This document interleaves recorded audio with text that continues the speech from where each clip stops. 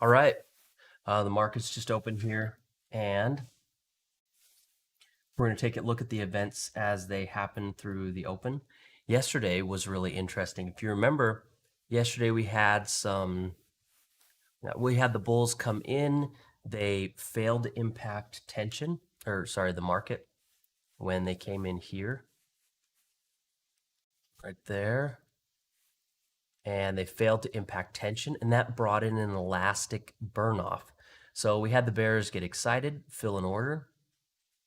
They were able to get that order to impact tension and burn things down as close to zero as they possibly could. That's the condition that we're in here. Now, an elastic market ends when the controlling party is able to establish their dominance or give up their position controlling tension when tension gets down to zero. So as the morning opens here with three or 4 minutes into the open, one thing to keep your eye on with the Thinkorswim charts is to keep your eye on these. You see how this 932 right here, 931, and currently on my computer's clock I have 733.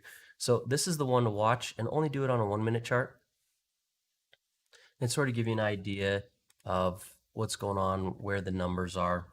Otherwise, what I like to do to help is to pull up this kind of thing here, and then put in I use the advanced decline composite value, and then just watch this number here, as this one will move in real time. It'll print in real time.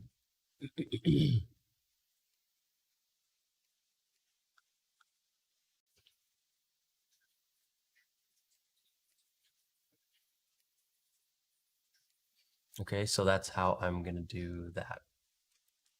Oh, let me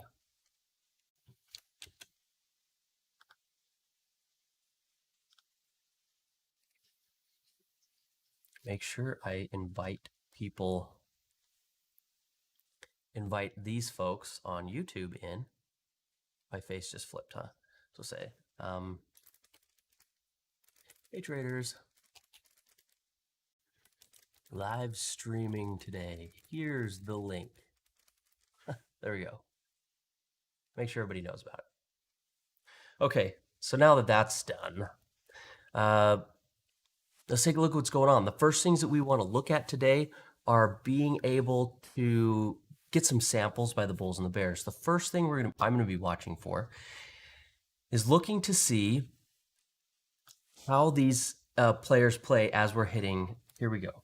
So as we're hitting, so right there, we are getting our +1. So this is crossed over here, and we have -6 on the daily. So that's going to be about here.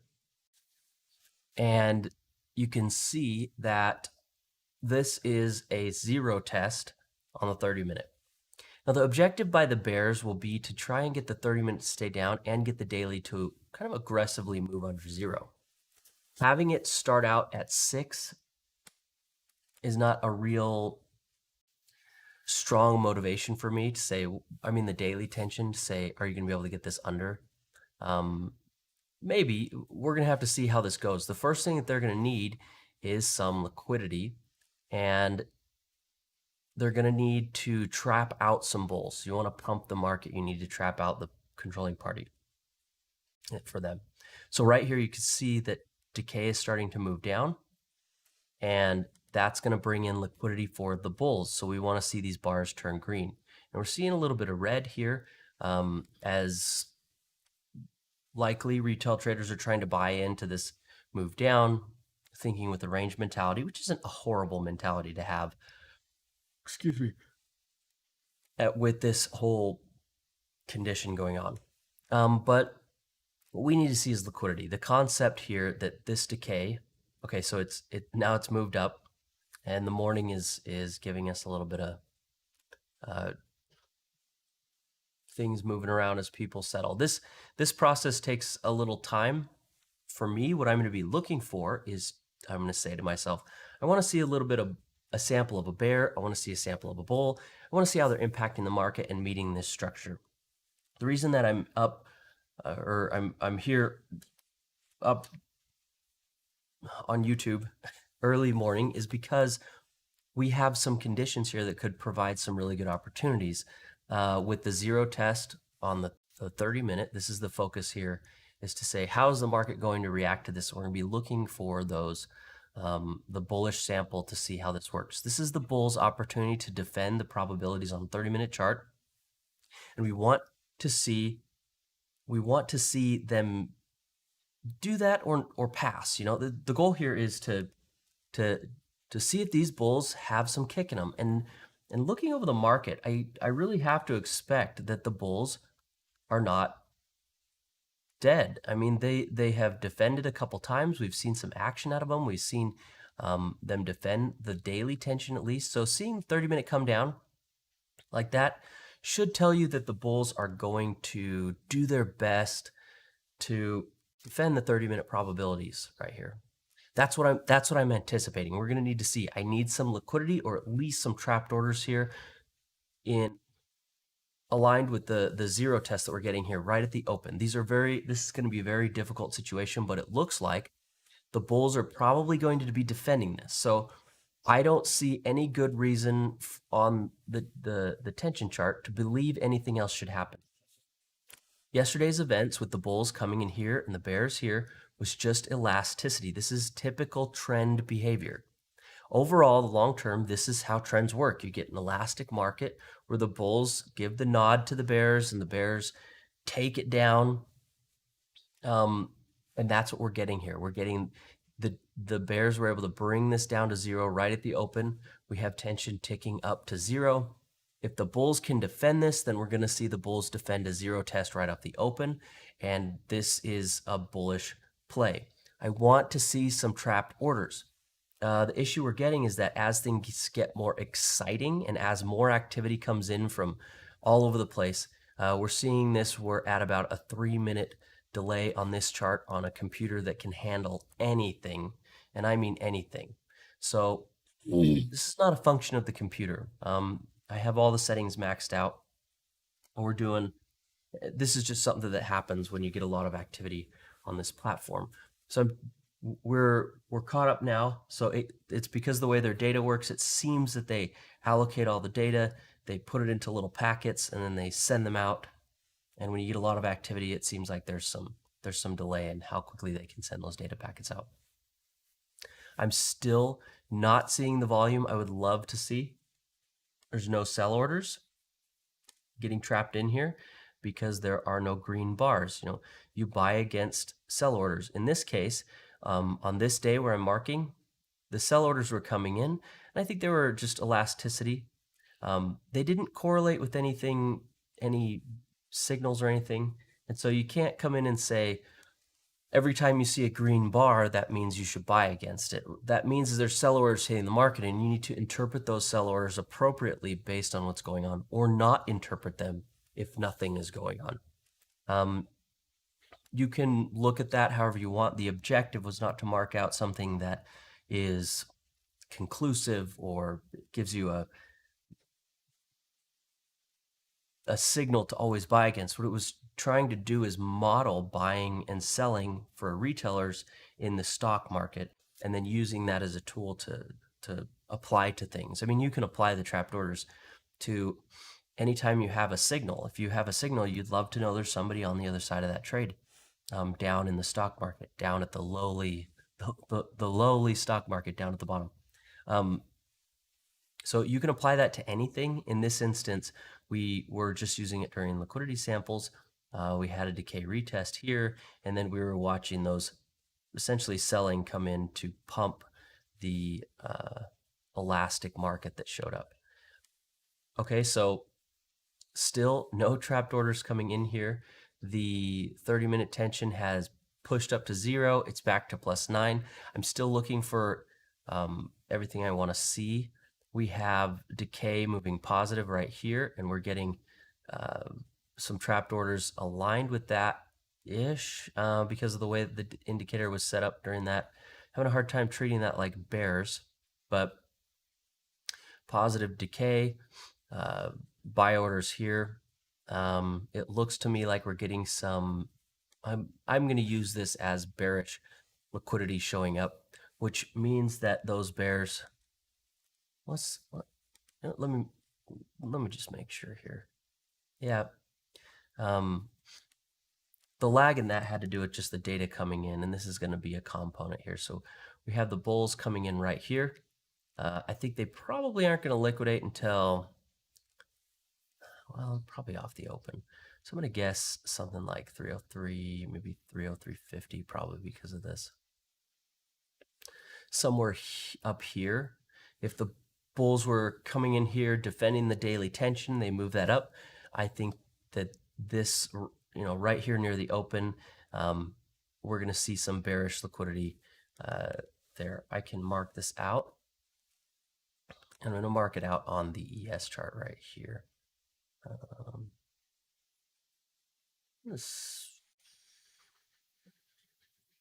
Right about here.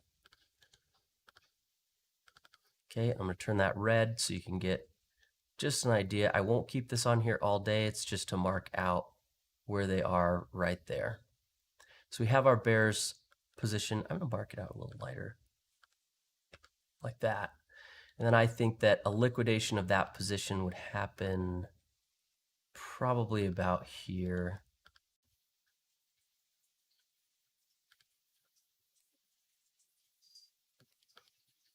And then we can swap this in for brighter red there.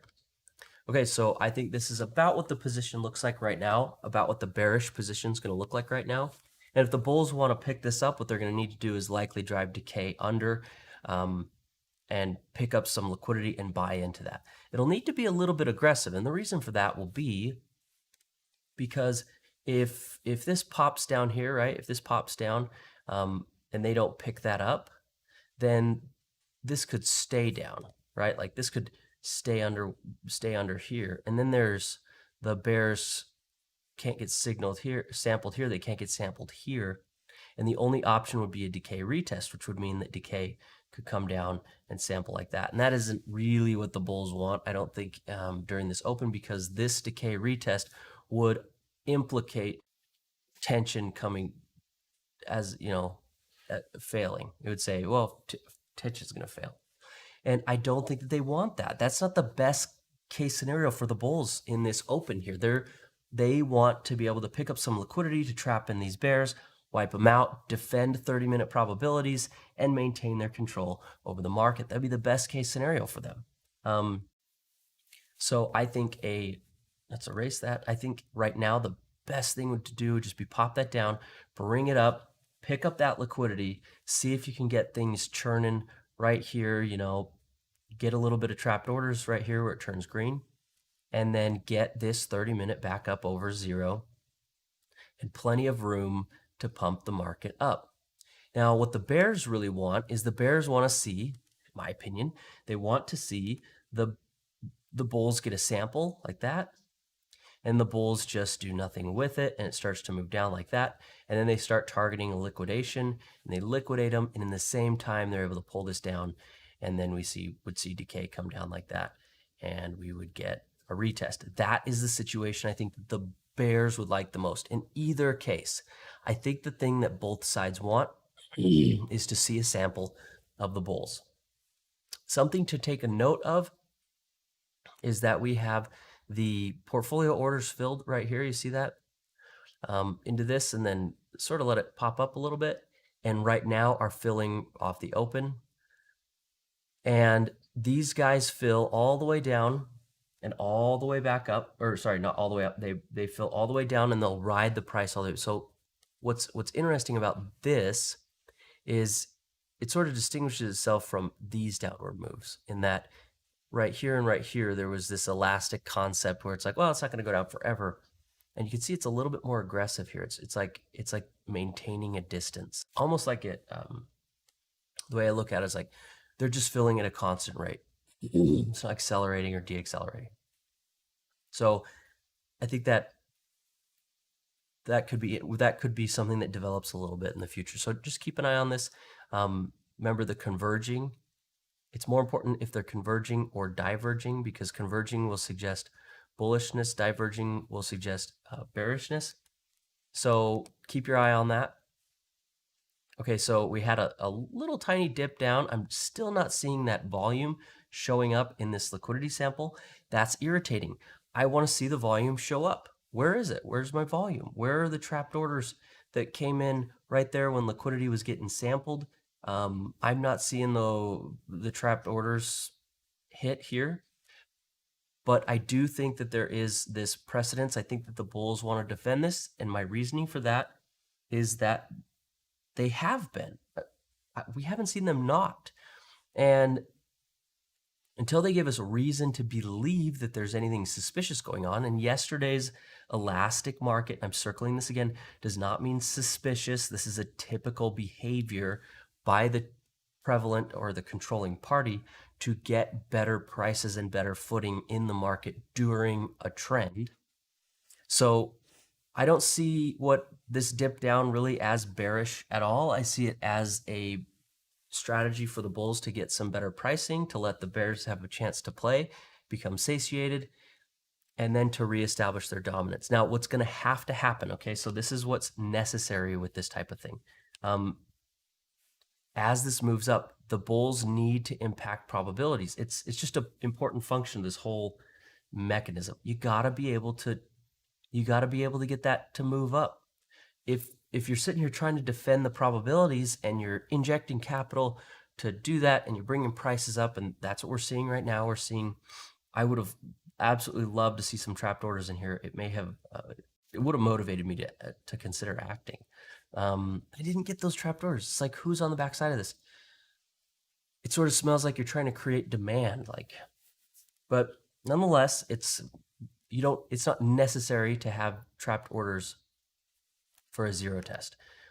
And it's like, well, why? Why would you do that? Well, because this is a probabilities thing.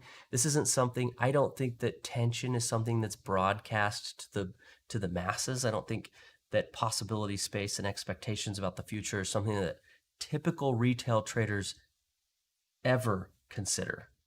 I don't think typical retail traders believe that there is something such as the future. I think typical retail traders believe that there is something such as being right and being wrong, and that what their bets are all geared towards is optimizing their ability to be right by statistically improving their entry algorithm. And I just don't think that is how the institutions really think. I don't think that's quite it. They're always casting their eyes into the future. They're using their mind's eye to sort of imagine. That sounds a little crazy, like Egypt alien stuff. I know. I'm not trying to go there. I'm just saying I think that they're constantly, what's next? What's coming up next? Where are we headed? Their mentality is always, so I always think of it as like casting your mind into the future. Because if you're sitting here trying to figure out what's happening now, you're like a day late to the trade most of the time. I think that when traders get into good positions, it's because they saw events that aligned up with an expectation, a future, something they see happening. It's not usually a knee-jerk reaction. Sometimes it is, but usually they're like, well, I saw this thing going on and I thought this made sense. And then it does. And it was like, it was sensible. Oh my goodness, you did a sensible thing. You're such a sensible person. So I think that you have to sort of keep your mind in that future.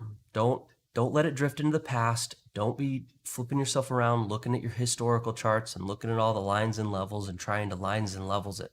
Like if it's not already on your chart, running back in the past to mark out lines and levels basically is the act of trying to just make it come true. If it wasn't significant enough for you to mark out, marking it out now around the levels where that you're currently trading is the act of going out and trying to justify some decision you likely want to make, like buying or selling. I mean, why isn't it on your chart already? So you should be active enough. You've already got all these levels on the chart if that's something you want to have happen. Otherwise, historical trading is looking at past things, and there's no money for you back there. All the money's in the future. All the money is like, profits are inherently unobtainable in that to convert profits into actual revenue, you need to see those profits in the future and then do things to allow you to obtain them. you can never actually have profits. It always converts into revenue. And I know I'm changing the definition of the word profits here, but I don't actually have a great term for the concept, but I think you understand, like where that you see good opportunity and you see the opportunity to be able to convert cash in the market into your account or bring it into your account, that those are profits and they're inherently something to do with the future. As soon as you have them, they're not really profits anymore. So at this point, what's happening is that during the open and for the first hour or a couple hours of the day, the way the market reacts is typically heavily based on expectations. And so we can see, like, I think this popping up here and the market generally trying to come up on this zero test because that was the expectation, was to see that zero test. We were just in an elastic market. It wasn't like bears had come in and taken over the probabilities of the market. They had just caused elasticity. And so we're seeing a reaction, and this reaction has a lot to do with the conditions of how this whole thing worked. And that's pretty common. It's not my favorite type of trading. I don't really like reactionary things where that they're continuing that narrative in a non-conflict way, because I kind of like drama a little bit, I've learned. So this is a non-dramatic sort of response. Nonetheless, okay, so we had this push up to about that area where it looked like they would liquidate. You can take a look here at tension. It is moving up. And the question you should ask is, well, where are those bulls? And again, I'm not seeing the volume for them right here. Like, right? Dipped under. Where's the volume? Come on, where is it? So we're getting liquidation by the bears. So if you step back, it's like you say, well, what caused this whole situation? It was pretty straightforward. The bears entered the market. Bullishness came in to defend the tension right up there. I'm going to try and point at it over there. Tension up in the top corner here. And it liquidated those bears. I mean, they just got beat up. They just got hung just from bullishness. So the very first thing that happens today, we have the bears struggle. They just simply struggle. Now we're getting a little bit of trapped orders coming in here. Just a minute.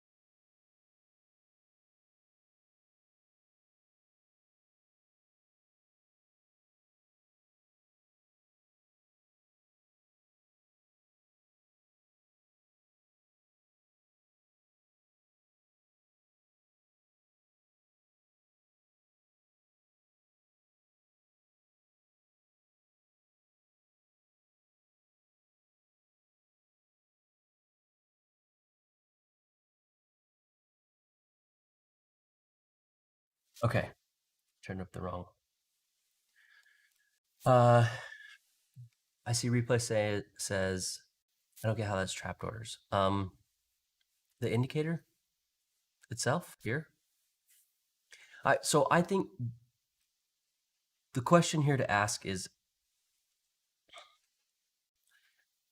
after yesterday's ball game, we saw the Bulls be able to drive things up, really put some pressure on the Bears, the major Bears players. The market comes back down. Essentially, this morning is opening and looking like it's retesting. You could see the backside of the bearish position from from Wednesday. Now, I think this may be quite motivating for the Bears a little bit, because we're back to their final position from Thursday. But I think the question you have to ask yourself is, what do you think the bears are going to do now?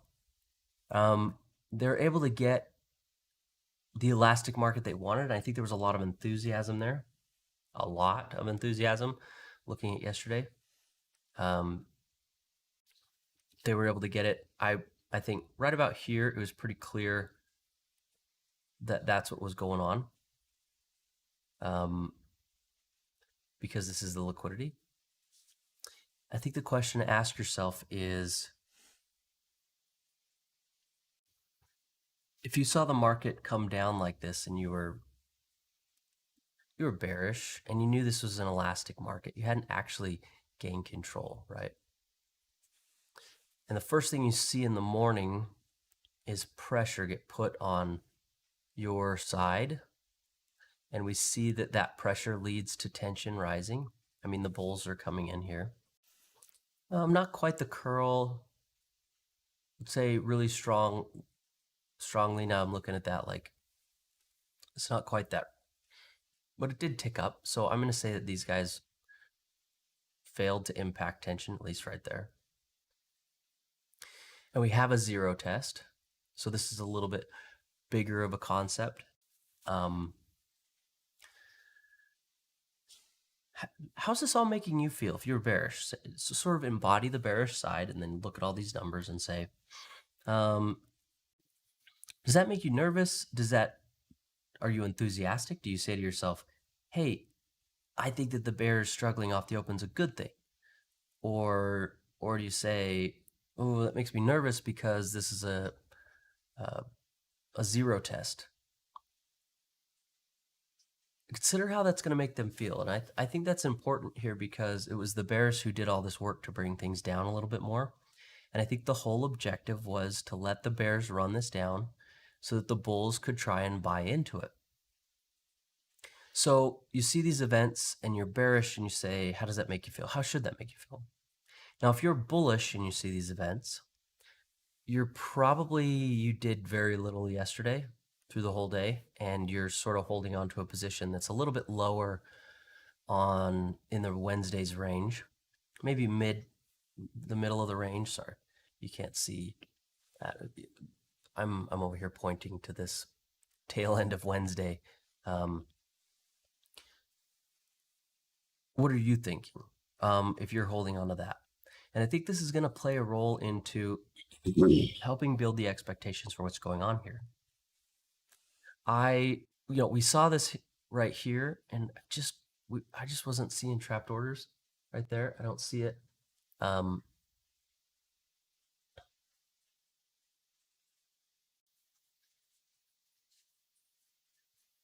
Oh, replay, you're asking how the indicator works. Well, so what trapped orders does, and this is an important concept, is that it's a pattern-based tool. In that whenever you write programs, you can model in a couple of different ways. And one of the ways you can model is by some pattern. Say pattern X is, let's say the pattern looks like this. And then you get your data set coming in here, data zero, your data set, and maybe your data points look like this. And this isn't exactly how it works, but the idea is, you see how this pattern sort of fits right there? Then you could say, okay, so we're getting this pattern right here. And essentially, as long as that pattern continues to match up in the data set, it'll continue to trigger. And then you see it sort of gets a little messy and it wanders off. So you have this 100% here. As you slide it forward, you could see that it still would match up until you get to the point where you're about here. And we're getting, oh, well, it still has that sine wave look to it, right? But right there, we're falling out. And so we're getting, I don't know, about 90%. And then you get to a point where it's not matching the pattern at all. And it drops down to maybe a 1% match and then 0. And that's how this system works. It's taking a predetermined pattern that I think is important because I wrote the code, and that's how all indicators and programs work. The coder wrote the code to look for that if you're using that type of thing. How does it look for that? That's how it works. I'm using the volume across the New York Stock Exchange to create a data set that produces a known pattern. The objective was to create a known pattern that would allow me to detect buying and selling by retail traders using things that I thought were relevant. So that's sort of the reason that it's 63%. I know that's confusing because most people are used to volume being presented to them in terms of 1,000 contracts. And then you say, well, I want to accumulate this. But it actually turns out that you're not accumulating this because we don't actually have enough information to know if 1,000 is buying, selling, open interest, or negative open interest. We also don't know if it's if it's resulting in the market balance increasing or decreasing. So if they're closing a winner, closing a loser, there's a lot of things we don't know. We don't know if it's a hedge. We don't know if it's institutional. We don't know if it's markets rolling up from the stocks into the indexes and then into the futures. So it wasn't, so you could say, oh my gosh, it was increased open interest on the futures, but simultaneously decreased the index, meaning it was being rolled into futures or hedged or equivalenced into futures. We don't know if it's hedged with options. There is a lot of data you don't know. And that's one of the issues that you have with just looking at straight volume a lot of the times is that you get a lot of information. And I'm not saying that you can't interpret it. What I'm saying is that you don't realize that you're already pattern fitting data feeds that come into you, because if you don't, it's just a number and it's very hard to interpret. So you'll create these pattern concepts in your head and you essentially try to create a deviation. Most things look this way, most things look this way. For instance, I'll bet most traders look at this, let's see, let me move my face, this set of data, and it looks very different than this set of data, right? Well, what's different? You can say it, but send me a piece of code that can clearly define the difference between those two, and I will send you money, because it is very difficult for a computer to correctly and reliably define the difference between a trend and a range. Computers have a difficult time. I've messed with all the algorithms. I know how they work. And I've gone through them. And what it comes down to is that you are the best indication of whether something is directional. And there's two reasons for that. One is because you are what matters, not the algorithms, because you're a decision maker. And the other one is because you're just good at these types of things, seeing patterns and making sense out of them. Humans are just amazing at this. Okay, let me stop rambling and point out what's going on here. We just got ourselves a decay to come down. It gave us a retest. It took out, see that little red dot disappeared there? It means that this pushed down a little bit lower than that. We're getting trapped orders out. So we got the signal, we got the trapped orders. Do you anticipate the bulls to show up? I do. I think this is sensible. And in fact, I think the bulls need to show up here because this is, again, we're at +5. Tension is getting under 0. And the bulls need to hit this and they need to get it back up in order to defend the probabilities. I think that the bulls need to buy up this liquidity here. The bears have already shown some struggle. They were able to get that curled up, but not a ton. I think that the pressure that got put on them was they were the first player of the day. It didn't quite go perfectly. I'm not sure what I saw would constitute liquidation by that morning position. What I do see is that they had some struggle there. I think that the bulls could potentially use these players to pay for a move up, and that move up could simultaneously assist in pumping up tension to get that back over 0. The bulls can accomplish that.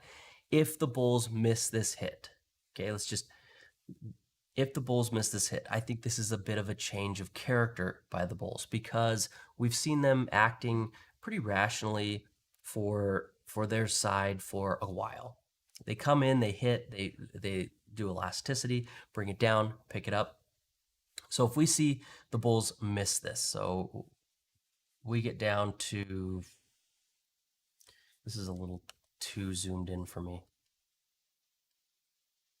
There we go. Now I can get a sense of what's going on.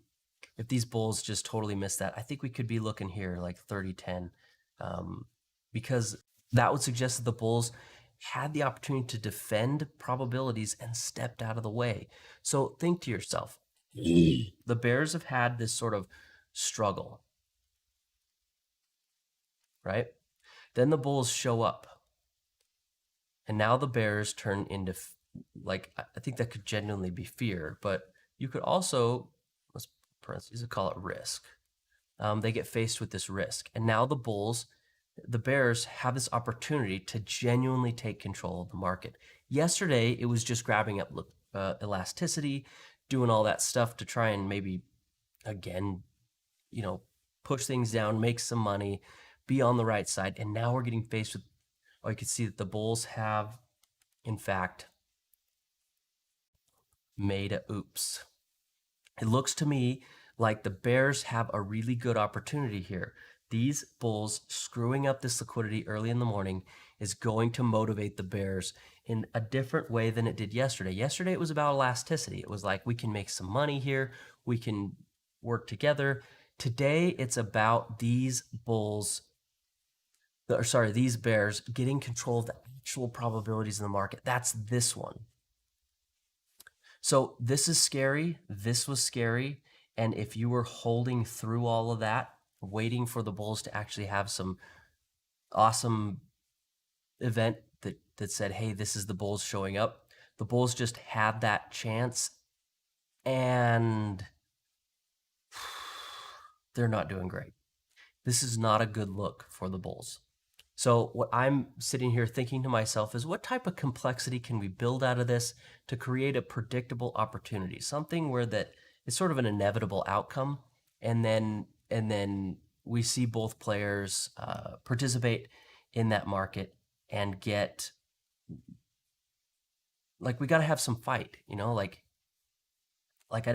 I see this as fighting, and I see the bulls having a hard time here at the open, and I see the bears getting very excited about it, and I think that's what's caused that sweep down. They were looking at tension. You see that? Look at that. The bulls had just zero impact on tension. They have totally stepped aside. They've missed, and so I think the bears are saying, let's get this down. Let's liquidate those guys. Let's take them out. Let's see if we can get daily tension. This is the new focus. We have just shifted gears. I think that this is all done. We're not worried about 30-minute anymore. The bulls got their chance. They did nothing. And now the bears are going, all right, let's see if we can get this daily tension under zero. Now, to get a 7% move out of the daily tension is going to have to be something quite aggressive. I'm not sure what that would take exactly for today to make that happen, but it's going to take something aggressive. So what you're going to want to watch now is to see if we can spot sort of a moment where the bulls, these bulls who popped in right here, get liquidated. And this sweep down's okay, but I think down maybe like 30-10 is going to be, no. Does it sound like that? I could cut down on, I've been using this thing. Maybe you guys have seen this. I think we talked about it. It might have a funny filter. Maybe YouTube has their own audio filter. When you add filters together, yeah. Yeah. So, okay, so we're getting that bullish sample here. We see that the audio burp. Maybe I'm just a burpy guy. I'm like Rick from Rick and Morty, just a burpy guy. So, so we're seeing, that's what we're seeing. So you could say to yourself, what motivated this move down? Like, why would we see that right there? Why would we see it move to the scope that it moved, or the distance that it moved at? And I think the answer here is simple. These guys did not impact tension, and in this context, that made that was very motivating for the bears to see that. They're like, oh, look at this. They're not doing it. They're not picking up the liquidity. Let's go ahead and hit that as hard as we can. Boom. So if you're in a competitive game and you see these actions, I think these are pretty reasonable things to do.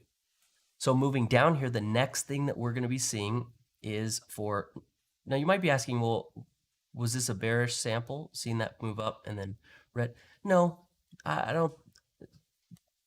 don't think that anybody saw energy pumping into negative energy pumping into the market for probably less than 1 minute.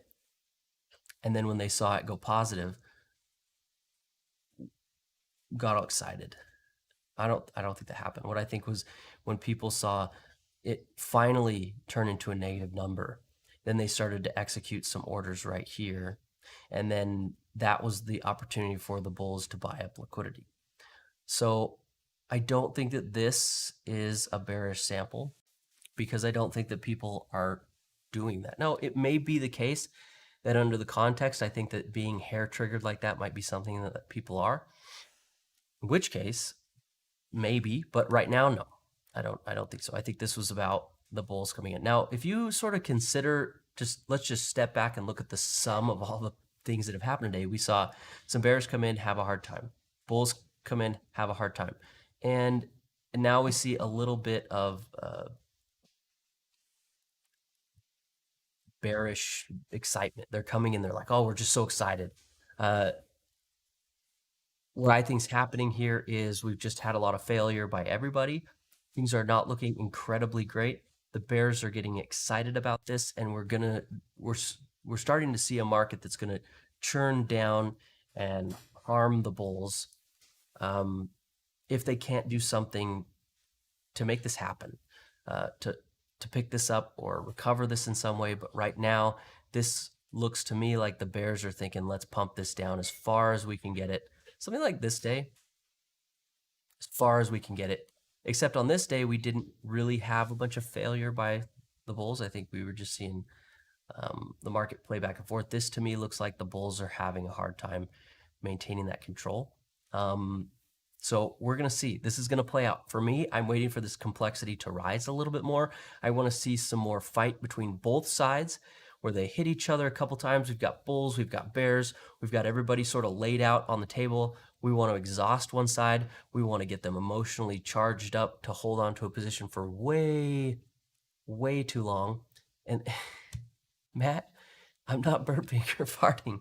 Somebody keeps telling me that I sound like I'm burping and farting.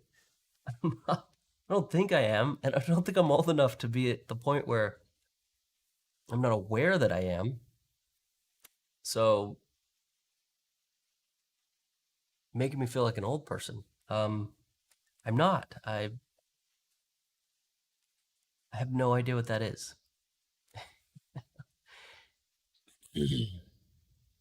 Okay, so that's where we're at. We have some things that have happened. So you could say that the complexity is we're still sort of an easy complexity. And the reason for that is we're not to the point where it's like, well, you had to have known about earlier today. We're not at high level complexity because it's not like, well, you had to have known about what happened yesterday and the day before. So we're not quite to the point where the complexity is so high that it's very conditionalized based on understanding what happened before. But we're getting to the point where it looks like the market's going to start pushing into a higher level of complexity, so to a medium, where that you had to know the bears had a difficult time, you had to know the bulls stepped aside in order to interpret the things that are coming up next. And that's where that we get a little bit higher. Okay, so more conversation about this. Okay, Diddy says I'm not burping. So I'm gonna believe Diddy because it makes me feel better. So right now at this 3013 level, I think down, 3010 would really be ugly. How did I come up with the number 3010? I just looked at it. When I zoomed out a little bit, I took a look at the pivots here. We had a position coming in here. And this is, I think, one of the best ways to mark out where things are going, what's happening. You just sort of get yourself familiar with how things function, and then you take a look at it, and usually it's just sort of clear to you. So I think this would be probably the pain tolerance of the bulls most bulls, anyone holding here, I think this would be a difficult spot. They could still, in my opinion, defend this and cause something like that. Daily tension it's at -7%, which is not close to zero. So it's almost like the bears got really enthusiastic about the zero test, injected some capital right here, and the fireworks sucked. It was like, ugh, is that all we get? For me, that's how it feels. Is that all we get? All this enthusiasm, all this trying, all this winning. We see the bulls, rip bulls, right? Rip. Rest in peace, bulls, you screwed up. Yay, one sweep down, pushes, and daily tension's rising, right? What? That's sort of how I feel. I just pumped a bunch of money into here, and daily tension is going up? What? So you should pick up on that and say, man, that looks really frustrating. Dump. So I feel like if I was short, I'd be saying, dump, this isn't working. We're not getting the impact we thought we, look at this. It's just, they wanted to see this. They want to see daily tension down. That's what look at that.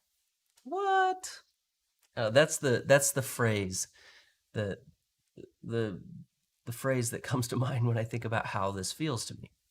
So what the bears really needed was to see a little bit more impact on the daily tension.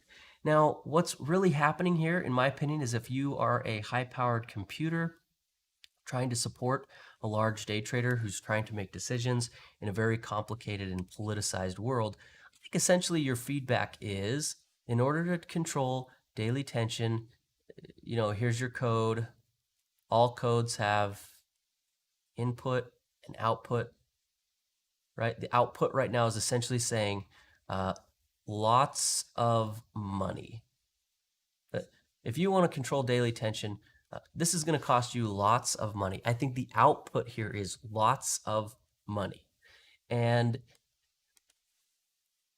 if you want to control these daily probabilities and you're a bearish trader, you're right now face to face with the conundrum.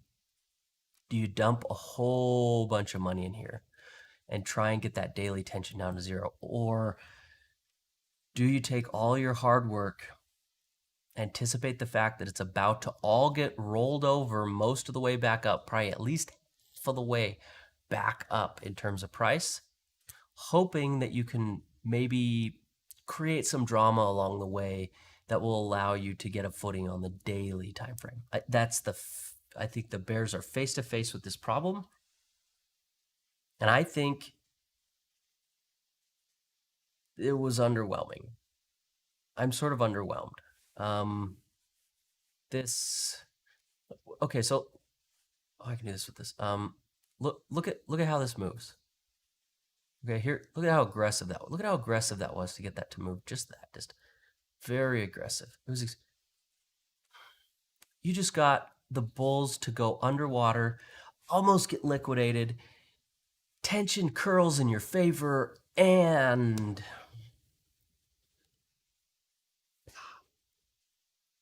I don't know, that's how it feels. It's like, ugh. Okay, so now what do the bulls want to do here? I think what the bulls would like to see, I think this is starting to make a little more sense to say this, like, well, maybe we let them have 30 minutes because they seem to not really be impacting. This is -8 now. Daily tension's moving up. So 30 minutes moving down. The bears are trying to hit this tension down. They want to pump that. They would love to pump it throughout the day because that will give them the best chances next week of taking over the daily probabilities and getting, grabbing the reins. But if you keep pumping this 30-minute tension, you're probably not going to get daily down, and it's not going to be cheap. I mean, I'm thinking big move. Like, if you want to get daily tension down, bears, you're going to have to do more. like a lot more. So what do you do? This is a really hard problem. This is one where that I think you have to determine whether you believe in the bulls or you believe in the bears. We've seen bulls have a hard time in a moment where that I think it was important. We saw the bears have a little bit of a hard time, but I'm not sure that I would call that hard enough that I would say that they fully got liquidated. It did hit the levels that I was wanting. Yeah, and that is nice, but tension didn't quite curl the way I was hoping. So it's like, I think we just shaved off a couple of weak hands there. And it looks like the bears were still willing to come in and push the market. And we may just have to call that teeth in the elastic market. The reason that I'm a little wary to say that that was totally teeth is because this was an elastic market and we were running into the end point of elasticity. Elasticity ends once tension gets to zero, then it's another ball game. Right now, what they're playing for is trying to liquidate the bulls. That's what they're playing for. So they have to choose. And by they, I mean anyone who's an institutional player or just anyone who's going to participate in this, whether you want to or not, you have to choose. Do you want to push the market hard enough to liquidate the bullish players to keep that tension down with the hope or maybe a plan or a willingness to push until daily tension gets under zero?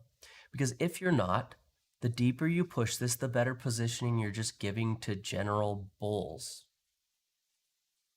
That's it. Because it's going to become a multi-time frame retest or resistance. Sorry, multi-time frame MTF MTFR. It's similar to what happened here. Pushing it down without ever giving the longer term under. And if you're going to push this down and this isn't even close, in fact, it's rising while you do it. I'm sorry. That's stupid. I'm not shorting this. No way. No way. Especially since daily tension is literally rising while the bears have the best possible chance of liquidating the bulls. This, in my opinion, in my opinion, see how this is rising right there? Maybe I need to zoom in. I'm sure a lot of people have this on. Okay, you see that? Look at that. See how it's rising there? Like we're getting up and up and up. Yeah, sure. The chart's a little bit behind. Sure. The thing is that we're at negative 10%. It's getting further and further away from zero. This isn't a function of the bulls sort of coming in and impacting the market at this point. I think it's the structure of the market is not favorable to the bears. So if the bears want to do something about this, they're going to need to pull out all the stops. They're going to need to do dramatic things. They're going to need an ace up their sleeve. So they'll need to have a event they know about, maybe do a little cheating. By cheating, I mean know about news events before they're published to the public. They're going to need something special. I mean, that's what they're going to need. And maybe they have that. Okay, maybe you have that. It's gonna come out eventually. Whether we wait until it does come out and there is some big news event that was known about, or it's going to become obvious to me at some point. It's going to come out. But either the bears have a trick, some sort of trick they're going to pull off, or they're in a situation that is not looking great for them, for the bears. It just doesn't look great. It doesn't look great. So now that we've done all this stuff, let's take a look at what's next. What's in front of us? Where can we go from here? We sort of built the problem of the bears. The first thing that is becoming apparent, I think, is look at this. See how it's curving? Now, when you draw out when you're up here in your head, when you're up here in your head and you're trying to draw out these mental projections, prefer straight lines when it comes to this. Okay, so I know it's easy to see that, right? What you should do is prefer sort of a mental regression, just sort of, and say, oh, okay, so it's accelerating. So sort of like this. Because in most cases, should this sort of mentality continue, you should sort of see something along these lines. And this character, you can see that I think that regression makes a little bit more sense for what I call a parent trajectory. A parent meaning you're just looking at it, eyeballing it. That's my fancy term for eyeballing it. A parent trajectory moving to 0, you could see is looking, I don't know, 45 maybe, 1045-ish is where that apparent trajectory is sort of looking like getting up here. The other thing is to drive this down. Bullish sample right there. So pushing this up is going to give us a bearish sample. So the bears are sitting in the future here. The bulls are sitting in the future here. The bulls have had a hard time already. We established that. Right here, you could also see that this decay retest, where's the volume? And the reason that I point that out is because I think this is sort of an important moment. Having the bulls show up right here would have been nice. They could have pushed this up maybe even higher, you know, tried to liquidate this position more aggressively, but they just couldn't. It was like the sales pitch didn't work. You went out to the public and you said, hey, everybody sell. We want to screw you over. Nothing. So this is interesting to me. As just sort of a data point, I'm just going to keep in the back of my head. Probably won't play a huge role, but more than anything, it was just sort of a nuisance. Then the bulls get this here. So bringing this down, the reason I say it is then bringing this down, what do you anticipate right here? Do you think the bulls would buy this, or do you think the bulls would step aside? And right now, oh, do we just get a piece of news? Okay, we're down to 30.10. All right. 30.08. So these bears have decided to pull out. They're pulling out the stops. We're getting something happen. Nope. I'm not seeing any comments by people. Okay. So, all right. So this is we had a little right here. We had the bears have to step back and face the music, and the music was singing to them, and it was saying, hey, either you guys are going to pay out the nose to have some impact on daily, or you're going to have to let this go. And it looks to me like trying to pay out the nose. Look at that. They actually got daily tension from, we were at 10%, right? We got it to 8%. So a little bit of a footprint here. I think this shove down is really what's going to start putting pressure on the bulls. And when I say bulls in this context, and we need a third term, really there are 3 groups of traders. Okay, there are buyers, and I treat buyers as people who are extremely short term. They're the retail group. Then we have bulls, and we need another term because there are essentially trend bulls, and it's the overall trend. And we need a third name for a third group of people because it's really irritating. There are bulls who are like, I'm going to buy into this and hold overnight into tomorrow. There are bulls who are in the trend. So this push down to 30.10 is the first time I think the trend bulls are like, right? Because the bulls failed. Who cares? Bulls failed. We saw that yesterday. This is just maybe continued elasticity, right? From yesterday, right? We saw that here. The trend bulls were like, meh. We get in the open, these bulls again do the same thing, and the bears push. And the trend bulls are like, meh. And then we see the bears actually push right here and impact daily tension. And the trend bulls are like, exclamation point. What? That's what I think that's what just happened. We just saw the trend bulls feel the pressure. We just saw the trend bulls, the big boys who are holding from a couple of days ago, from last week. They're sitting there going, wait a second, these bears are going to try and stress test daily tension? What? That's who just got pushed. Why? Why am I saying that this just pushed the top tier traders? I don't know, they're class 4 traders. Not class 5, class 4. Class 4 traders, because they just saw the failure of the bulls, which is okay, but then they saw the failure of the bulls the motivation of the bears and the possibility that those bears could gain control of the overall trend.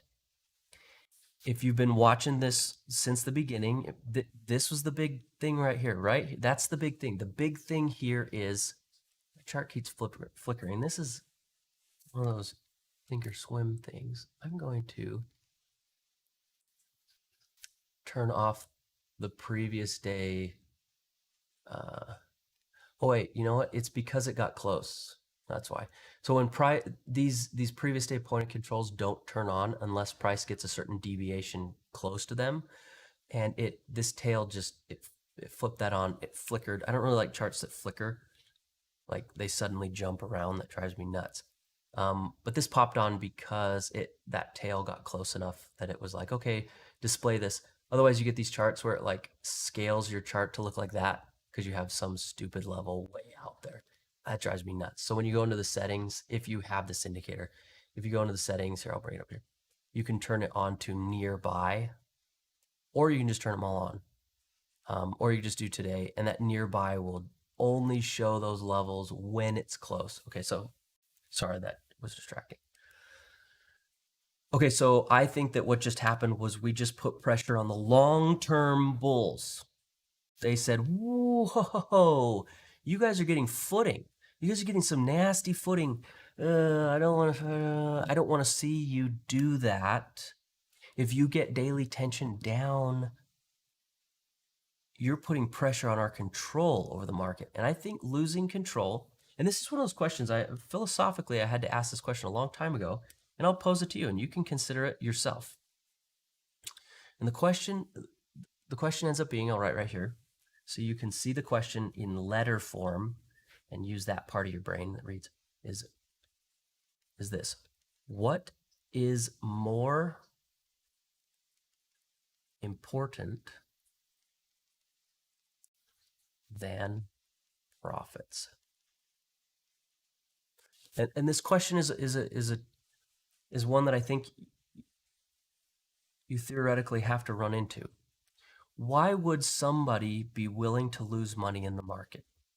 Like, at what point would somebody at a high level, lots of money, lots of power, why would they come in and say, apparently make the statement, I want to lose money? Why? What matters more to you than money? And that's an important question because I think it's fundamental to the idea that if you have a trend, let's say this was a longer term chart. Let's say it was a daily chart. Okay, just stick with me. And you have let's say the bears are controlling the trend. This right here, this popped back up. The question is, why, if you have all the money, the power, the influence, why would you want to lose money? Why? And then occasionally you'll run into situations where it becomes apparent.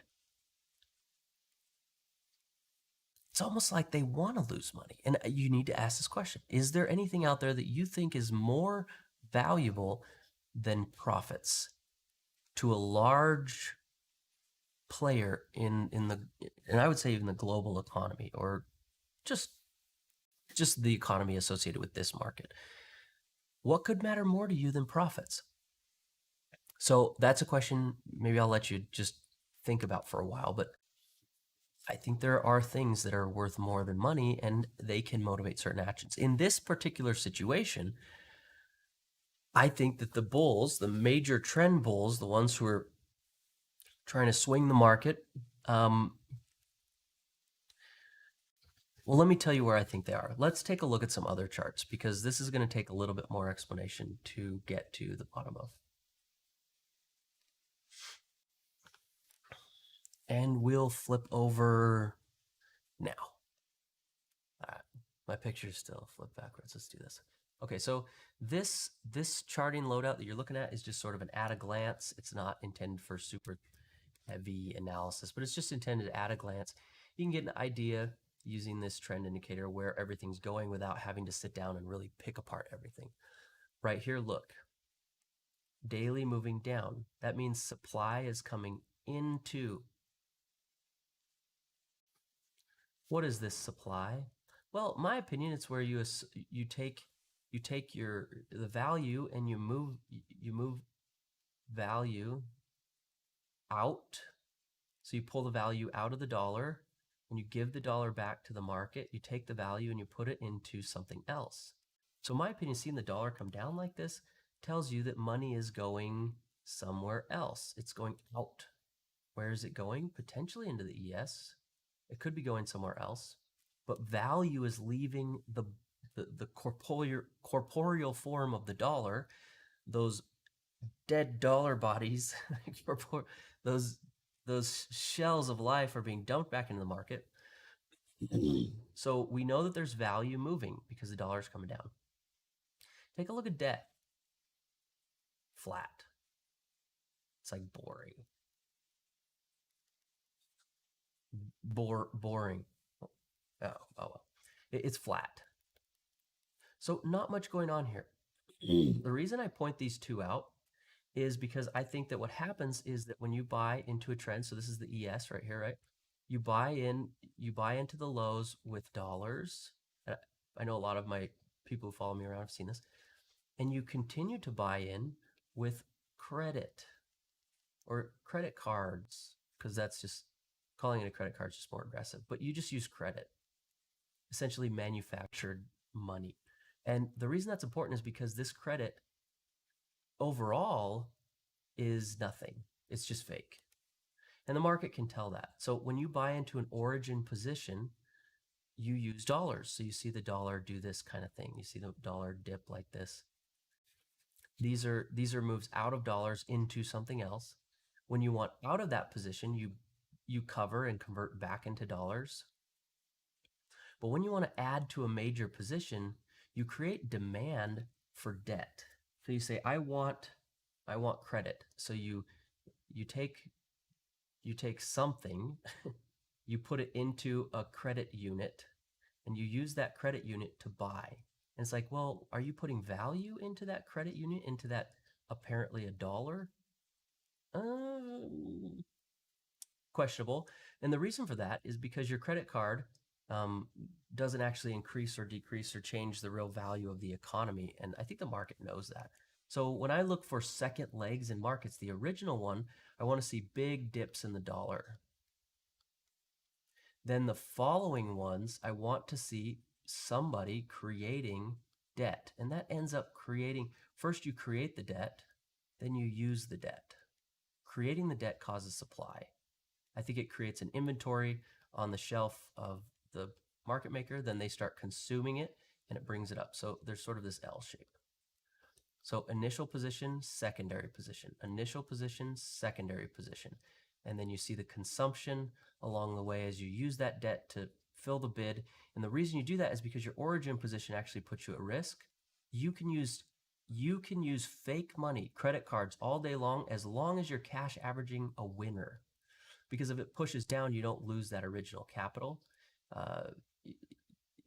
So you're not actually putting yourself at risk. As long as this trade doesn't incur too much interest, that's the way this whole thing works. So when I look at this major trend situation right here, this dip, while it's aggressive on a daily chart, I mean, look at this. It still has that upward regression. And if you look, oh, I don't have a chart up for that. We won't worry about it. So that's what we're seeing right here. And looking at this debt, it's not like we're manufacturing debt. You know, it did move down here, and it is kind of going like this. We're getting that sort of thing again. But I don't think the market is preparing for another slew. It would look like that if it was preparing for another slew of buying in. Though we do have this moving down, and it makes me wonder who. This is one of the things is who. Who is this? The bulls buying an origin position? Unlikely. I think they have an origin position here. Is this bears? Maybe. It could be bears trying to fill an origin position, thinking that they're going to be able to pump this down. This is longer term stuff that I think is important to sort of keep in your scope. And I usually do. Throughout the day, I'm checking these types of things. I think that get an idea of the longer term scope is going to help you see those intraday players maybe they have a bigger term idea going on here. So when we see this push down, when we see the bulls step aside, when we see the bears get enthusiastic, yes, isn't that what we saw? Yes. Then we see a knee-jerk reaction. The longer-term bulls are like, what? But the longer-term bulls have this one fundamental problem. Can you see what it is? They don't have liquidity yet, and longer-term bulls consume liquidity. Your just consider for yourself, do you consume liquidity? In other words, do you have a relationship with one or multiple brokerage firms that work directly with the exchange such that you pay them a commission to provide you with a guarantee that you will fill your orders, and they tell you when the order's filled? You sort of hand it to them and they give it back to you and they fill that order against you. If you don't have that type of relationship with one or more brokers and are registered with the exchange and pay the fees that it costs to be a professional trader, you are not trading liquidity. You are liquidity. And it doesn't mean you have to lose. It's just if you don't have those types of relationships with one or more brokers, you're not a bull. You're a retailer. Okay, so we're seeing this get down here, down to that 3008. We're down right down there again. I know it's not updated here, but that's just part of the plight of Thinkorswim. So the question here is, what are these long-term bulls going to do? They see this. We're back to 7%. The bears are going, we're getting it. Can we get this? Keep going. Go, go, go, go. Well, they could get a decay sample here. We could see that. We could see it chug on through, but that would be destructive, right? And get a multi-day decay retest. But boy, getting there would be ugly for the bulls. The next best thing is to regress this out and to say, you could see it sort of changed its tone. Like for a moment there, we were like, yay. And it's like, right? It's cooling off. But overall, I think we can go like this, right? Does that look right? I mean, so what's happening here is the bears' position, their ability to get in, if you looked at it this way over time, right? We saw it go, and then it sort of accelerated, decelerated, and now it's to like here overall. So it's almost like it came in real close, went further away, and sort of settling.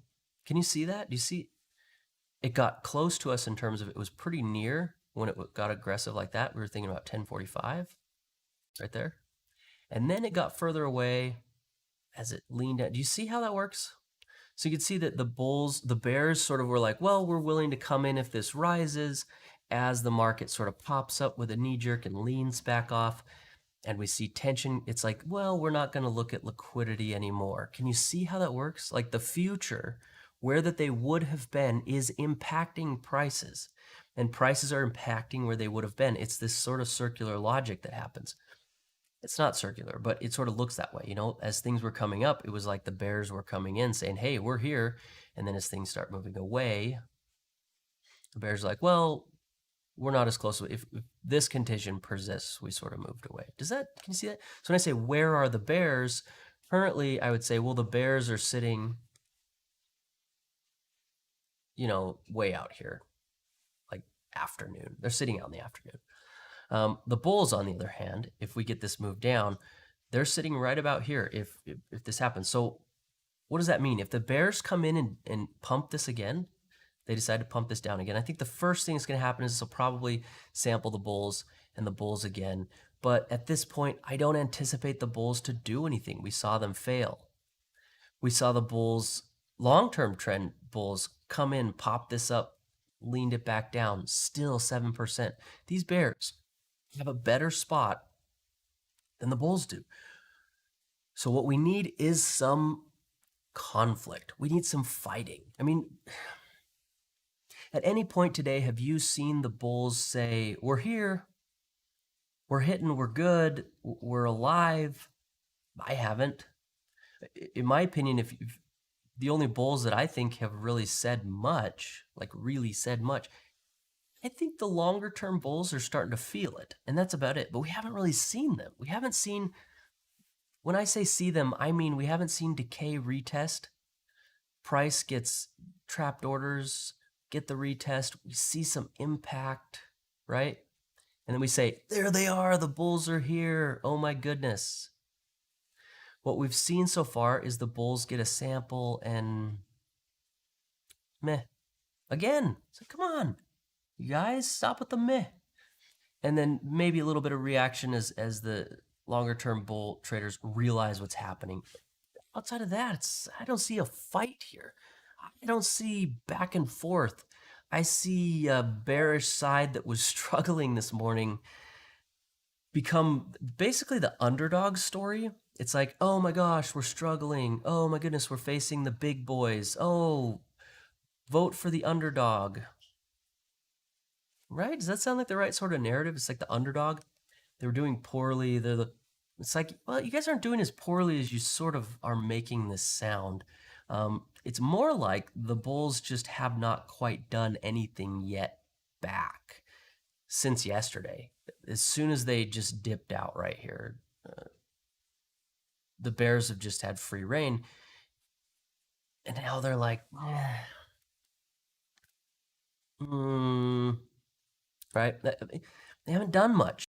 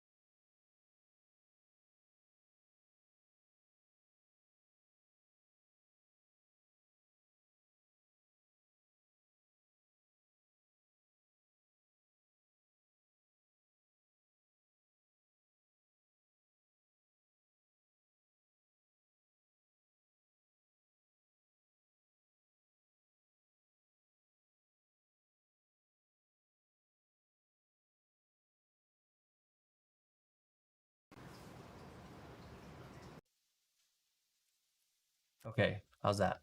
For some reason, it just shut off. Thank you, by the way. Weird. Okay, so let me just reiterate that the next major thing to watch, the next thing here to observe is going to be daily tension getting to zero. This, remember when I was like, okay, this is now the focus. It's this daily tension number. The bears are going to want to get that to zero. The next obstacle to achieving that is going to be decay getting to zero here. We haven't seen infighting. We haven't seen the bulls and bears both active, both hitting. We've seen the bears sort of struggle and then hit the market and able to impact tension, able to liquidate shadow bulls, able to pump this down further to scare those long-term traders, but there's no actionable events. So I think this is I haven't really seen anything that's like, hey, this is going to head straight back up. I see a bunch of bears who are motivated by this number here. We're saying if we can get daily tension down to zero, okay, so I still think that's what they're mouth watering over. The problem that I'm really seeing is if you loosely correlate this distance that they had there and you say, okay, this distance, so what is that? 20, okay, so 20 points to move this 4%. Well, really it's positive, to move 4%. So it's like, okay, so if we keep that rate going, they need another 20, that's another 4, and then 10, so another 30 points down, straight down, in order to make that happen. And that's a little bit aggressive. It's not impossible, but I mean, this, really? That's like, That's what they're, so that doesn't make a whole lot of sense to me. Just structurally, it's a little aggressive and colorful, but I think that is the goal, but that's going to mean something more like this. And it's going to be more than 30. They would need to get this down, probably move daily tension, I don't know, what, 60 points or so. I mean, it would have to be really aggressive. And that would have to be over the course of the day. And then when they get there, we'll have a daily retest, and undoubtedly the bulls will pick that up. And so a lot of that work is, I mean, this is sort of what the bears are looking at, going, okay, are we going to do that? Is that where we really want to go?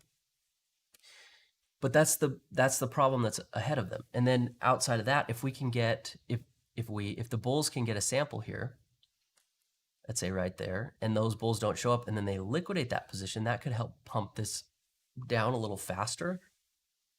But it's still a difficult problem to accomplish. I think the bears absolutely want this a lot. But at some point coming up in the near future, these bears who, right here, the bulls, nope, bulls, nope. So our controlling party is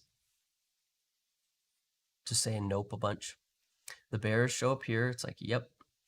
And then we get a retest of that. Then we get our bears showing up here, which was no, and then it sort of turned into a yep. So I'm going to turn that into a yep here because it was struggled this morning, but at this point, that liquidity is working quite well. You can see what's happening here. We got a bunch of check marks for the bears and a bunch of X's for the bulls. And then you look over here and it's like the bulls are supposed to be picking this up, and nope. I mean, a little bit of action, but it didn't salvage anything. And now the bears are coming in here and they're saying, hey, let's get daily tension down to 0, which is going to be a very aggressive move. And this is how it's working. The bulls have just not done much. And yeah, we see these little moments, but are you? You're about to get put in a bigger pickle than you want. And the bulls who may have been holding from earlier, and looking at this trend, you can see that we've been holding this trend for a while. We started it here, right there on last Friday was the beginning of it. And then we had, some teeth, and then we had it worked out, and now we're in an elastic market. And now we're in the market's looking at turning. So we're looking at turning from bullish to bearish as the bulls simply don't show up to defend these probabilities. They just simply do not. So the bears are getting this projected view of taking out daily tension, and it's starting to look like this projection on the physics of this line, just the calculus of it, is looking a little bit more reasonable. But again, we talk about this all the time on the upside. You need a mechanism to do that, right? So how do you pull that off? Well, we're looking at maybe pulling in some bulls here. Otherwise, the next point will be a decay retest. If those bulls don't show up, if they don't show up here, which right now it looks like they're slated to do nothing, this is going to be their last stop if they don't pick this up. And in my opinion, if you're a long-term bull and you're watching this, and if this is the true scope of the market, and this is truly what's going on, and you're sitting here holding on to a position that's really positive, I mean, look at how positive this is.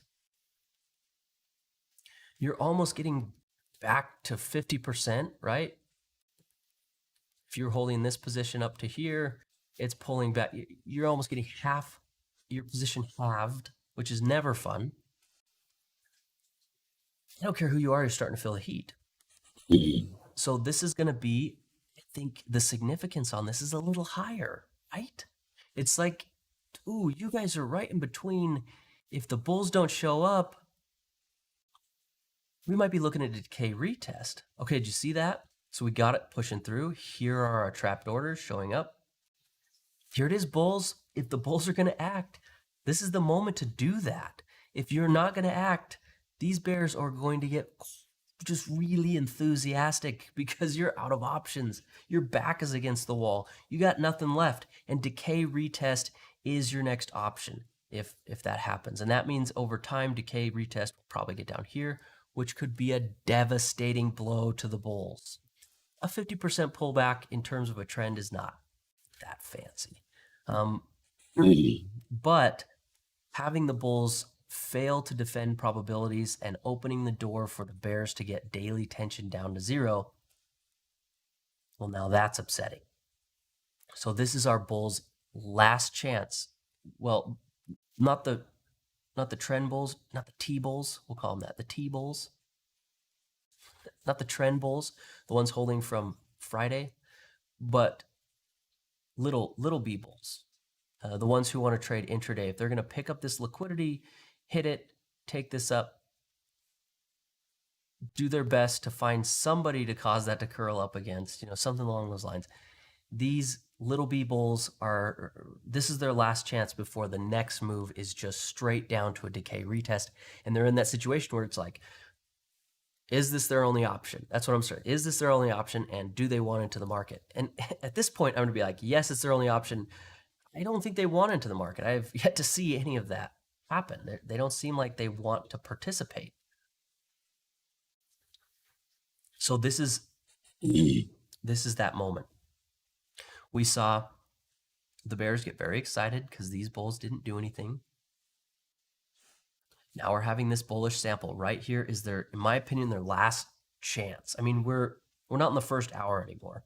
We don't have all that magic volatility to help push things around and sort of do whatever you want to do. We're starting to tail off in terms of how freely and plastic the market is, because people's orders are probably in and they're probably doing what they're going to do and they're where they're going to be. So sort of slowing down a little bit. So you can see that's where we're at.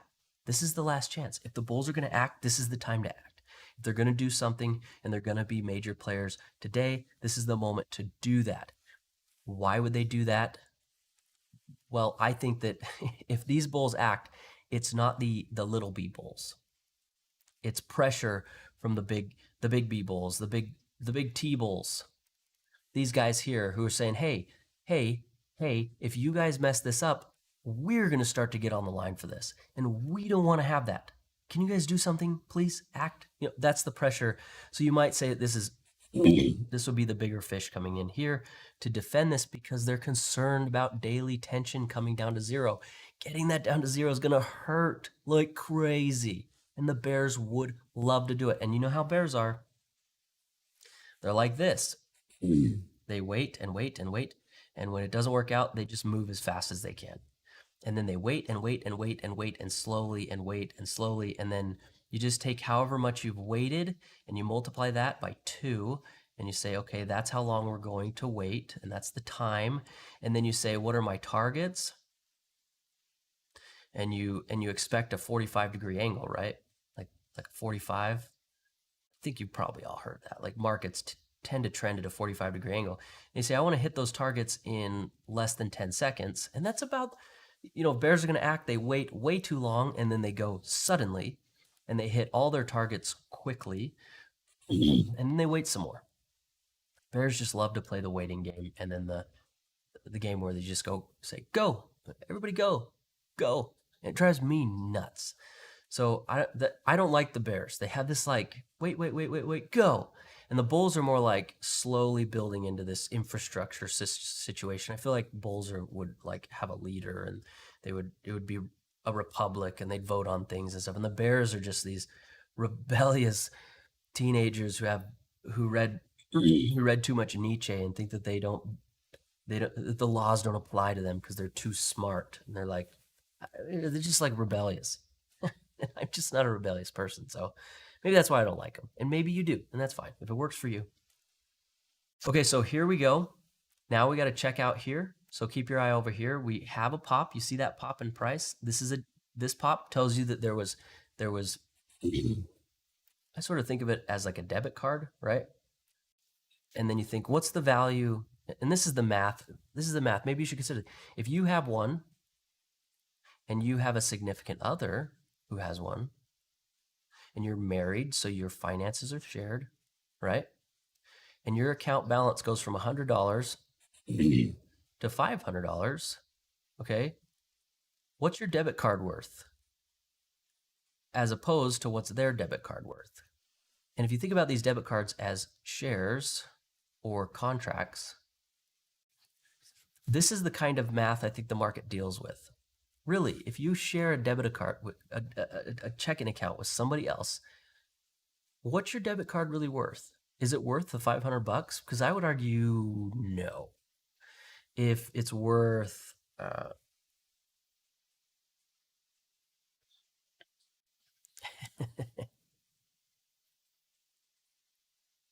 what are you saying that it's happening again? I don't know why that's happening. I swear I'm not burping. Um, did I burp? Oh my gosh, you guys stop me. People burp. If I'm burping, I don't realize it. Sorry. Stop it. You guys make me all self-conscious about burping. Okay, all right, so this is the type of math. That's why does it pop up? It's because this balance increased. Why did that go up? If I could do anything, I'd lock that. That balance increased, and that's what caused this to rise. But it doesn't increase proportionally to at a 1-to-1 proportion to the amount of money in there because there's a bunch of shares in the market. So you get this like opinion sort of thing. It's not really opinion, but that. So yeah. So we have a little pop here. And look, price is right back down. Right back down. That is not fools. You guys are just asking for it. That's what's you just asking for it. Okay, so let me bring up one point. I have seen this type of thing before. It's not new to me to say, bulls, you guys should show up, and then we see a series of misses. I will tell you exactly what this type of behavior precedes if the bulls are going to hit in the future. They know something. In my opinion, these bulls should have been kicking and screaming all the way down. They should have said, blah, blah, blah, blah, blah. We're going to fight that. We're going to buy up this liquidity. We're going to try. We're going to try to defend. We're going to do anything. Why do you do nothing when you could do something and make money? Why? Okay, so you could think of this as the single player philosophy, which is that there are no bulls and bears. It's just one institution, which I don't disagree with. But in this instance, I'm going to nitpick. I'm going to say, why? Let me tell you times when I see this type of behavior. Moving into a Fed report that causes a V, we see that all the time. They just do nothing, even though they have every reason to do something. And then we get some sort of news event. And I'm thinking that the bulls see something. They see something in the future that they think is like, well, just do nothing, because that's what we keep seeing. Just do nothing, and then do everything here. So let's see. Here's E for effort, and we'll say effort 0 is 0. Effort 1 is 0. And then at effort X, or whatever that is, effort N, do everything. Because typically you get one side of the market kicking and screaming all the way down, especially while they're losing control of probabilities. And in this instance, we're seeing 0 effort over and over and over. And I think that that's because they're going to put all their effort into something that's coming up. And that is probably going to be some sort of dramatic something. I don't know. But in my opinion, that's what's happening. So for the time being, until said event happens, the bears are just going for it. And so I'm sitting here and we're starting to build this little bit of a narrative. We're starting to see a little bit of their true colors, right, coming out. We're starting to see what the bears are after. The bears want daily tension down to 0. We can start to see the scope of that move is not going to be immediate. It's going to take a good hour or two if things just keep doing what they're doing. All right, so we understand a little bit of the bears' mentality right now. They're slowly trying to maybe grind this down to knock out those pesky bulls. But then we're seeing the bulls and you're saying, wait a second, you guys have everything and you're just letting them clean you out? Why? Why? And that makes me sit here and think, they know something. These monkeys know something. They know it. They're stepping back because they don't care. Can you see what I'm seeing? You see that? Am I insane? Maybe I'm insane. I don't care. I'm going to be insane.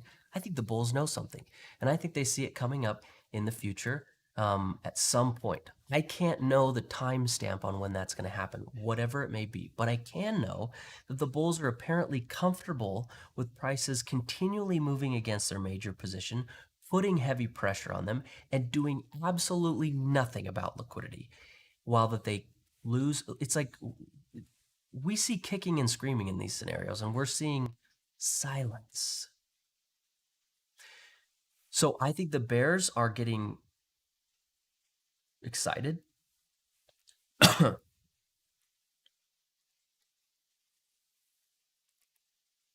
Right?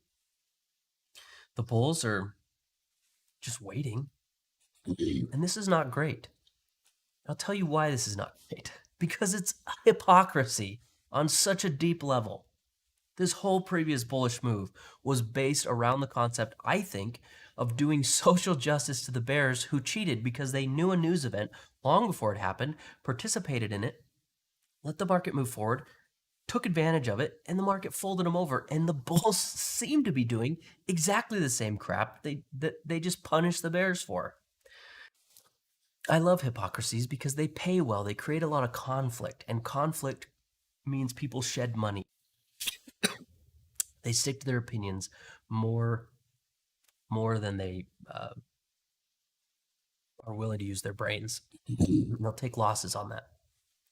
I think Bulls know something.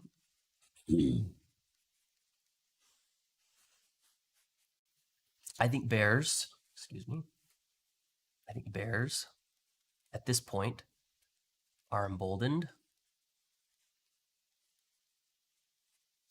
They believe that they have the control of the market.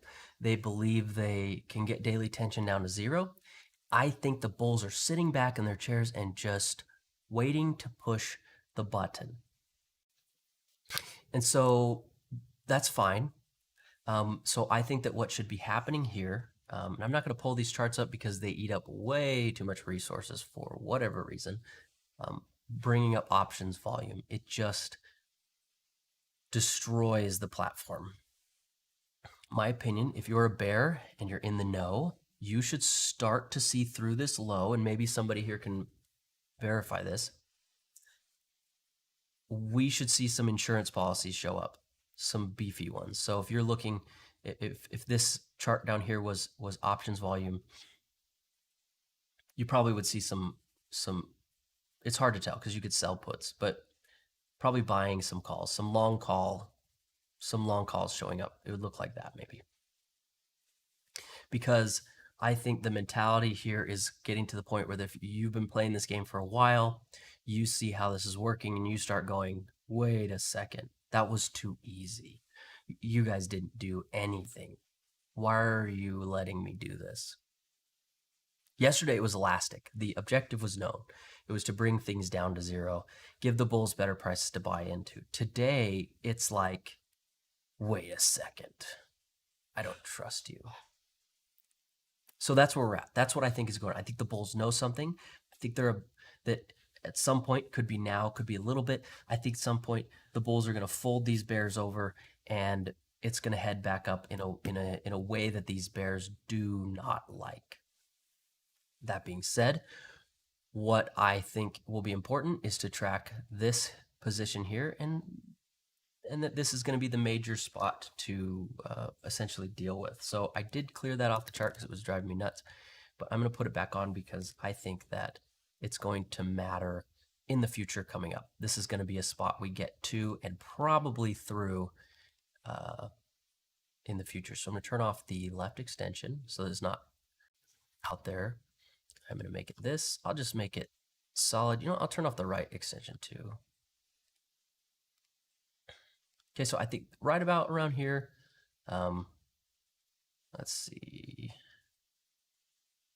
right about here is where that position's at. I think this is going to feel pressure at some point today. It will come back to this area, and the Bulls will pick something up, and their intention will be straight through the roof and back up to right here. So in my opinion, this is what's going on.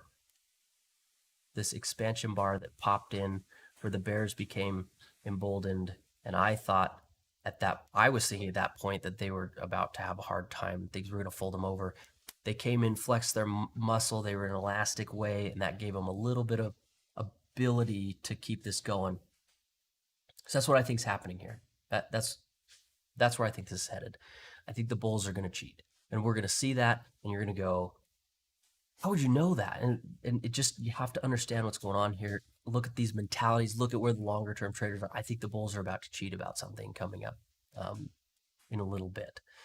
The hard thing here is going to be predicting when that thing's going to happen.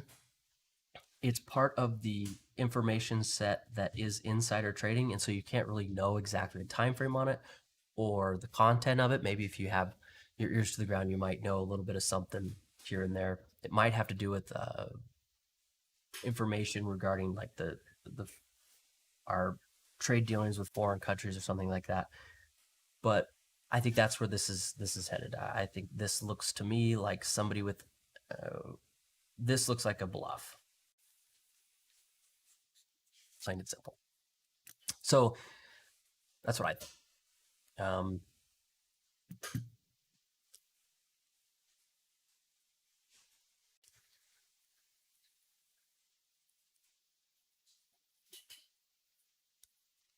The next point I think to get to challenge this is, again, looking at this. You see how it's sort of moving at this. There's that.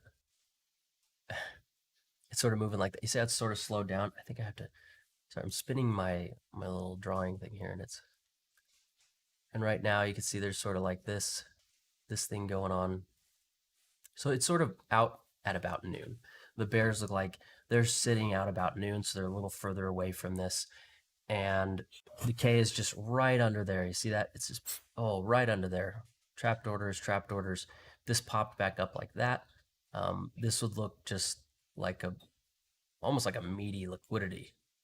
Put a little pressure. The thing is going to be important is to keep your eye on tension here. Once the bluff ends up rolling out, tension will probably do this. Daily tension will probably rise and level off, and we might see something like that, similar to this.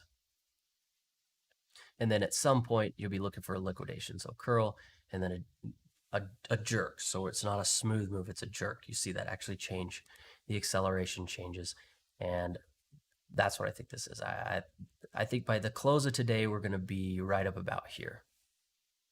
I'm calling it right now that it's by the end of the day, we'll be most of the way, if not all of the way, back up the downside from yesterday. And that's what I see. And hopefully you guys have been following along and you can see how I came to this radical assessment. That's not radical.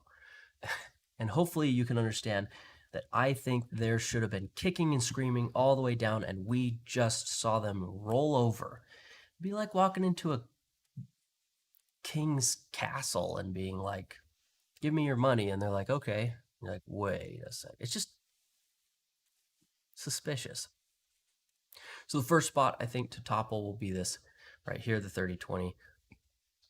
I would not be short. I think, well, if you are short, maybe you could hedge it. Essentially what you'd be giving up, your mentality if you do hedge would be this, to say you want to pick up an option, and I think you want an in the money, because out of the, well, if you have a position, like I think Diddy Kong's saying that he's got a position way up here somewhere. If you can get an out of the money that is really cheap and make sure that you wouldn't lose anything, that'll work okay. But I personally, I like the in the monies, and then if it comes up and then moves back down, you know, at time zero, and then the next time, the amount that you would have lost. So let's say you lose 3 points or something like that. If it moves back down and it ends up your sell works and you cover that insurance, I think this ends up being less than the money you would lose on this, because most likely you're going to take and you're just going to let the premium go. But, you know, it is pretty far away. If you have a position that's way positive, you could take an out of the money as long as it's sort of in the money to your trade, and you can get something that's going to allow you to just not have to worry about it.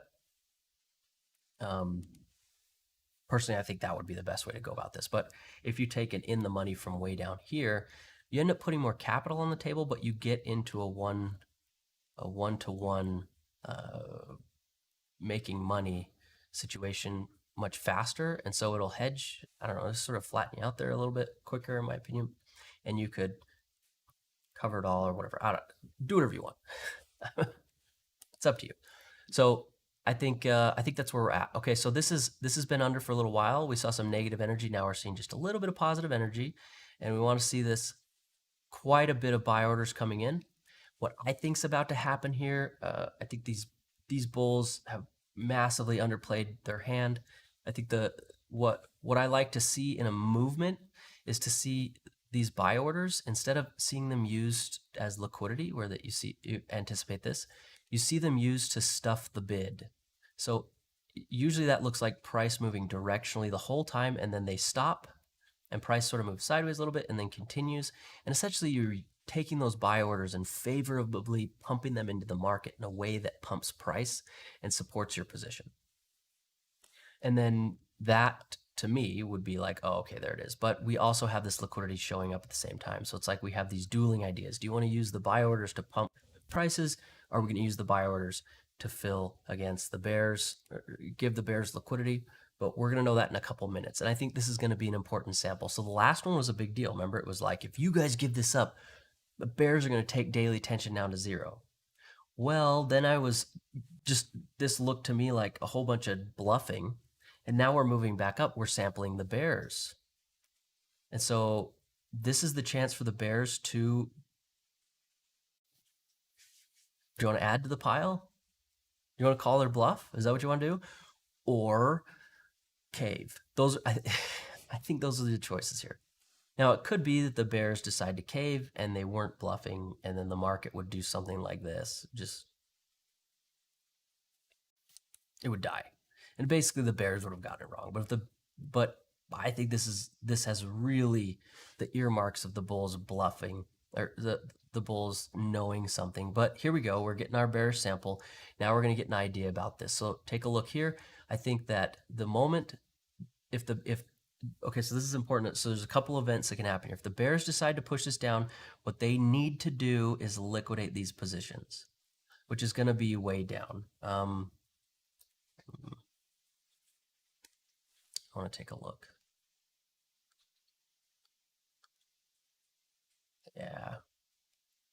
Yeah, right around 3,000. Absolutely. The bears are going to come in here and go for that. They're going to need to get this down to probably at least 3,000. That big round number down there is absolutely. Yeah. That would be their objective. And at that point, they'd need to see tension moving down more aggressively. They cannot show weakness at this point. If they show weakness, I think it's going to be hot potato for the bears. It's going to be big hitter fold. There's no halfway. Things are too hot. The pot's too big. So right here, we're looking at these guys. Okay, 13. That's getting back up to the top side of where their liquidity. So the liquidity's all done. See that? They got their sample. Trapped orders are finished up. The bulls right here.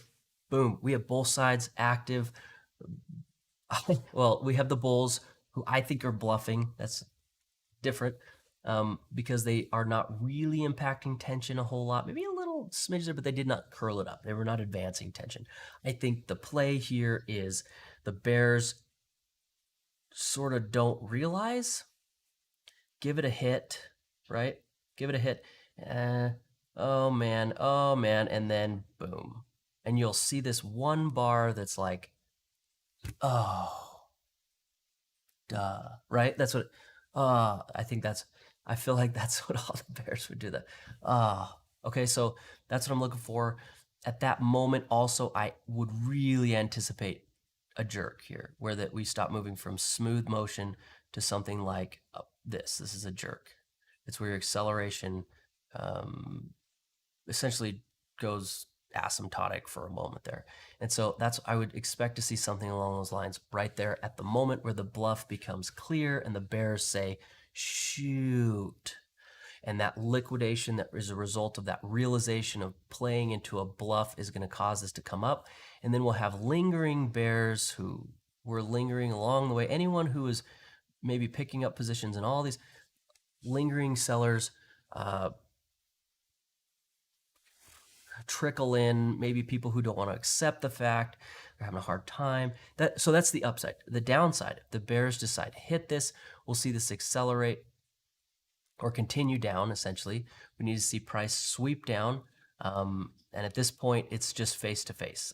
This is just going to be hard. These two players are just staring each other down. There's a potential bluff on the table. The bears have done a pretty good job, but they're not completely in control yet. And if you look at daily tension, yeah, they did a little bit, and now it's looks like it's moving back up. So, oh man, this is hot. I personally am bullish. I think the bears are going to sloppy. I think the bulls have been playing possum when they're actually like a grizzly bear, and that the bears are about to get face to face with the teeth of a bluff, and they are going to get. I think the pot got bigger and bigger and bigger and bigger and bigger, and they're about to get run over. That's what I think is going to happen. That's where my vote is. That's what I think is going on. I just think that the bulls should have fought more. I think this was just clearly like, we know something. Let's just let this go down as far as we can, because that's super advantageous. That's what I think is going on. I think I smell a bluff. That's what I think. Well, yeah, let's take a look. Okay, so OWEIRs are outside, inside, retest, run, right? Just for anyone who's not familiar. In this, you can see that, look, it sort of had a hard time getting outside. Look at that. It's like so right here, finally, you see that turned red, those red? Finally got outside, was able to get that outside, and that's about it. Then you get a retest, which usually is the point of control. And you can see that point of control is when I say a distance, I mean like moving the point of control closer. It's going to take some volume here to get that point of control up to be there if we wanted to move that down, which my opinion would take a whole bunch of price like that, right? So point of control is probably not moving for a while. So that would be the retest. And then you get, so outside, inside, and then the retest is actually here. So this is the inside, it moves up, and I look for the point of control, and then back down, it samples, and that's the retest. So the outside, the inside, the retest, and then rally, and usually the rally is going to go to about the other side, and that would be the run phase. So we're looking at the inside phase, and an OWEIR could totally happen here. I think this could totally work. The concepts there, I think, with the conditions that we're seeing and the things that I would like to see, which are not necessarily the truth, the bulls do not have to be bluffing. I mean, they can totally not be bluffing. The bears can come in and hit this. I'm suspicious of the way this plays out. I don't like the way that this story has sort of been out. It doesn't feel like a normal narrative in markets. It's like, what are you guys doing?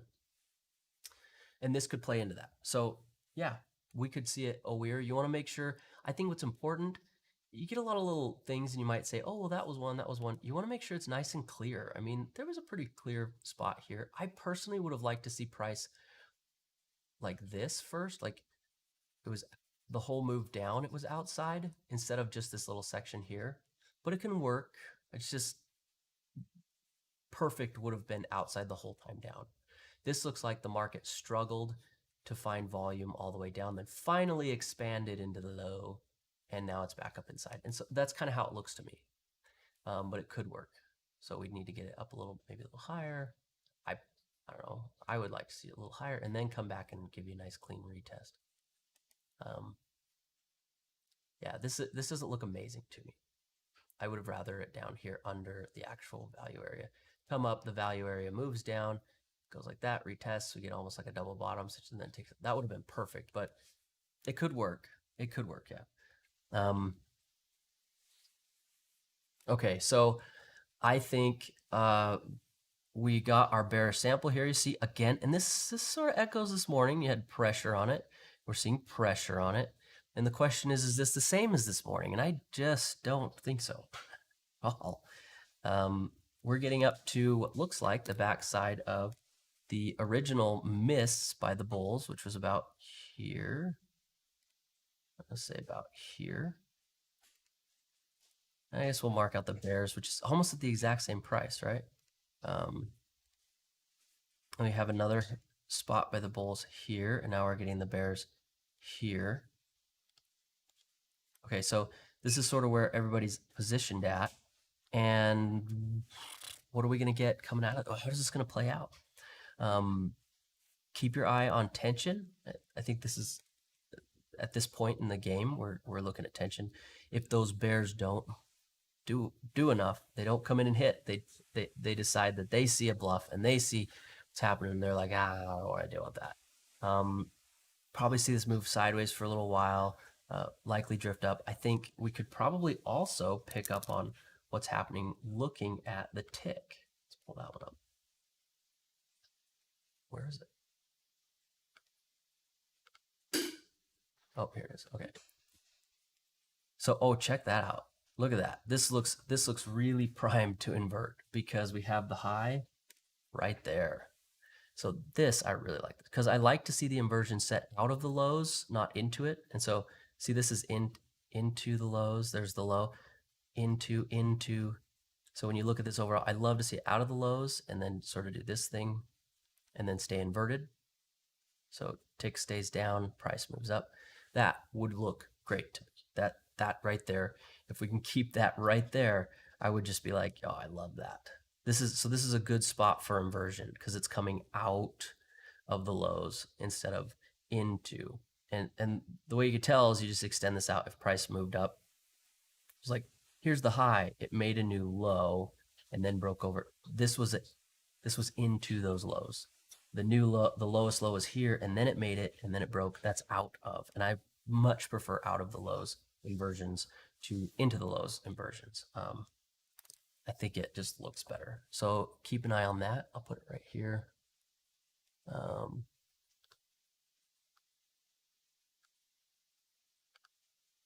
Line that up a little bit. Okay. So we can keep an eye on that. All right, this is the hot seat. I mean, it's still, like these can take a couple minutes to set up. We're still cooking here. We are still cooking. We have a potential bluff on the table. We have the bear. I mean, this is starting to be the drama that I like. This is where we have conflict. We have deception. We have things going on. We have one player or the other player. Everybody hanging out. You can see where all these are at. I don't think we need these. You can see the position that I think is the most important is this one here. Well, we'll just put it at 30-20, right? That'll just, it's be like just remember that's there. And this is sort of a hot spot for activity. Okay. So let's take a look. What are these bears doing? Are they impacting tension? It's like slow. It's like time just went, we're slowing down. Tension's sticking at this sort of same acceleration. Our tension is back up to 7%, and so it's still kind of moving on its way up. We're seeing this position here, which I think if you're getting in here, you're going to be sharing a liquidation with here. If you're buying in here, you are probably, if this pushes down and gets down to like 3,000 or a little bit more, 29.90 would crush you. 3,000 looks like, because that's just going to be pushing down and essentially your bluff's not holding together. Whatever it is that you think you see in the future, which I don't know what that is, and I don't know when that is. I don't know where that is. I don't know what they could possibly know about. So it could be anywhere. Could be anything. I don't know. What this looks to me like is that these bulls are rolling over too easily. So if you're looking at this saying, hey, well, this bullish sample didn't impact tension. And I would say to you, you're right. This essentially failed.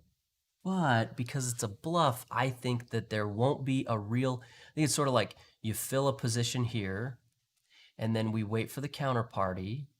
And then if we knock them out, then right here you start injecting all that good old-fashioned money, because at that moment the bluff is clear, the jig is up. So it's like these bulls are sort of halfway, sort of inching their way into the market is what I think they're doing, even though right now we can see that they're not impacting tension. Just like these bulls didn't impact tension, but it's the characteristics that's making me a little on edge. But that's not going to be true until we actually see the data points. So I have a hunch on this. I think it's what's happening, but until that actually plays out, these bears are getting sampled. They have proven they would like to play. They have been able to pump tension, but they haven't really been making a whole lot of progress on daily tension. I mean, look at the move down so far. They really, does that look like they're going to get it there today to you? Is that what that looks like to you? Does that look to you like the bears are just nailing it? Looks to me like they got 30 under and we're feeling some tension. The MTFR, multi-time frame resistance. Daily is positive, 30 is negative. These two are opposing each other and the long term tends to win. But until we see those actual events play out, it's just the R part, the resistance. It's MTF. We're just feeling the resistance. So that's kind of how this, until we actually see the events, then you can say, how did that work? How did we get that? Well, this tension releasing up would really help the bulls move this quickly. And then daily tension could almost just sit flat and getting that up. Then we'll have to talk about if that happens, which I'm leaning that way. I really am. I know. If that happens, then we'll run into some other implications about this whole situation after. But for right now, we haven't actually seen the bears fail. We're seeing them here and here. So it's like I have this looming hunch that's coming in. It's like, oh, these guys know something. But until that actually starts to play out and stuff, I kind of have to lean towards the party who's winning and has been winning until I actually see. So, okay, now you guys are making me self-conscious.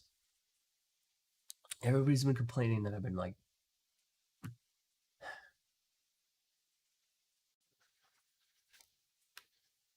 oh no, you guys can, somebody's saying something, you guys can jump into the Discord. I don't care if you're in the Discord. You just go into the Discord tab, anyone in there? And I created an invite. The reason I didn't allow other people to create an invite is because I don't want to keep track of who's coming in, when they're coming in, what's happening. Otherwise, you get like 100 invites, and it's like, who are you? What's happening? And it's hard to sort of keep track of what's going on there. I just wanted to keep track of it. But there's a tab in there under resources in the Discord that you guys can use, and there's a link in there, and I'm just using that one link so that I can see how this works, how the invites and stuff work. Anyone can join in there. I don't mind. I actually stuck it in the description in the video, I think. Maybe I didn't. Oh well, it's in there now. So okay, so we have this. Okay, so we're back to we're in the bluff. The bears, there we go. So the bears got themselves a little bit of a pop down. So this is that moment where the bears are saying, okay, we're gonna take a little bat at it. Give this a second. That little thing will probably go away because this is just the first minute or so of the bar. So give it a second. It'll pop back up. But you can see 17%. We're sitting here about 17%. So the bears have been able to do stuff. There we go. So it's still sort of just moving along this line. They got their little pop right there. I think that's probably good. Maybe a little bit more. No, that's good. I would say that they hit. So we have bears here and they hit. Are they impacting tension? Well, let's see. You can see it's sort of moving down. So I would say, yeah, they're still rolling along there, but I think they're about to get their faces ripped off. That's what I think. I think they're about to just lose. I think that the bulls know something, and it's going to be very apparent in 2 hours what was going on. But right now, it doesn't look that way. That's what I think. That's just my opinion about this. I think there's a bluff going on here, and I think it is a bluff, and I think these guys are going to feel it, and their liquidation's probably going to be shared with these guys. I think they're going to pile them likely together, and it'll probably be just over the high 304. 330.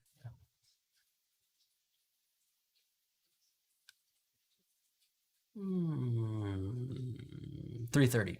335. So 303.50 on the SPY. So 303.5. 35. That's what I'm looking for. Just a second. Okay, so 335. I think that's probably where these guys would liquidate. But we may see a lot more action earlier, because if the bluff becomes apparent to the bears, then the bears are going to run for the doors. This is drama. This, I think, is a good bet. I like it. You know, do what you want to do. I'm not saying buy or sell, but I think that there's I think there's a hunch going on here. I think these guys, I got a hunch. I think these guys know something. Okay, so what's coming up next? Well, we got a little sample of the bears here. We're still close. We could get another sample of bears. Otherwise, it would be moving down and retesting, decay retest. That would be it. So there's some bears here. And where are they? They're very close. It would not take much of a move up, not take much movement. It could happen quickly. So if price moved up just a little bit, we'll probably run into another sample. To get the decay retest down here, it would take probably a while, a long while. It doesn't necessarily mean price would tank, but it would take a long while or an aggressive move. Otherwise, there are bears sitting here, which is further out, maybe noon or something. If these, probably 12:30 here, 12:15. They're a ways out there. So price could probably do a bunch of stuff before those bears get a sample, right? So we have two piles of bears potentially showing up above us. We have a decay retest way below. We have some serious concerns about whether the bulls are insider trading today. And the bears have become emboldened. They have a whole into the close and then continuation today, and no fight from the bears almost at all. Can you see that? I'm trying to paint this picture, and I prefer to operate from this perspective. I think it's more sensible. I think it's a little easier to deal with. It's more palatable for me. I think this is a little bit easier betting on this idea that's developing in front of us. You see how we need a little conflict, we need a little hunch, we need a little play, we need some betting, we need some, so that's where we're at. Okay, so I think moving forward, so built the narrative, there's not much to be done until this becomes clear.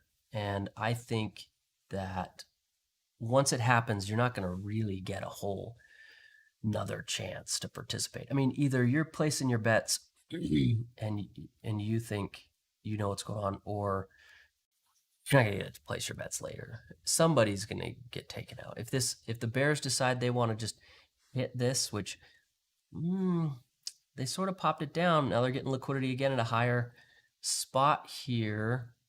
Look at tension. Keep your eye on tension. It's like, well, you hit. Sure. Now you're getting liquidity again. Is it because they just want liquidity? Do they need liquidity? What's going on here? Oh,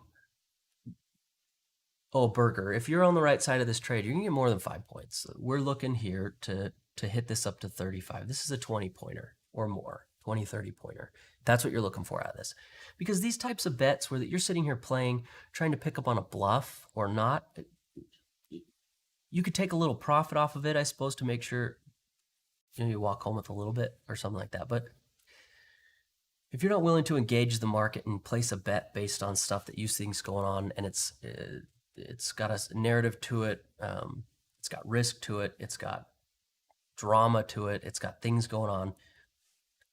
If that's not the kind of betting you're doing, then you should just take the money. But if you're going to try and place a bet based on what's happening in the market and the dynamics and stuff, you need to start thinking about trusting the players, because at this point, I think that if you're going to try and place a bet on the bluff, that these bulls know something and that they're going to topple the bears over, or you could sell with the bears and say, well, we haven't actually seen those bulls successful.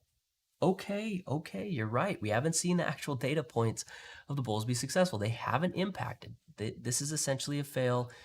This is essentially a fail. We're getting up. We have the bears hit here, and they finally hit there. We're getting another bearish liquidity here. And yes, tension's moving down.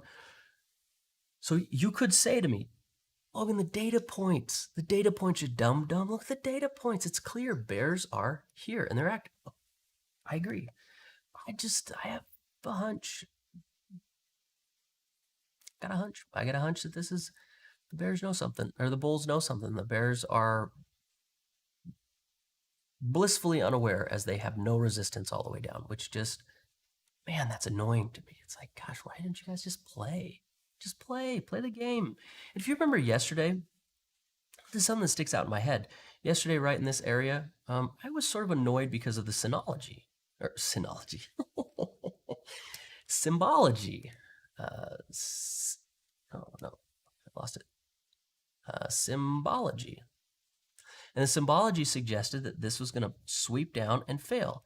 And it was that knee-jerk mental response where I was forced to remember the wrong thing, and it took me a few minutes, and I was like, wait a second, and I jumped out, and I was like, I don't think this is headed back up.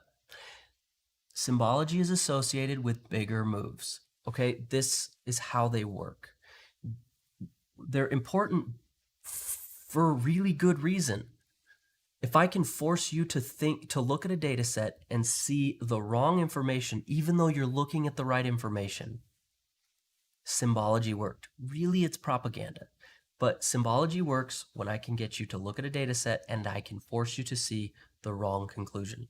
That's what happened. It's associated with bigger moves because everybody does it. And I think that that symbology right here, which I picked up on and I was very frustrated with that, I was really annoyed, is it's part of trading, and you just need to be aware that you're doing it and that it's associated with bigger moves. It just is. It just is. And we'll see it again and again and again, and we'll get more chances for me to point it out and show you how it works and why I track it. Mostly I track it because I've played into it so many times, and you have too. So it's something that once you learn to see it, it's sort of the fractal concept, which is, you get this like fractal scenario, and then you get another one that's sort of similar to it. And you sort of learn that they're not the same, but boy, do they rhyme. And then you start realizing that, wait a second, the rhyming is forcing you to see an outcome. Maybe this one went that way and this one went that way. And you're like, when they rhyme, all you can do is remember the wrong outcome. And then you start being biased. And it has to do with this symbol. It's like you see the symbol, the shape, the right thing, and your brain just does it. Your brain will just do it for you. It'll say, here you go, I'm helping you. And you're like, don't do that. Holy crap. Anyway, so we're getting our second sample here. Keep your eye on tension. Again, we have these guys hit. They impacted tension. They're getting another pool or bout of liquidity here. I think we need to keep our eye here on this hitting. I don't think that if this bluff's going to hold up together, I just don't think that you should really be pushing down. But at the same time, I don't know the time frame. What's the time frame on this? What's the information? Another question that I get often, and now is a good time for me to point it out. So listen up. This is about the VoltiWop. How do I use it? What is it? Well, this is a time when it's useful. The VoltiWop tracks the impulse and the counter move. So you see how VoltiWop moved with price? Here's price, VoltiWop move. And now it's flat. This is the counter.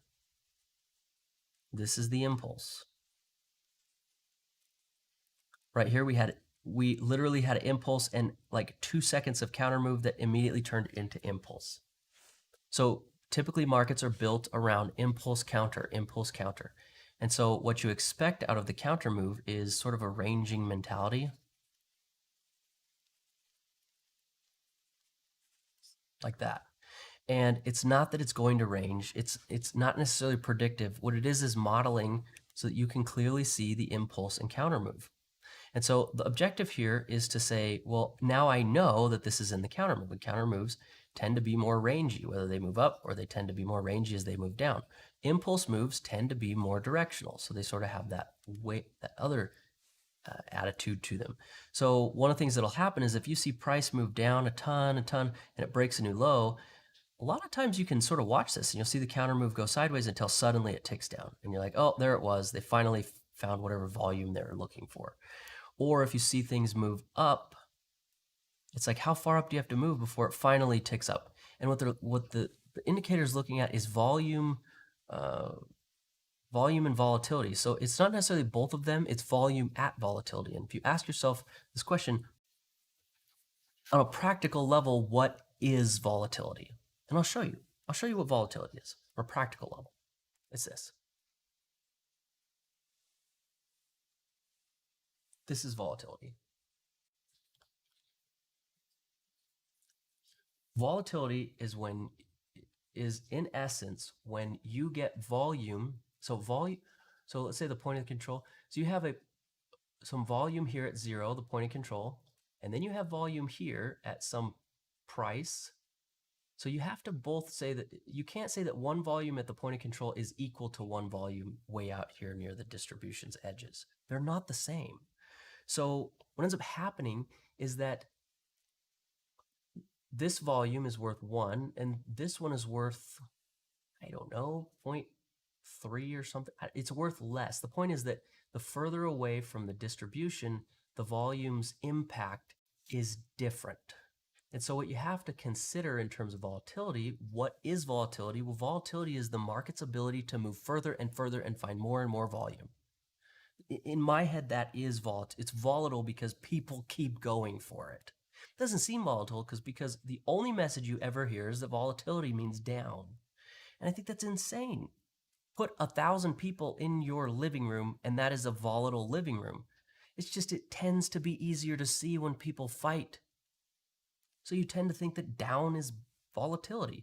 But it also tends that there's more happiness in your living room than typical. So you could say that up is also an indication of volatility. It's just insane to me that people are always saying volatility is always down. And I think over the longer term, our financial market is built such that large volatility tends to bring the market down because of the way we built it, not because that's a function of volatility. It's a market thing. So intraday volatility, in my head, is when there's lots of participants willing to go in lots of directions. And you can see that easily in volume profile stuff.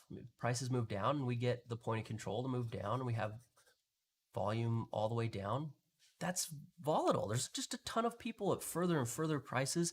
Those further and further prices become the new normal, and the value hitting at the new normal is worth more than the value of the volume that was far away from normals. So that's sort of the way the volume and volatility ends up functioning in this tool. It's not that complicated. And the silly thing is that most people have a volume profile up and are already doing this. Like, you're already sort of thinking that way. At least you should be. So the VoltiWAP is telling you that we're not getting volume here that's really all that volatile. And you would probably agree with that, right? During a counter move, what you're getting is volume that is contrarian most of the time because you had an impulse move. And so really, if you want to be a trend trader, you should be selling because trend indications are down. So impulse, counter. So if you're buying here, you are a counter trend trader. It's really straightforward. So that's where we're at. That's how you use this. So we're in the impulse counter move. I just thought I'd take a second to describe that. Okay, so Joe said, there we go. And there we go. Sorry, Joe, I'm missing. And there. Okay, so we're at 17. Okay, so we're popping up. All right, this is that bluff moment. How could anybody have known that there was news? Somebody knew. We knew. So, okay, so what's the next thing to pay attention to as this thing does some popping up? Well, the first thing I'm going to do is say, all right, cool. I think that we're starting to play into the idea, or we're starting to express the idea that this was a bluff. I think it's pretty clear. I think the bears know they're in hot water and they've been cooking. So I think that's the mentality. I think all the bears who thought that selling this liquidity was a great idea here and here are now going, oh, crap. Okay, so first thing I'm gonna do is take a look at the inversion. So you can see, I know my mouse got a little smaller because I took it to the other screen, but we wanna see it come up and we could absolutely see a retest before we go. These always do that. So just be aware of that, a retest. I really would like to see this retest hold together. I would really like to see that. The other thing that I think that you should pay attention to here is where will the next pile of bears be? And again, I think this is the thing to pay attention to more than decay. We keep getting samples like this, it starts to just turn into noise because there's just too much going on. So I think the thing here is look at this. You can see it's sort of got an easy to regress right out there, what, 12:30, maybe just before 12:30, 12:15. And that's Eastern. So I think this is the next place probably for the bears to get sampled at. Keep your eye on tension. That's going to tell you if the bears liquidate their position or not. Okay, so you want to watch that. It's important that you get the things you're looking for. We're starting to see this play out. I don't know that it's going to just go like that, but we're, I think, seeing this push up like that after we get 2 bouts of bearish liquidity. Well. So remember the way this is going to work. I think these guys are sort of laying low. The goal was sort of to say, oh yeah, we know something, not a big impact. Once these bears realize what's going on, I think the goal here is something sort of evil. It's a little evil. It's to get competitive strategically. So if these bears decide to hold, we'll just grind them a little bit. As soon as these bears say, oh my gosh, we want out, then these bulls start injecting capital and compete with them for fills, because that competition will create a huge amount of demand. When people want out and in at the same time, you get big ol' spikes. So keep your eye on that. If these bears decide to scramble, I think these bulls are sitting here doing nothing but watching for that. As soon as you start to scramble, as soon as we start to see orders start to get pended and we sense that you're stressed out, we're going to compete with you for volume, and that competition will generate demand. If I were a bull, that's what I'd be doing.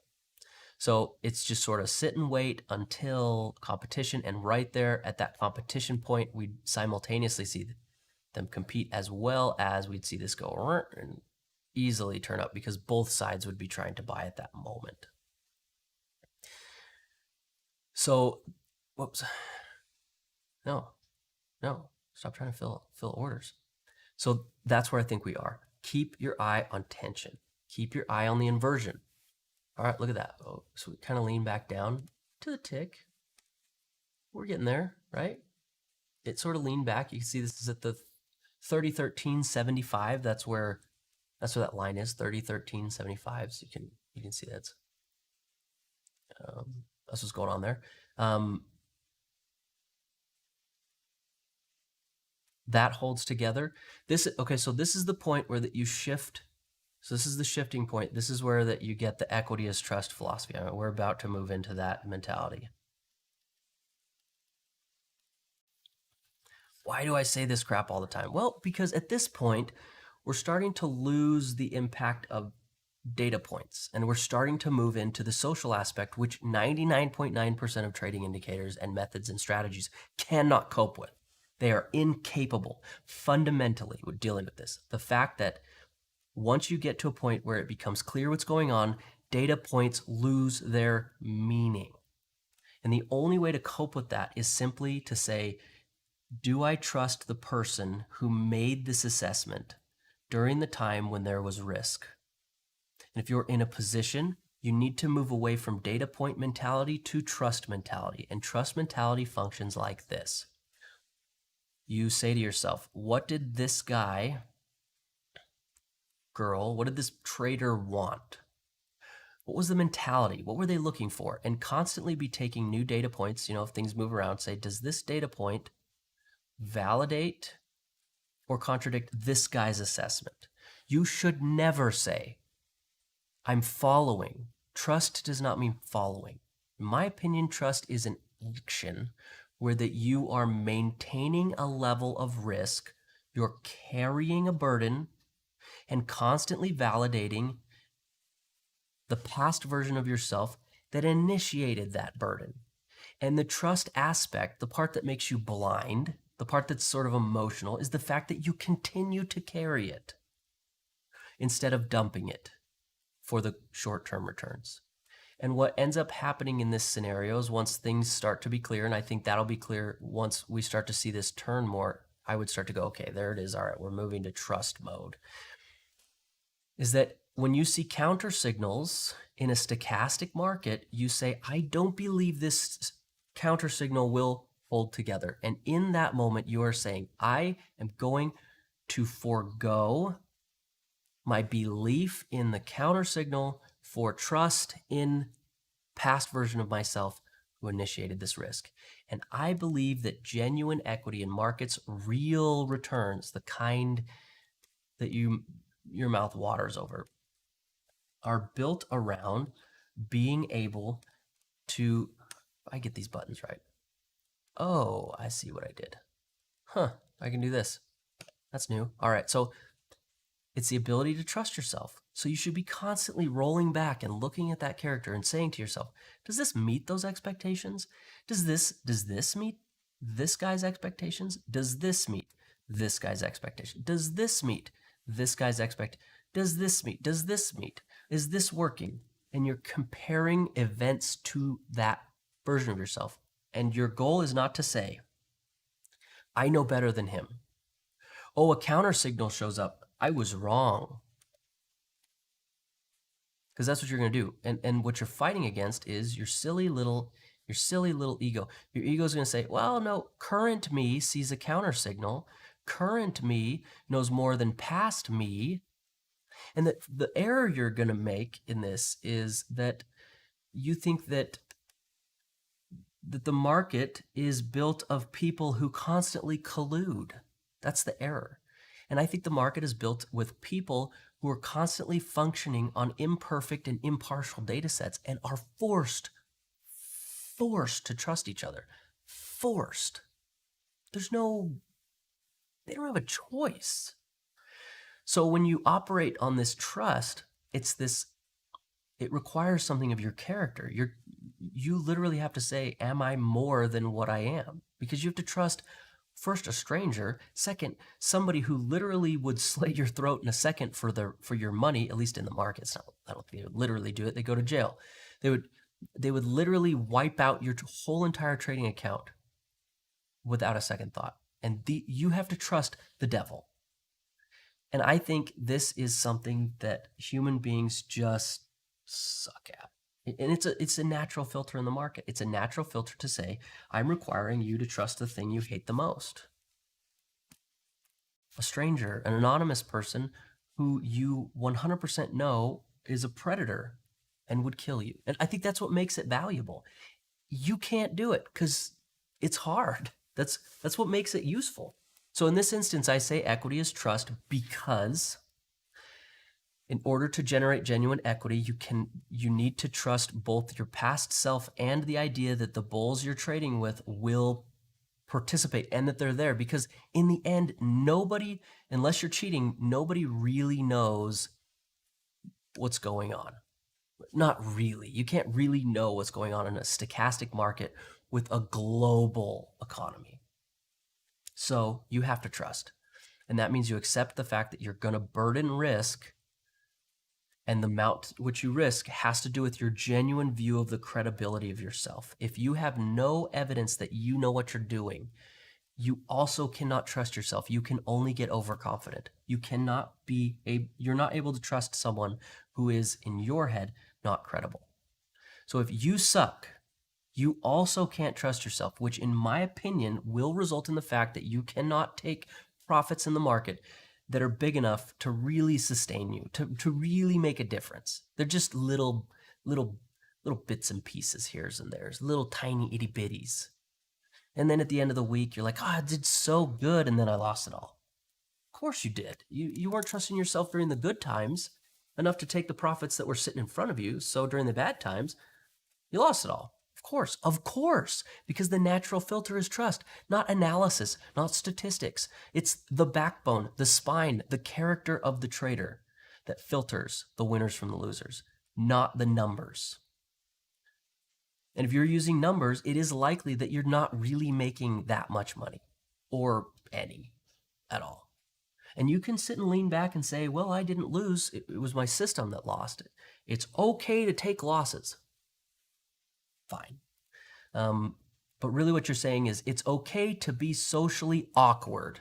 That's what you're saying. Because from my perspective, that's what you look like. A socially awkward person who refuses to let go of a trade because they're right. And the bears are about to get faced with social awkwardness. They're underwater, and I think there's a bluff going on. I think it's blatantly clear.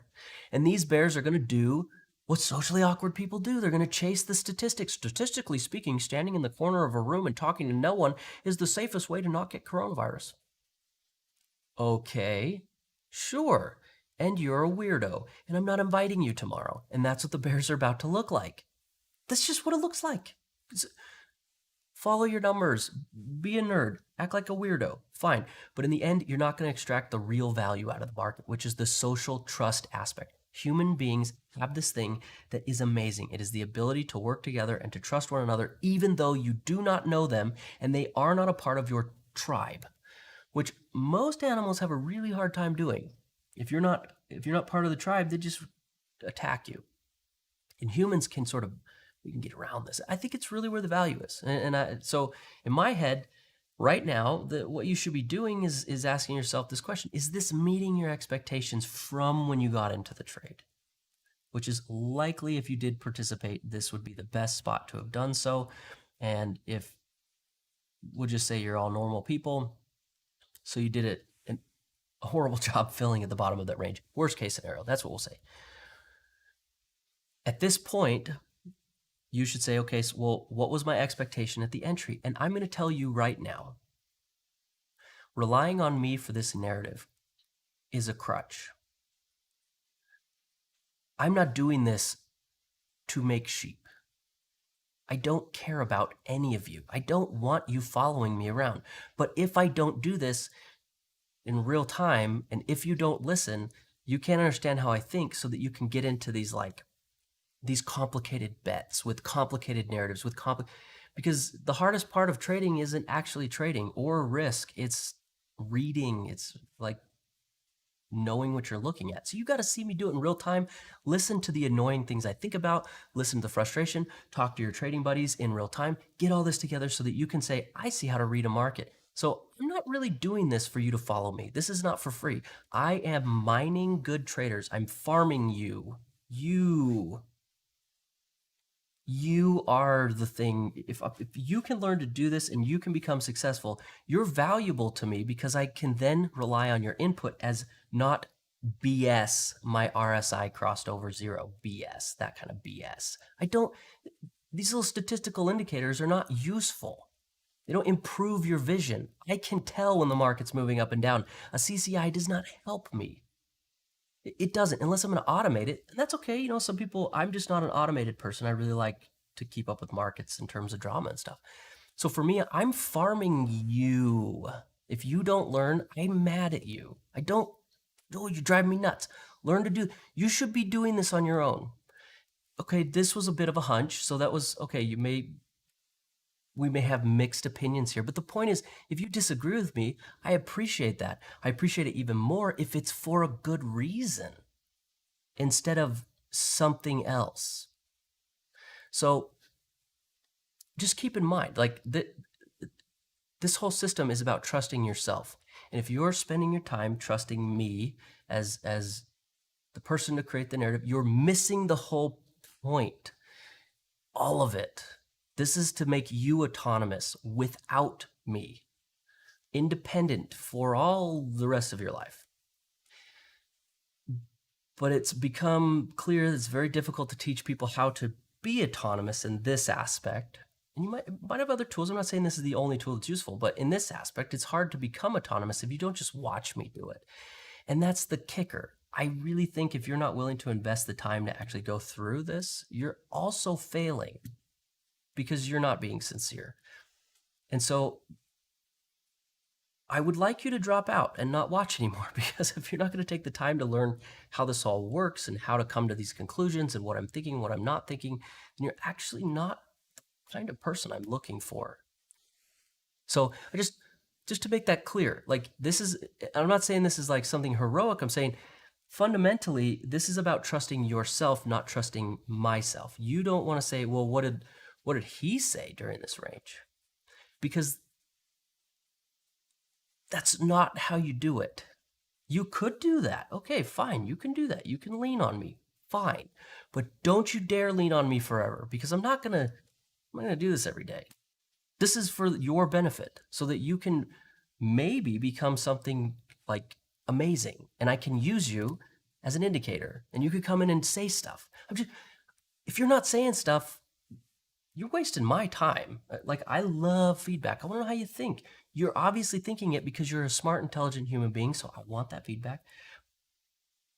But I have sort of like a threshold, I guess you could say. So anyway, this is about trusting you, not me. So if you're new to this analysis, you're going to be asked, what did he say back here? What did he say? And that's okay for a little while, until that you can grab your own narrative and your own, figure out how you see things. And then you need to be saying, what did I say? What did past me say back here? And at that point, you can actually start to feel what trust really is, what growth really is. It's the ability to hold risk, carry risk continuously on the behalf of yourself in the past, a credible version, not an overconfident version. And the difference is that you can only trust somebody who's credible, and credibility has to do with track record. If you're a terrible trader, you can only be overconfident. If you've done well and you understand things, you can genuinely say, no, I've actually done good. I'm going to trust myself. And if you get good feedback on that, you will be surprised at how your trading changes. You'll say, whoa. So I really want to say, it's okay for you to lean on me. And I'm going to keep doing the live stream, but I really want to make it clear, this is not about you following me. This is about me teaching you to be independent with this type of thinking. And once you can get this, you can take this backbone philosophy, add it to your current method, because it can be standalone if you want to trade the way I like to do stuff, but it's designed to be a backbone method to stick under and support your current system, so that you can say, I have a real opinion, not a fake opinion. And when you get a real opinion, you can start making statements about that. And then you can say, how would I like to take advantage of this situation? And when you get there, you can actually start doing stuff. So I just want to make that clear, my expectations for anyone who's newer to this or doesn't know how I think. My goal is to farm good traders into a inner circle of people that I think have enough experience, who have figured something valuable out, that understand, are willing to put in the time, who can put in the time. I realize that not everybody can. It's a time expensive thing. I think probably 9 out of 10 traders are not fortunate enough to have a life condition that even supports learning to trade. It's a more than full-time job.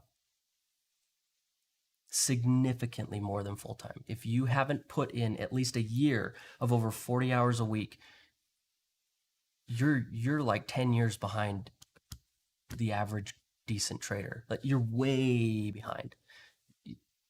This makes people go insane. You will give up your sanity. You will give up relationships, weekends, nights. If you haven't put that time in, you're behind. And what that means to me is that how could you possibly trust yourself? How could you possibly have an opinion if you're just showing up once a day for a few minutes? You don't have an opinion. You're a sheep. You're an echo chamber. You just repeat what you heard. You're a parrot. If you haven't put in a bunch of time and actually understand what's going on, at least, think you understand. So, that's just my opinion. I'm here to teach you to be anonymous, or to show you what I'm doing. If you hate what I'm doing, good. That probably means you have something better. If you like what I'm doing, your goal is to do what I do and not need me anymore. I'm not trying to maintain subscriptions, mostly because you people are terrible. Traders are the worst people in the world. They just want to make money. And I'm like, you guys are monsters. But then you say interesting things and I love it. So it's like sweet and sour. Traders are good and terrible and we're all jerks. Okay. So I'll work with jerks because it's mutually beneficial and occasionally entertaining. So just know that's my objective. This is not altruism. This is convoluted business like terrible business management, but it's like a convoluted idea that I have that I think I can find great traders in the masses who were nobodies and make them into something amazing and then turn that back into something that we can all work together. And I mean, you guys have heard my philosophy, so okay, I'll jump off my soapbox. All right, back to what's going on. And the reason I knew I could do that is because I was pretty sure we were going to have some time here. Okay, take a look at what's happened here. Look at this. We almost got our test and then dip back through. Not my favorite. I don't like this. I wanted to see that test just hold together because that's what makes them look great, but okay. Take a look at tension. Continuing to see tension move down. Our bearish samples here, these bears are not completely giving up. Frustrating? Well, a little. Personally, I'm seeing something here. What is it that I'm seeing? Is this pop? Do you see that? Is it just me? Was I the only one that was like, oh, this looks like it's gonna, oh, this is folding them over. And maybe it will. But I'm seeing a theme showing up here, like a shape. What's a good word for that? Oh, a symbol. A symbol that when you see, you think of things almost like branding. When you see this shape, think down. When you see this shape, think down. So I'm seeing some symbols showing up here. It's a thing you see with a brand. It's just a symbol. It's like a logo. Maybe I should call it that. So we're seeing this move down a little bit. I don't think it totally disqualifies the hunch that I have that the bulls just did not act in character for what was happening. You can see that the bears have continued to just impact tension, and you can see that they're two little positions. I don't think this was liquidation. I think it was probably enthusiasm by the bulls, in my opinion. If you're holding a little enthusiasm here, still, it needs to be very clear that we are not out of the woods. We haven't seen tension curl, right? If this moves up and we see tension curl, then you can say, ah, right there, the bears are, oh, it's over. We haven't seen that. We haven't seen the bears necessarily fail. This is a little struggly, sure. Some pops down, moved up, but if you're going to fill market wide, a couple of points against you isn't actually what breaks your back. That's what breaks retail traders' backs. A little dip down below doesn't liquidate your position. That's what liquidates a retail trader's position. These are market wide type concepts. I mean, it's just, and I think there's sort of this was the liquidity and then a slow grind to try and fill that up. And at some point pop, that's just my hunch. And I think that they know something. I don't know what it is. I don't even need to go check. The point is I'm looking at the mentality that they have here. I'm looking at the counterparty to say, ooh, what do you guys think about this? And I can see that I think they've been very enthusiastic. We saw that. I think this right here told us the way they felt. Those bulls didn't impact things in eagerness. It was just like, yes, and eagerness. And then I think there was a little bit of a response there when it became clear that the daily tension, I know this is really granular, but walking through the thoughts, we came down. There's a bit of a response by the longer term traders who saw daily tension was moving down. And then we got ourselves the bullish sample that sort of had a double whammy here, but it didn't turn over enough. And then we had a sweep. So this was a hit. And then looking over here, so we're seeing a fail. So essentially it was a fail. And this was a fail because they failed to impact tension. But it's too much rollover for me after elasticity. Like there was no kick. There was no fight. It was like the bears just didn't even give a crap. And it makes me suspicious that they know something, but at the same time, the more that nothing happens, the further and further and further and further and further against the bulls they get. So, you need to do what you think. I'm telling you what I'm thinking, and I'm going on a limb here because it puts you in a situation where you're trying to rely on me for narrative, and you rely on yourself. Well, we got bearish sample here, bearish sample here. The market attempted to invert. You can see here, didn't work, came under, and now the bears are again emboldened. I think this is a problem. The bears didn't get put underwater in that inversion, the one that we wanted to see work out. Tension continues to move down. The bears are enthusiastic. These bulls did up again. So I'm not sure what they're seeing or what the point is, but they just had like a really great inversion show up. They had them underwater. We had a little room to run. MTFR looks great, looks good, looks beautiful. Do nothing. These do nothing bulls are the worst. Do nothing Democrats. Where have I heard that? Trump's Twitter feed. They're just, why are these bulls such a letdown? This to me is the moment right here. The inversion was looking good and it zipped under right here. They couldn't hold that inversion together. And look, the sell orders are getting used to stuff the ask and push price. Great. Great. Bulls. Your secret bluff is going to turn into your secret suicide. So, moving down, we're at right down here near these lows again. We're getting down again. That's how I feel about this. I just want to take a deep breath. Bears, good job. So right here, right here, right here. Continuing, tension continuing to move down. The bulls don't defend their inversion. The bears not going for it. The bulls, maybe their timing's not right. I don't know, but this is showing cracks. This is not holding that super great awesomeness that I'm like, yes, I think I see that going on. All right, so our sell orders finished up. They stuffed the ask with the sell orders. We're seeing this get down. It's pressuring this position here that I think potentially could have turned into a bluff. Okay, that was what you guys were accusing me of earlier. Totally did. But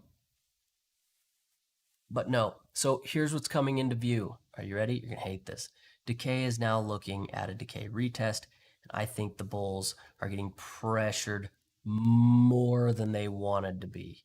And why? Well, you wait too long and you give up too much of an edge with these. You give it all up. And then when you want things to work in your favor and you have everything lined up and you have what I would call likely at least an A, maybe a B plus plus, I don't know, we'll go with an A trade show up, and then you do nothing, you run into a real pickle. And that pickle is you're now struggling to salvage what you once had. So we're getting down to the lows. We get down there. I think that this is game time. This is skin in the game. These guys right here had some potential. These guys are not as pathetic as we had hoped, as we had thought. The bluff that I think is, just so you know, that I'm not looking at this saying I think there's a bluff. I'm calling it a hunch because I want you to interpret it as me having a hunch, but it's not like abstract or arbitrary. I can define, I can quantify exactly why I think that they know something. And I've kind of gone over that. And it may seem arbitrary, but after you watch this stuff for a while, you start going, oh, okay, I see why you said that. So I think this situation is getting pressured. This whole, I see something going on. I'm an insider trader. I got an edge and it's saving me, my ace in the hole. is now going, is it an ace in the hole? Is it though? Is it? Because these bears are very excited. And if your ace in the hole is actually a lead weight around your ankle, you're about to get absolutely destroyed by the bears. Now, that's what we're seeing. We're seeing the bears say that to themselves. We're seeing the bears say, oh my goodness gracious, these guys. And so their eyes are starting to cast down here. They're starting to say, we got to liquidate these bulls. Liquidation is going to be probably under 3,000. It's 20, in the 2,900s, somewhere in there. Anything that says anything other than a 3,000 number, I think would be disconcerting to most people. Anyway, this is a very aggressive move down, putting pressure. Why did it happen? Well, I think the reason for that was simply put this. We had our little inversion show up. This is a super common thing. It didn't work right there, and the bears got emboldened. I think that is that's what happens when the inversion does not hold together. What's going to happen here? Well, right now, I think that the bears could absolutely run this down and retest that decay retest. You could see how that we were going here, and now we're sort of flattening out again, and these bears are like, yeah, not going to happen. They're moving further away into the future, a little harder to sample them. This is going to get intense because we are flipping back and forth. Let's take a minute, think about exactly what's happening. I'm going to read some comments here.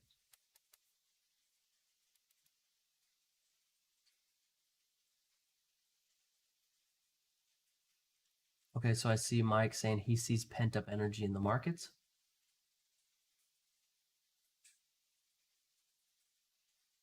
The hope sucker symbol. Okay, sure.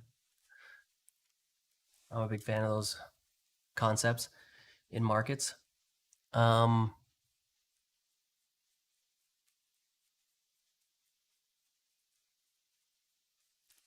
Diddy's saying the Bears are about to call their dirty friends. Yeah, I agree. It hasn't happened. The thing that I'm picking up on is the mentality. Diddy's saying whatever the event is hasn't happened. I agree. I'm picking up on the mentality, and I think that for me, this mentality is like, what? It's just throwing up red flags for me. Okay, so looking up here at here we go, right up here at this, we have our outside, our inside. Hey, look at that. We brought the point of control down. Remember, it was here. We are able to get enough volume in here to get that point of control. And then it goes for the retest, but absolutely does not stop even a moment for it. So we're back. We're back to the O and OER. We're back to outside. And yeah, so that's kind of where we're at. Whenever I try to execute an OWEIR, I don't usually pend on the value. What I'll do is I'll wait till we get the inside, and on the retest, I'll wait a second to make sure it's not a sweep through, because I don't like that. If it hits it and it sits there for a second, it starts to move up, I'll pend in order and let it sort of roll back a little bit and try and get in there. I don't usually pend. I don't pend right on the value area low ever. That's just not the way that I'll do that. But you can see it inside, and it's just just blasted through there. But we got that point of control down, so that's interesting. Here, that happened pretty quick. I was like, well, that's gonna have to be a bunch of volume, but a bunch of volume was found. Okay, 307. Ooh, pressuring this right here. You see that? Just, oh man, and these bears are feeling pretty good. They're rolling in, right here. These bears are feeling pretty good. They've got some cash coming into their accounts that they can use for themselves. You take a look here, you can see there's a little acceleration there. It's almost like that was it was a little acceleration. It's hard to see. I'll zoom in for a second here so you can kind of see. You see that? It picked up. That was a heck of a push. Bears, did you just push really, really hard and you didn't topple the bullish position? Did you just get exhausted?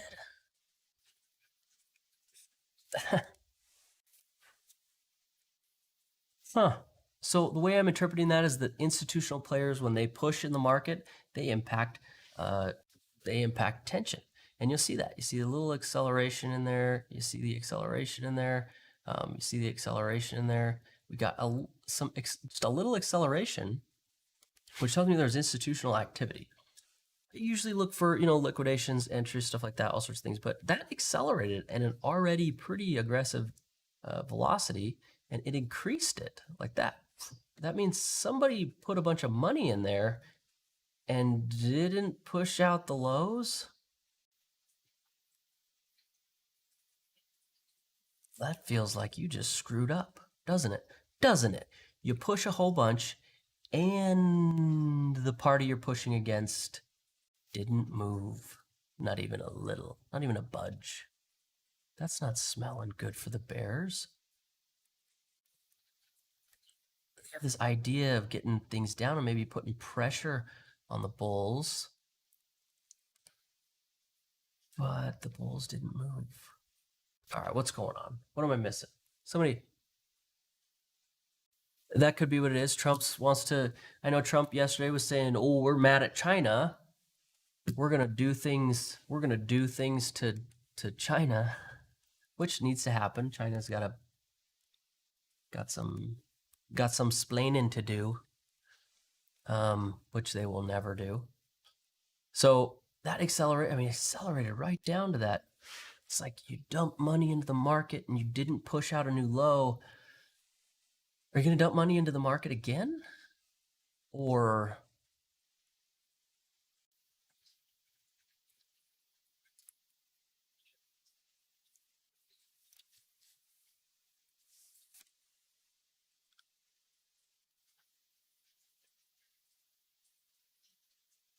two p.m.'s a ways away. Plenty of room to do.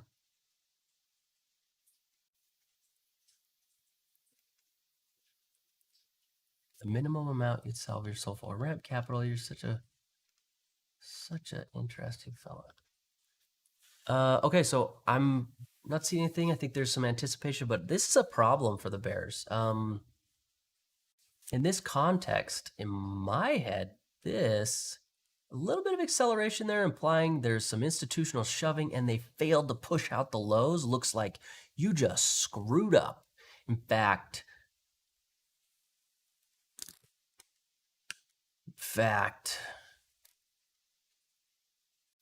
give me a second.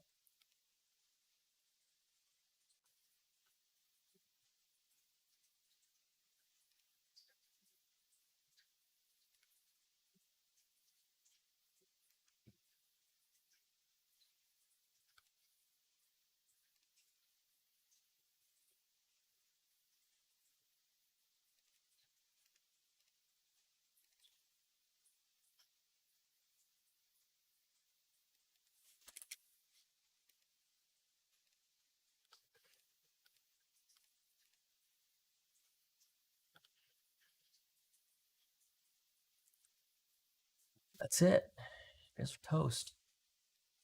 That's what I think.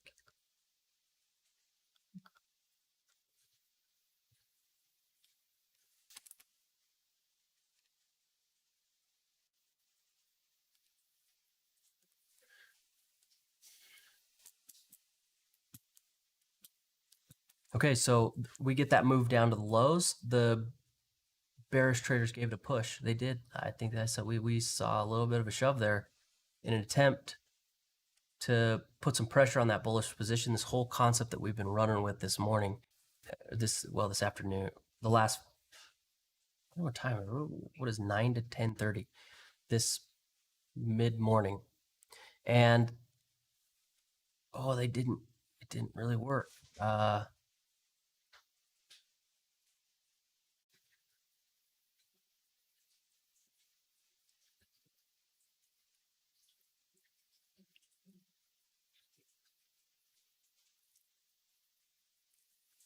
We need to see decay retest. we could see a decay retest. It would take a while.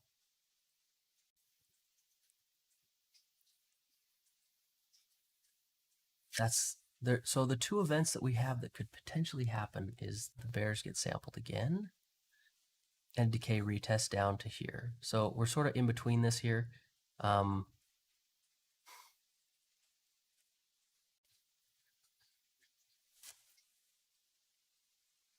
Nice. Diddy has decided to dump the Diddy dump. So, what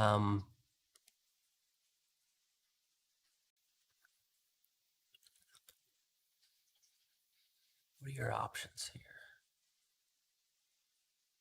Okay, so essentially at the end of the day, overall, the Bears want to see this move as far in their favor as they can. That way, tomorrow, if things gap up or something like that, they'll still have essentially have control of it to keep pushing down. And that may not include the daily tension. But if they already have control of 30-minute, it make it a little easier to get daily tension down. And that may be what's coming in with the scope for the Bulls or the Bears, sorry. They're saying, well, we just got to keep this down. We're probably not going to get daily tension down, but just keep that 30-minute from curling up. Get it as far as you can. And the easiest way to do that is to trap in some bulls. You know, if we can get these guys or these guys to hold on to a position, you get price to move down, and then that will help keep this down until they liquidate, and that could accelerate and get you to close, you know, lower. So that's the objective of the Bears at this point. I'm not thinking the Bears really think they could get daily tension down. They haven't been able to really impact it, so I don't think they're going to be getting control over daily tension today. So the goal is to liquidate these guys. For the Bulls, I think the objective would be to get this to a point where that it would easily pop up the next day and move up. And the reason for that is because we're getting to the point where the daily or 30-minute tension, if it curls back up, is now going to have a zero test from below. And the Bears could come in and defend those probabilities, essentially making a case for themselves to be the controlling party of the market. And for me, the zero tests on daily or on tension versus the other two, it's sort of like a court case. I think where that you have judiciary people adjudicating the cases that these traders are making. And if the Bears can come in, make cases for themselves, say, look what we did, look what we accomplished, they get a zero test, you know, there's sort of like a process there. And it's almost, to me, it feels like that the Bears are saying, here's our case. Here's the case we're making. And at those zero tests, that's what I think. And I think this morning we had a zero test. And I think the Bulls didn't really make a case. And the Bears were like, well, we want it. And it wasn't that the Bulls were making a case, it's that they didn't. It's like they didn't show up. And the Bears were like, well, we're here. And that was what got us through zero. So getting to zero was an elastic move, right? That was this whole thing. Step out of the way, let the Bears have it, elastic move. Getting through zero had to do with Bears kind of coming in and saying, yeah, we'll do it. And the Bulls saying, yeah, we don't care, and then letting them through. And that's really what got us through zero. So it was sort of messy. And then finally it was like, okay, we'll just let them have it. And it was like the Bears made a case when the Bulls just said nothing. They were just not there. They didn't show up. And then as things moved forward, it was like the Bulls were like, okay, yeah, we didn't show up, but it's because we were busy doing something, and now we maybe want to possibly show up. That's kind of the way that I'm thinking this whole thing is happening. And now that we're at this point where that 30-minute tension is here, moving back up is going to allow those Bears a case to say, well, we deserve to keep control of this, and they have a little bit of an edge there. That's the thing that's going to be coming up. Is that if the Bears continue to do nothing for too long, if the Bulls continue to do nothing for too long, that's this amount of time, they will let the Bears get more and more control over larger and larger chunks of the possibility space in the markets. It's not a good thing. It ends up bringing in the ability for the Bears to say, okay, well, we just have to liquidate you. And I don't think they were quite as emboldened this morning. Remember this morning, they waited right there. They were just enthusiastic. Boom. As soon as those Bulls didn't hit, I was like, bam, they hit it. It comes down, we have right here, and they didn't immediately come in. They filled a couple of liquidity positions. And now they're like, okay, push, and they get it down to the lows, and I think at this point, these guys are emboldened. They're saying, we can control this. We've got what it takes. You're not doing anything. We can shove, we can push. And the bulls are maybe saying there's a bluff, but maybe it's just the bulls are terrible people and they're just not playing today. That could also be it. I'm reading into it and saying I think that they have something up their sleeve. That's how I'm reading into it. I'm going to stick by that. I think that the way they're acting is just like, oh, we know something, so do nothing until the thing happens and then do everything. That's the mentality I'm thinking I see. But I don't know when that thing is, so I'll have to wait. But this push down tells me that at this moment, I'm reading into this saying the bears are emboldened. They are feeling good. They got everything they want. They're confident. They're feeling great. They love it. Yes, we have it. We did it. We're winners. We win, win, win, win, win. We just, all we do is win, right? That's all. So that's what I'm seeing emotionally cropping up here on the Bears.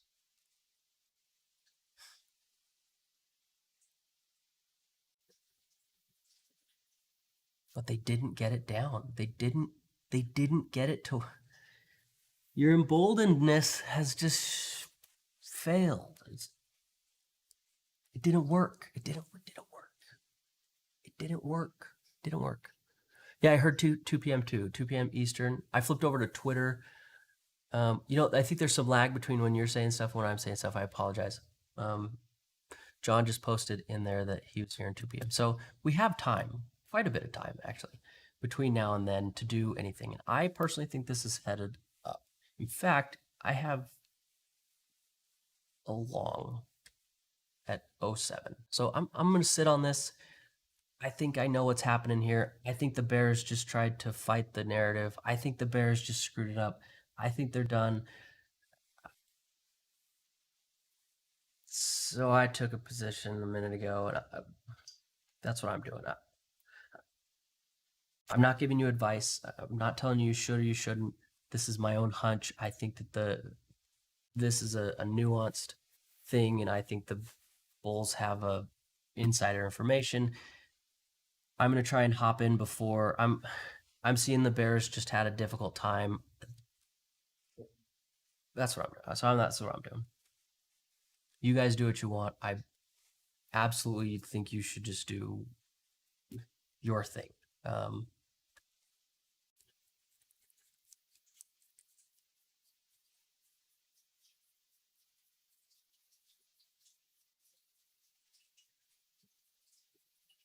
So coming up here in the near future, any movement upward here, going this way, is going to have a couple of things that are going to happen. If it moves too far, these guys are going to start to feel the pressure. And I think there could become some demand for wanting out. And we could see, so moving too far in that direction could be detrimental to the bearish position.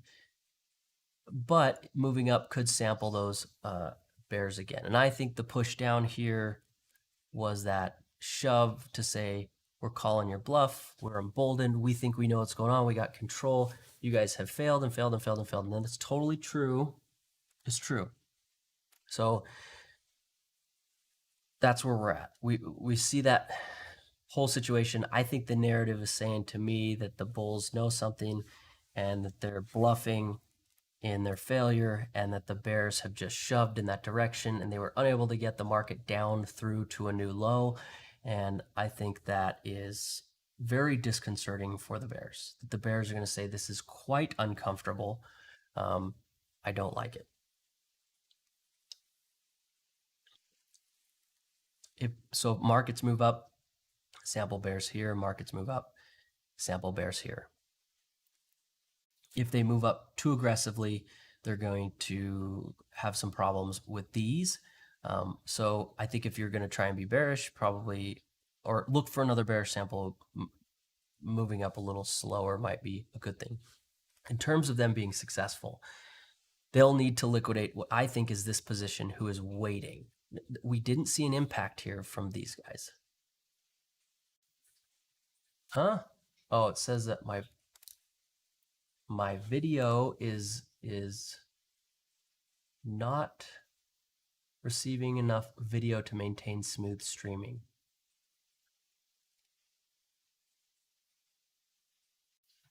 I just got poor data connection. I'm not sure what that's about.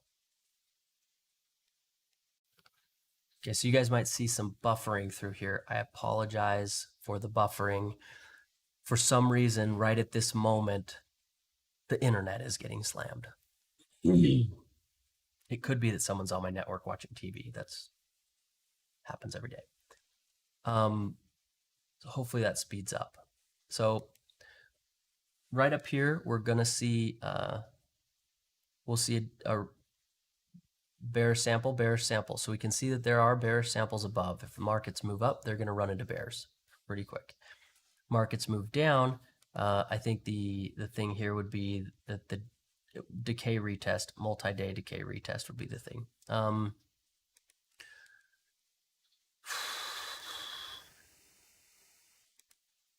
If these bears here feel too much pressure, that won't happen, I think, until a new high. So long ways to go before we see much in terms of that. So I think we have a bit of some work to do before things could possibly express a bluff. But if things move down further and we push a new low, I think that the bulls would start to feel some pressure, and that might create some problems. And then we get in. So if these guys get liquidated, I think the objective again would be down. So moving down could absolutely be detrimental to the bullish thing going on here. I don't know what it is they're waiting on. I'm not really sure. So yeah.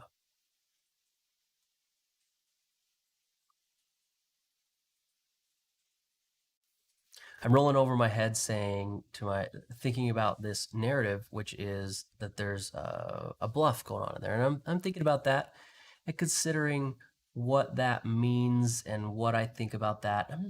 If I think that is a concept that's worthy of cash injection into the market. Is this something worthy to invest in? And watching the bears saying, okay, you guys have positions and you're able to impact the market. And essentially what I think is going on here is that this bluff is inherently contrarian. And I think the bluffs are inherently contrarian. Calling a bluff is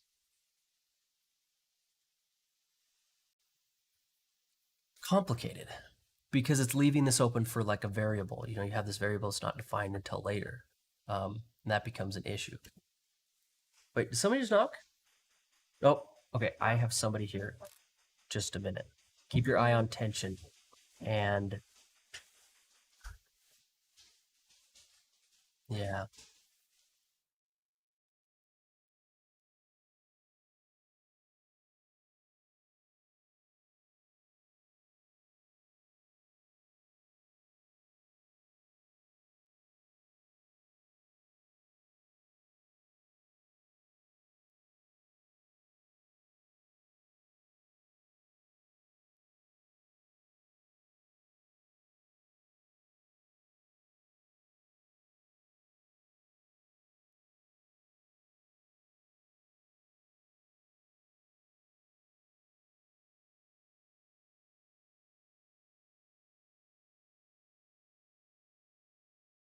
So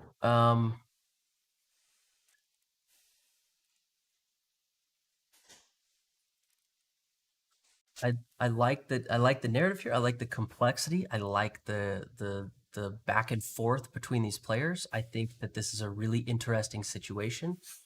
Neither is it's family. um,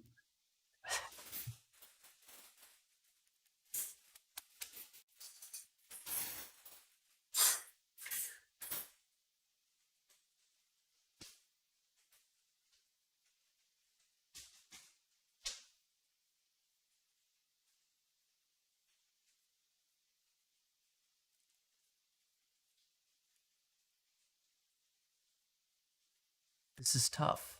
That's what this is. So here's the thing I'm thinking is I don't think that we're going to see a daily zero test today. So I don't think there's a threat of the major bullish position coming in and defending daily probabilities. I do think that the 30 minutes probably going to do something like that or something like this, right about in this area. We're going to be looking at positive 30, maybe positive, if something aggressive happened, positive 34%. I think that those are the numbers that we're looking at right now for into the close, depending on the events as they happen. So I don't think we're looking at a situation where that we're going to see a big push down that takes out daily tension. But that can sort of also imply to you that there's not a whole lot of, like, if moving down, there's not this group of people who will likely show up. So the resistance to the downside is reduced in that aspect. We have seen the bears here and here and here. And I'm thinking that we're going to get,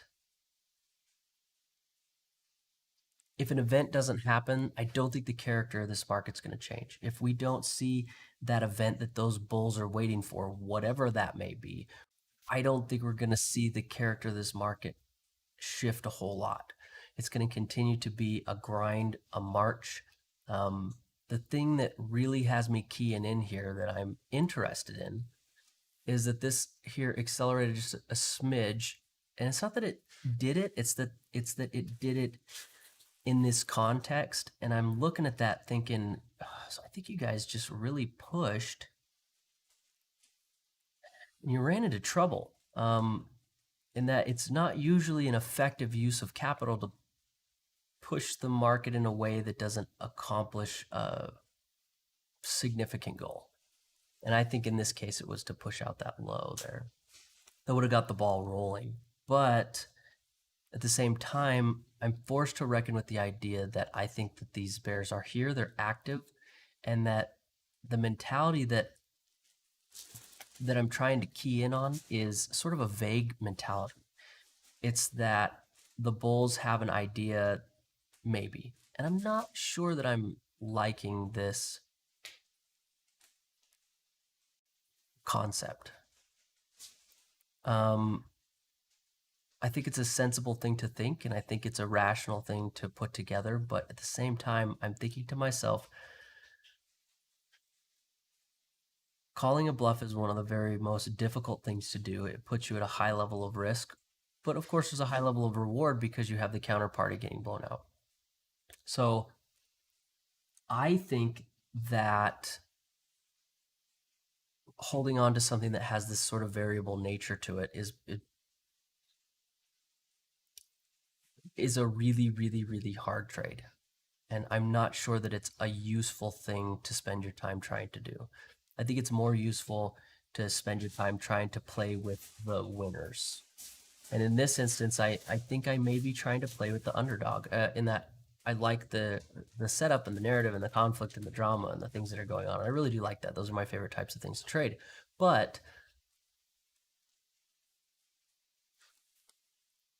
I think I'm early in that getting in here where we see these events play out. I think I do see that there's some insider information getting passed around, but I'm missing the key aspect of exactly when it is.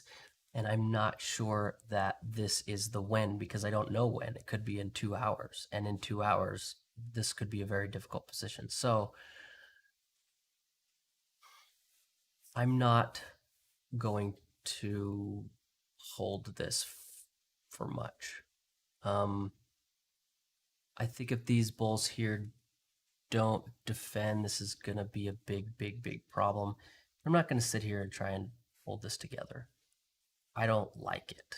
I don't like that I don't know exactly when the play is going to happen. That I feel like that just exposes me to this type of risk that I don't like. I like the trade. I like the play. I don't like the timing. So I have a stop just under because I think it was either it was going to work well or it's not going to work. So I'm not going to hold a lot on this, and I'm not going to hold on to it if it continues to move down. Oh, they could stop me, and if the condition doesn't change, okay, fine. So that's where I'm at. I'm not going to tolerate getting bludgeoned to death by the bears who have, done really well. But I like the idea. Let's sit tight here. And this risk is not going to emotionally compromise me in the future because I think the idea is rational, and I think it's good. And I'd rather take trades and take a little loss here. Okay, so let's see. I think I'm out.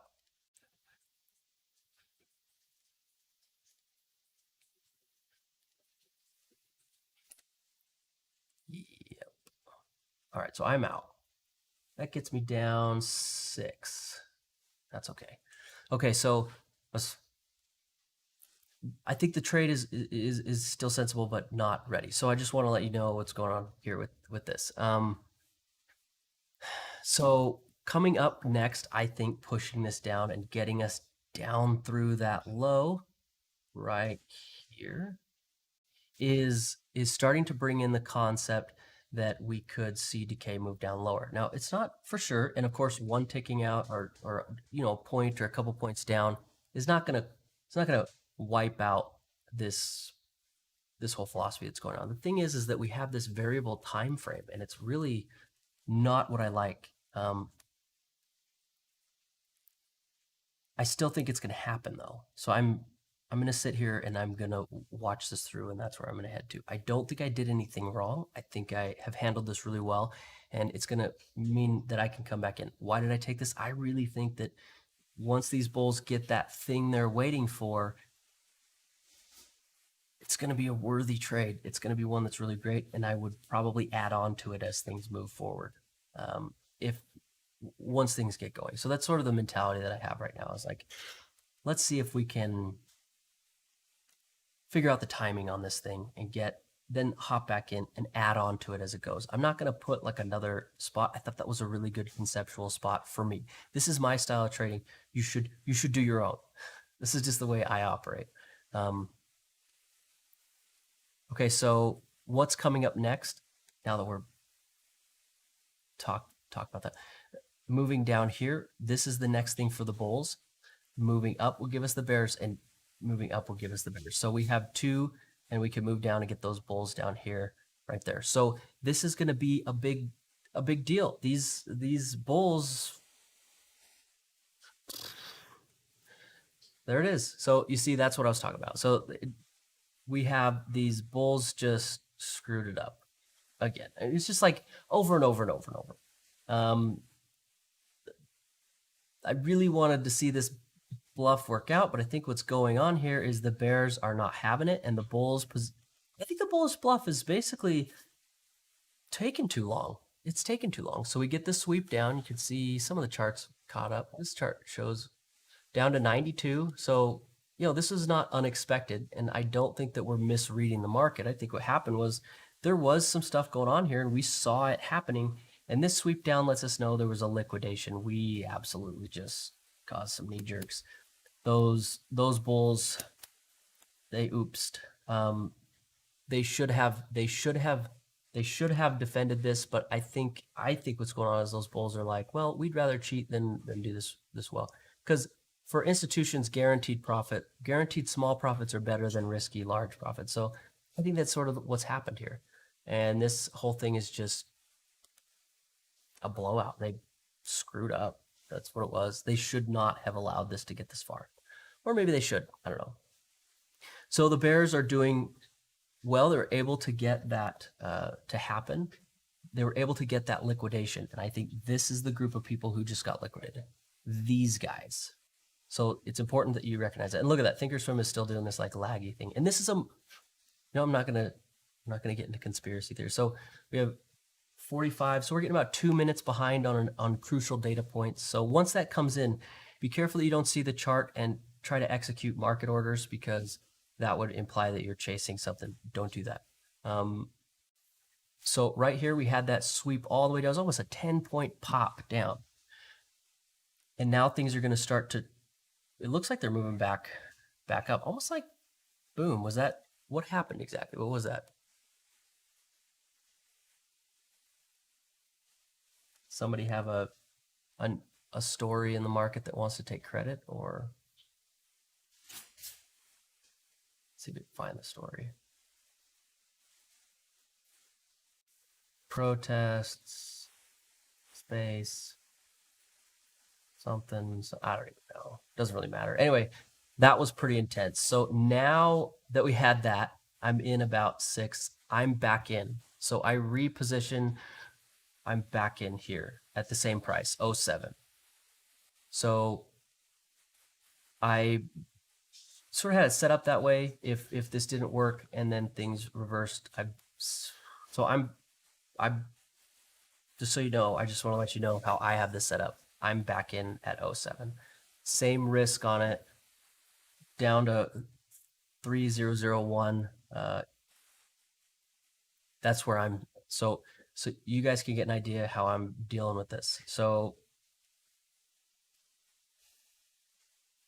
I think whatever that was the news that we've been waiting for, and that's the only reason I popped back in. Or yeah, so that's where I'm at. Beautiful. So there's the news that they had in their hat. I got an 07 order. I think this is headed to 3030. I should be able to get the 7 back and some.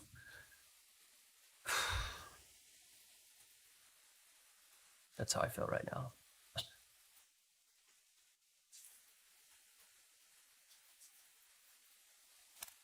Okay. All right. Moving forward. I was irritating. I'm a mixture of irritated and frustrated and excited that we were able to see that the Bulls obviously knew something. Mostly irritated. Okay, so what's coming up here? I think once the data comes in, we got advanced decline at 1017. And I want to say at this point, I think, okay, Trump weighing sanctions on China's financial sector over Hong Kong. Okay, and I think this is a big deal. I personally think that what's happening is that China has done what the world perceives as execute a war, biological warfare, because of their negligence. And I think that that the world wants sort of blood. And one of the things that I think is going to happen, and I think that sanctioning China is just the first step. I think a lot of countries are going to want their piece of the pie because their political leaders need to show that they're defending the lost loved ones of this recent problem we've had in the world. And I think that China is going to get spanked. And I think that's why that China is trying to regain control of Hong Kong. I think they're anticipating some serious and devastating financial problems in their country. And so I think they're exercising their ability to do things to Hong Kong. I think they're trying to get into some other countries that don't belong to them. And so I don't see this going well. I think unfortunately, Hong Kong is going to be caught in the middle of China trying to reclaim that financial glory of being what they were, that they're never going to be again. So the United States doing what the United States does, which is leading the way in punishing who everybody thinks is the source of all their pain and suffering for a while. And whether they are or they're not, I'm not going to weigh in on. But the point is, I think the world views them as the person to punish. So this is going to be the start of a lot of trouble for them. Yeah, worldwide. Anyway, so I think what's going on here is that clearly somebody knew about that, and it was a little easy to tell. I mean, we knew China. I thought that was supposed to wait until later, but I guess he's weighing in on that now. Man, the timing for that was just interesting. Gonna do it at 2 p.m. Decides to do it just as the Bears are trying to pressure the Bulls. Interesting. So that's what I think's going on there. Just a little opinion about what I think. But they're in for trouble, and I think that what the world is worried about is that bringing manufacturing out of China is going to just screw everybody over. But I think what we're going to find out is that increasing the cost of manufacturing doesn't actually increase the cost of products, reduces the margin between cost and profit, like the profit region. And that there, I think what we'll end up finding out is that there is a huge margin in there and that prices are not going to go up nearly as much as people are concerned. Bringing things home, really what that does is if Apple brings their manufacturing back to the United States, what happens is they don't have to, all of a sudden they're going to have to pay for the leasing fees on the building, and they're going to have to pay reasonable wages to their people and health insurance and all sorts of things. And it'll cut down here, go up there. But I think what'll end up happening is that Apple products don't actually increase that much. But I think that their stock's going to be a little mad about that because it's not what they want. And so I think that if Apple moved all their manufacturing out of happy China, that we would find the market will find a new world leader for what will happen company, because I don't think Apple can continue to run those margins that they're so used to that gets their stock up to $1 trillion. They'll be running tighter margins like the rest of the world, and then they're going to have a hard time, maintaining that status quo. And so they'll fall out of being number one. And we'll find a new number one. That's kind of my perspective on that as a potential impact on the market. Anyway, it's not why we're here. So yeah, I got some people sanctions on China. Sanction. But Trump sort of said that yesterday. Remember when he's signing that thing against Twitter? I know he says it's against all social media, but I'm positive what he really wrote in there was I don't like Twitter and the stuff they do. and I hope Jack Dorsey cries about this. Like I think that's what he put in there emotionally. I think he's just mad. Anyway, so you can see now we're looking up here. Our bearish tests are getting closer. We drift up, we can sample those bears, and we'll have the opportunity to get an idea of what they're doing. You take a look at tensions curl right there. At that moment, I mean, if you're these guys and you didn't at least unleverage a little bit of the cash that you have, you're insane. That was a brutal move. I think that it was intense to push down in the face of what was apparently a bluff, but now I'm seeing, okay, well, it was a give everyone a fill type of situation.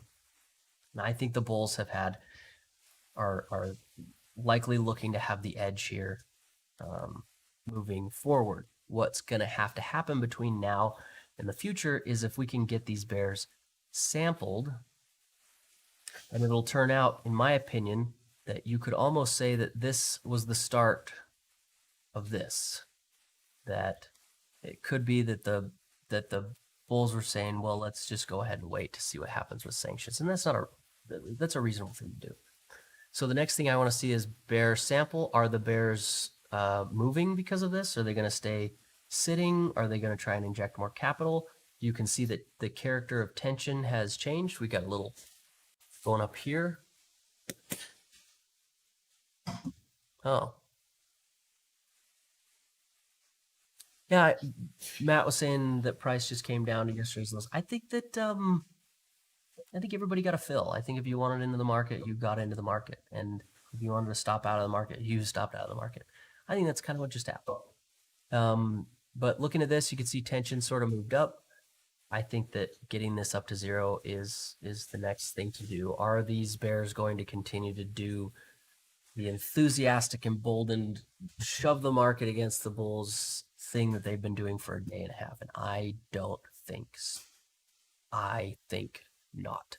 I think that's what the Bulls were waiting for. I think the Bulls knew exactly what they were doing. They had insider information about that, and it is what led us to this whole situation. So that's what I think's going on here.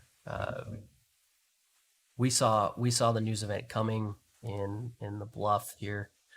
I was a little early here and took, and that cost me, but I think we got the right idea going on here. We just got to see these tests. That's what I want to see, is some tests. The next thing we got right here, you see this, the high of that bar is absolutely a place that we could set up an inversion. It's a little crazy, sort of a news bar situation here. I'm not sure that I'm the biggest fan of inversions off news bars because they're just too obvious, but it's a potential for the bears. If the bears wanted to, well,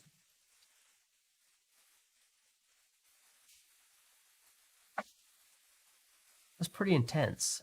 And I'm not sure that it really shook the bearish position for today. If you were to look at here, that's sort of where it got to. I don't think it was enough pressure to really say this was exactly bearish.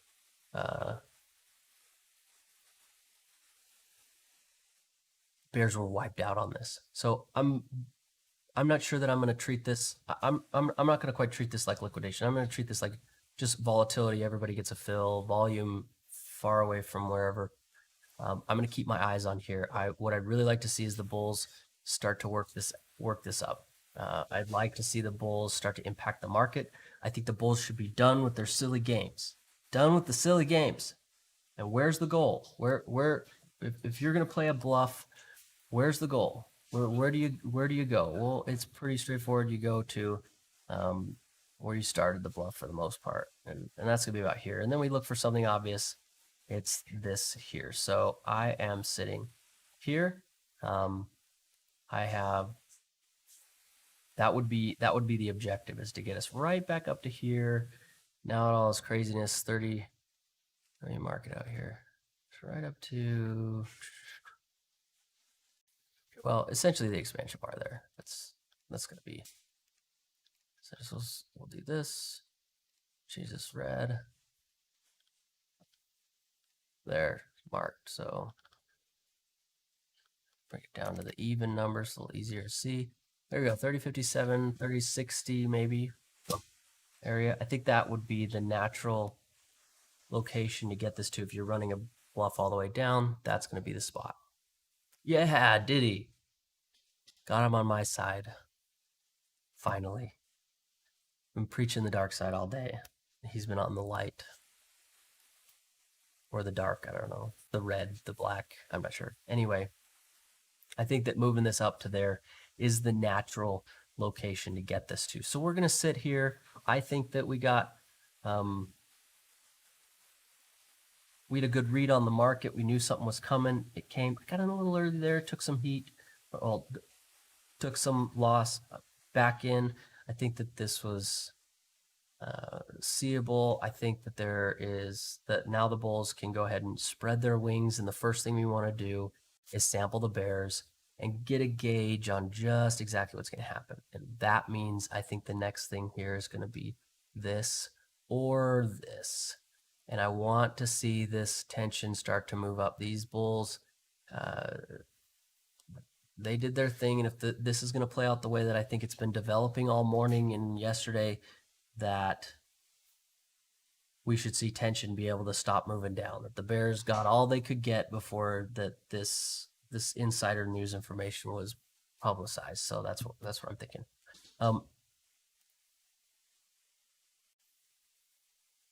Yeah. So next thing to watch are those tests. I think that's the next event for the market to roll into. So I'm going to take a break for just a minute. I'll be back. Keep your eye on the velocity and decay to see. We start leaning up and testing those numbers. That's what I think the market should be doing right now.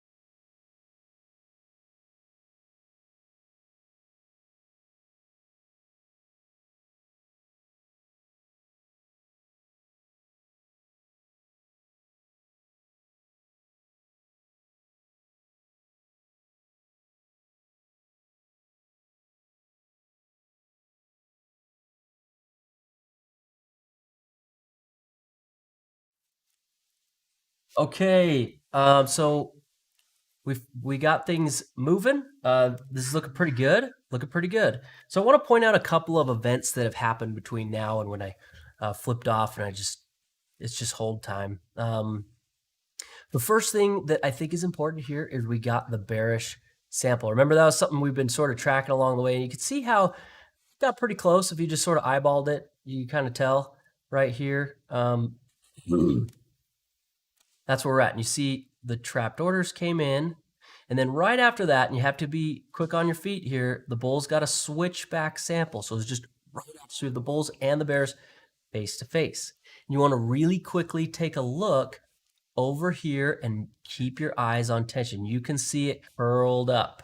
And we got this sweep up through there and that pop right there. And I am treating that pop right there like these guys are not happy. And that curl up right there is telling you we have both sides buying in. The bears are wanting out. They're liquidating their position. They did what they got to do. If they didn't get out with some money or something, that's their own problem. They're getting unwound. And this is, you see it's curling up. So this is the kind of curl I'm talking about now. Bumps, this. See that? That's what it looks like when you get both sides on the same side trying to buy. It pushed them out. That's what happened. And the bulls, patiently waiting. And this is how bulls are. The bulls patiently had this idea develop. They did what they had to do. Things happened, took some time. Bears are just so different. So you could look at this whole thing from yesterday as essentially starting way back here and taking all this time to set up the bullish trade, which happened here. So bulls just have this, I don't know, it just seems more structured to me. So that's where we're at right now. We have the bulls buying into liquidity right here, finally. And we have some possible positions back here, but this is the one where we first saw them hit and actually curl up liquidity, showing their intent to participate, and at the same time taking out bearish positions. Got in here. That's a big deal. So this whole morning we had the bulls sort of just laying low. And the bears coming in and getting real confident, real comfortable, trying to fill, thinking they're going to drive this down for the next day or two. And then the bulls had this ace up their sleeve that we were watching that was like, oh, they know something. And then that finally showed up right about here. I tried to participate here, took out 7 points for me. I was able to re-get in at the same price here, sitting. That's just what I'm doing, so you kind of see. I thought we were going to look a little better. I was a couple minutes early on that news event, but that's okay. Things are working out all right. At this point, that's where we're at. So we got the bears getting toppled over, liquidated, the bulls coming in with bullish liquidity. They're impacting tension. They're meeting some expectations that were really difficult, I think, to read. I think this was quite a complex day because of the way it's set up. I think you had to have a lot of experience to sort of understand why I thought, and you could go through the whole day. I laid out everything I was thinking the whole time, why I thought the bulls knew something or why I thought that the bulls were going to pop this up. So what's coming up next? Well, we have these bears under and they can't get tested here. They can't. So a move down is going to be bullish. A move down is going to be bullish. The next thing for the bulls to do is say, well, we got to get this up to here at some point. Maybe not today. Obviously, that would be pretty intense. But the objective would be to get to here. And I think the best thing that the bears can do right now is to wait. Their next best opportunity is right here with the tension getting to zero, because trying to work that out is going to be tough. So coming up, we could get a decay retest, which is going to look about like that, this and that. It's an intraday, and then above that, we'd have yesterday's decay. It's behind the label there, but so we got two things coming up. I'm going to pay more attention to this one than this one, but they're both going to happen. Remember, you get the decay retest. On these ones, you get a wide short, so it's going to be wide, and then it could look like that. Usually you get that first pivot, a little bit of response, and then there's another one. You got to watch out for that second push. And you look for the trapped orders. You look for a little lurch down, see some lows show up as a response, and that'll be the next opportunity for the bears to act at all. you could ask yourself, are the Bears have another chance? Is there something else they could do to pick up liquidity? No. So that checks off the first box for a decay retest. Do they want into the market? Maybe. There might be a few bears who think I would like to participate here because, ever since yesterday afternoon, they've been getting elasticity, some maybe special treatment. So they're excited to come in. They're very, very emboldened this afternoon. Just like, yes, let's do this. So do I think that they'll pick up a decay retest? I think they might try to, but I don't think it's a good idea. I think the best idea that the Bears could possibly have look at daily tensions on its way up. This is curled up, liquidated the Bears. I think the best option they have is to do what they can to try and just get into a good position tomorrow. So if the Bears want to take this back down at some point, a lot of things can happen, but I think the best option for them would be either wait for bulls to get sampled and fail, and then essentially they could use that failure right here or right here to liquidate those bulls and pump tension down, right? You accelerate that down when you liquidate a major player. So they could wait for that, wait for some bulls to get sampled and then see them fail and use that. Or they could wait for tension to get up to zero and maybe price could rise. We get to zero. And I'm not sure. Price could look like that. It could look like this. It could look like this. But the point is wait for it to get to zero and then defend probabilities. Hopefully by the time that happens, they could also get the daily chart down, right?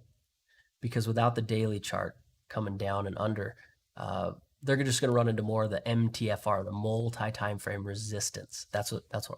So their two best options are either to wait or to wait.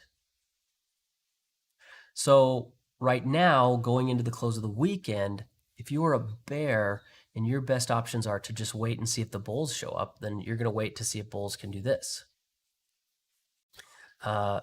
Which means you're not going to participate a whole lot. So what are the bulls going to do? Well, I don't think that the bulls picking up a bunch of liquidity makes a ton of sense at this point. I think the whole goal right now would be just to take out lingering sellers. And because we could see that the Bears, their best option is not to participate right now. So I think anything moving forward from here is at best going to be shadow bears. It's not going to be the big institutional players. It's going to be people shadowing the bearish trend traders. And so we can take a look at this chart here. And I think this is this is going to become relevant. We need a mechanism. So if we take a look at here, we can see we got 1283 right here. I'd love to see this get above there. We could use this to grind up into the close. Absolutely. And as long as we can keep this tick down, we could grind up into the close with that, use that to just churn up the market and have a good time with that.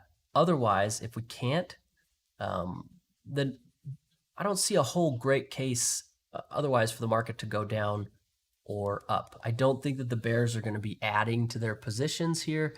That would be crazy. The best option is to wait. I don't see the bulls really wanting to add more to their position yet because you want to get somebody on the other side of the trade who's trapped in so you can pump this. You want to pump this up, right? You could also think of this as sort of elastic. The bears failed right here and the bulls came in and now the bulls are going, well, let's ride this up to zero. But that's sort of like, right? That's the concept we're looking at. So I think the best option here would be for the market to sort of do this. But if anybody's going to act, I think most likely we'll see things rising more than coming down. Sure, the participants have access to algorithms and lots of money. They can bring this down if they'd like to, but I don't think it's the sensible thing to do. And you might say, well, Logan, you're always saying the same thing into the close. It's like, well, that's just because that's what's going on. I'll change my tone when the narrative changes. In this particular case, with where tension is, I don't think it makes a whole lot of sense to try and pump this down now. Who are you going to liquidate? Because I don't know if these bulls are going to liquidate unless maybe you got down here. And these guys, if they didn't liquidate here, well, they're not going to liquidate. My opinion. So I think that right now that's a long ways down to push the market just to pump tension a little ways and to not gain any extra footing. You won't get daily. You don't know what's going to happen over the weekend. So what? You just want to get tension down a little bit to from 26 to 30? Those are, it just doesn't seem like the payout would be that great in terms of getting any footing in the market, but it might happen. I think the best payout right now is waiting, is for the bears to sit back, to say, well, let's just take a breather here, step back. This didn't go all the way to where maybe we wanted, or maybe it did, and then wait for those options. I think the best option for them. So my rating is this. See, if the bears want to get in here, this would be the best place, is to wait for this to move up. They've already sort of kickstarted some bullish elasticity where they're sort of letting the bulls run tension. Maybe they let them, maybe they didn't. I don't know. So that's kind of where I see this going. Moves down. Again, they're going to get bullish samples first. And I think the bulls will, at this point, here's their bullish position from here. We have this from here, which I have to believe that a lot of people got liquidated, but that if this was a large institution and you're scaling in, that a lot of them held on to those positions. So I think this is an interesting situation. It's going to be hard to add anything new into the market right now. I think that's just the nature of what's going on. But I don't think that the bears are happy, and I think the bulls kind of got what they wanted in the end of the day. And so moves down, I'm anticipating the bulls will come in and pick up that liquidity if they're offered it. I think that if I were a bear, I would say, well, I don't know if I really want the bulls getting more liquidity. That might help them get more equity, through into the market. I don't know if I really want that. I don't think I want that, because that's going to let them pump this tension up further and further. And if I was a bull and I got everything out, everything, it was just Christmas over here, this would move up and close like here, because then we could open it here. If I got everything I wanted, tension would just roll up into the close, just crazy roll, and then it would close higher. If I got everything I wanted, that's what it would be. I think it would be sort of tough to make that happen, though, because I think the bears got pushed out. I think that a lot of these bears who filled today dumped right here. And so I think that's really what's kind of trying to cap off the market a little bit, is the fact that we have taken out the counterparty who was going to pay for this whole run. Now the market needs to churn in some sellers, maybe a few chasers, a couple shadow bears to pay for it. But I think the big players who maybe saw a good wager for the downside popped out. So that's where I think that is headed. So we're about to get ourselves a decay retest, zero test here. It's coming up. We'll see if we get that. I'm not sure that I'm the biggest fan of that. As if I were a bear, I'd say, well, give them a zero test and they might do this kind of thing. We keep letting them in the market, they're going to do that kind of thing. Yeah, that's where I'm sitting on that. So we'll be able to watch that as it plays out. Let's take a look at some of the other charts here. So let's flip over. All right, so in this, take a look at what happened with the dollar. So look at that. We got the dollar sort of popping up. It was moving down, and now it's popped up. So that means that people were going somewhere else, and now they're coming back and they're wanting dollars. It's kind of causing a little pop back up. So it looks to me like people converting out of dollars into like maybe securities or something, and then taking profit or taking losses or whatever, and converting back into dollars. And that's that little pop looks like there. Not much in terms of debt, so I don't sure about that. We have oil gets a little move here, so some activity there. But gold's still kind of moving, so into and into. So maybe some of this out of dollars could have gone into gold, could have gone into oil. But I think it looks like from what we're seeing that there could have been a good chunk going into the equity market to set up what I think was a bluff with certain intent. So in terms of volatility, sort of just flattening out a little bit lower than the patterned curve here, but you can kind of see it's been doing this little thing for a while, nothing too dramatic. The put call popped up just yesterday, I think. So that, that's something people are taking in insurance policies for that. So what I'm looking at, I think probably the biggest thing here is looking at the dollar, the DXY, and seeing that it's popping up right about now out of a move down kind of tells me, all right, we see some people taking profits into the close. That's the way I'm interpreting that in terms of the context of this market. So that's what I'm seeing there. So if you're, if you're reading into this, I think you should probably be saying to yourself, well, this is sort of feeling like you're telling me it's going to go sideways into the close. And that's what I'm telling you. It's going to be hard to get somebody to pay, pay for a move up at this point. I think the bears don't want to do it. The bulls would love to get, who are you going to get to pay? I mean, you got to get a convince a bear. So I think a sideways close is a sensible thing to do. Moving this down, getting a bullish sample here. What would be sort of horrible is getting a bullish sample right here, right? And then the bulls fail to pick it up. So we see that go, and it just goes like this. And then we see this start to move down. And then you'd say, oh my gosh, we're going to liquidate those guys and something like that first. I would hate that. It would ruin everyone's day. Markets just love to ruin everyone's day. But it's something you need to pay attention to, and you have to be sharp about. There's never a moment where it's like, I have a guarantee in my hands.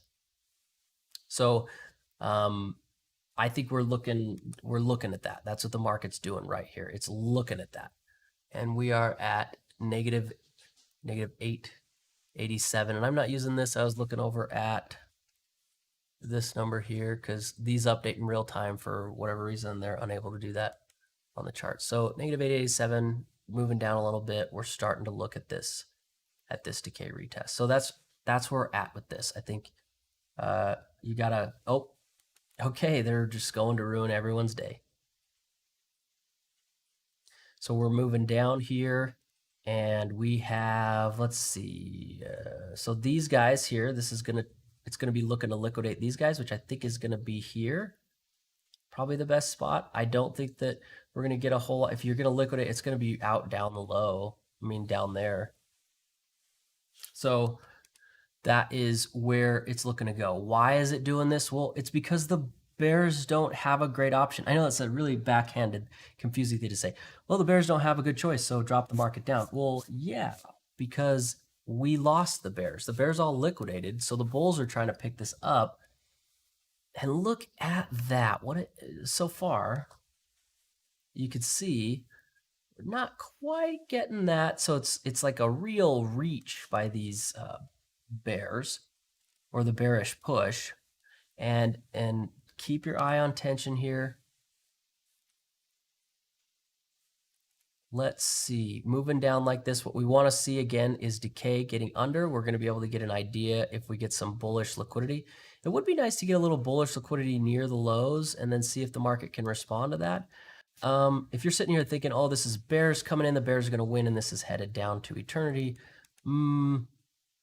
maybe, sure, markets can do that. But from what I'm seeing, I think the trouble here is liquidating these bulls and the chasers.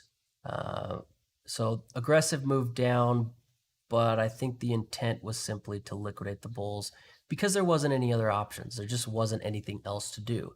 And in that, I think that this is not actually bears coming in successfully to take out the market. I think this is bulls failing to capture bears into the market, and now it's folding over to liquidate them, mostly because if you don't have something to do, you don't have someone to take out, it will take you out. And that's kind of the situation we're getting. So we're getting this dipping down. We're going to get a bullish sample right here. These charts have just all day. Well, okay, not all day. They started lagging about here. And now we're a couple minutes behind. So this could take us a minute here, but we're sitting at 51, so we're 2 minutes behind. So I think getting this down, now we need to see some trapped orders show up, and then we'll be able to see if those bulls are going to pick up some liquidity into the close. If they fail to pick up that liquidity, sayonara price. The bulls have just everything they could want in terms of setup and destruction and taking out the counterparty and all that stuff. So here we go. here we go. Let's see if we can find a couple of trapped orders to fill this into the close.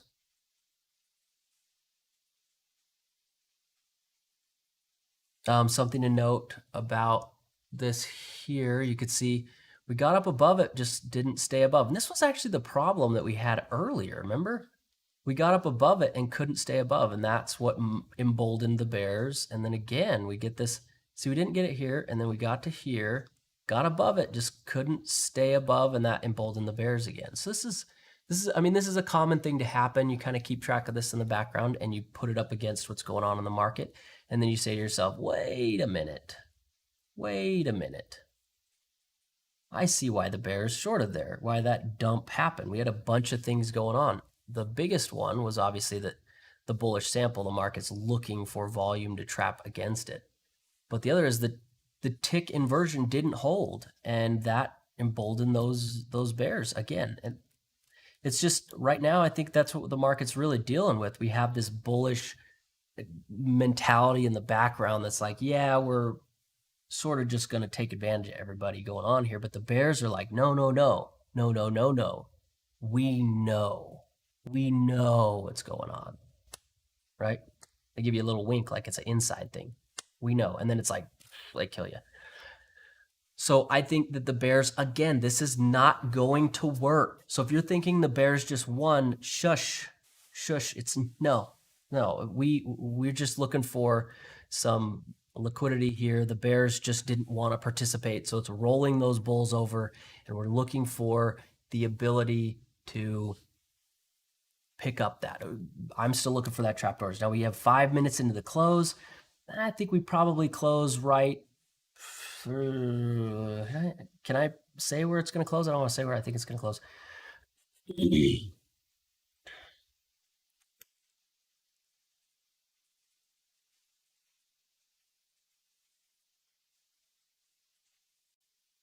I'm not going to say where I think it's going to close. So I think this is a dip down, looking for liquidity into the close. We've seen this kind of thing before. I think we got a pretty good idea about the bears today. You see right here, bears, right? And liquidated right there on that bar. They got tension to curl, bulls came in, they got liquidated. And now the market's just rolling down on these bulls, trying to get them probably to liquidate. And looking at this, they got them. These boys, these shadow boys here just came in, and they got kicked. So this looks to me like a hold it as low as you can into the close type of situation. This is an interesting close because what's going to happen is over the weekend, what do we do with all this possibility space? What do we do here? Is this going to close down like that? And then we open lower tomorrow or Monday? Or is this going to roll up, close here? Or how's this going to open? Are we going to be able to open it like that if the market gaps up or gaps down, price jumps up? So we got a lot of options here. If we could gap this up and then it could go bearish, and that could absolutely pull this down under, and we're going to be sitting at trend cap. So that's where we're sitting here. We're sitting here going, oh man, we could go either way. So I think that's important. We're getting a little bit of ambiguity here going to the close, right? It's a little bit like, well, I'm not certain either way. But we know that the bulls were essentially predatorily trying to build into today's lows with a little bit of insider trading, right? So that's where we're at. I think this is probably going to close right about here, maybe plus 28%. So we're off a little. I thought it was about 30%. We're getting our little sample here, getting this deep sample. Look, we're getting our 60. We're finally getting a little bit of volume in there. The chart is a few minutes behind. That's okay. So we're getting our bullish sample right into the close, holding out all the retailers. We're saying, no, retailers, you're not allowed to do nothing. And then probably over the weekend, this is still 3057, I think, is still what's on the minds of a lot of the participants because that's where the elasticity started. That's where we started feeding the bears. That's where we started saying, you bears are going to get everything you want. And they started there. So I think the objective here is all the way up 30.57. At the pace it's moving right now, it's like, oh, we might actually get there. But I didn't actually think it would get there today. My expectation was to blow out the high today and to hopefully get higher. And we blew out the high today, which was right here, right? We got well on the let's see, on the ES it got through, but here it didn't. So we got what we wanted. And remember, I want you to keep something in mind. Do you remember at what point today we started looking at this going, hey, I think these bulls know something? It was right here. Okay? These bulls, and if you remember just the sheer hypocrisy of this whole thing, these bulls knew this.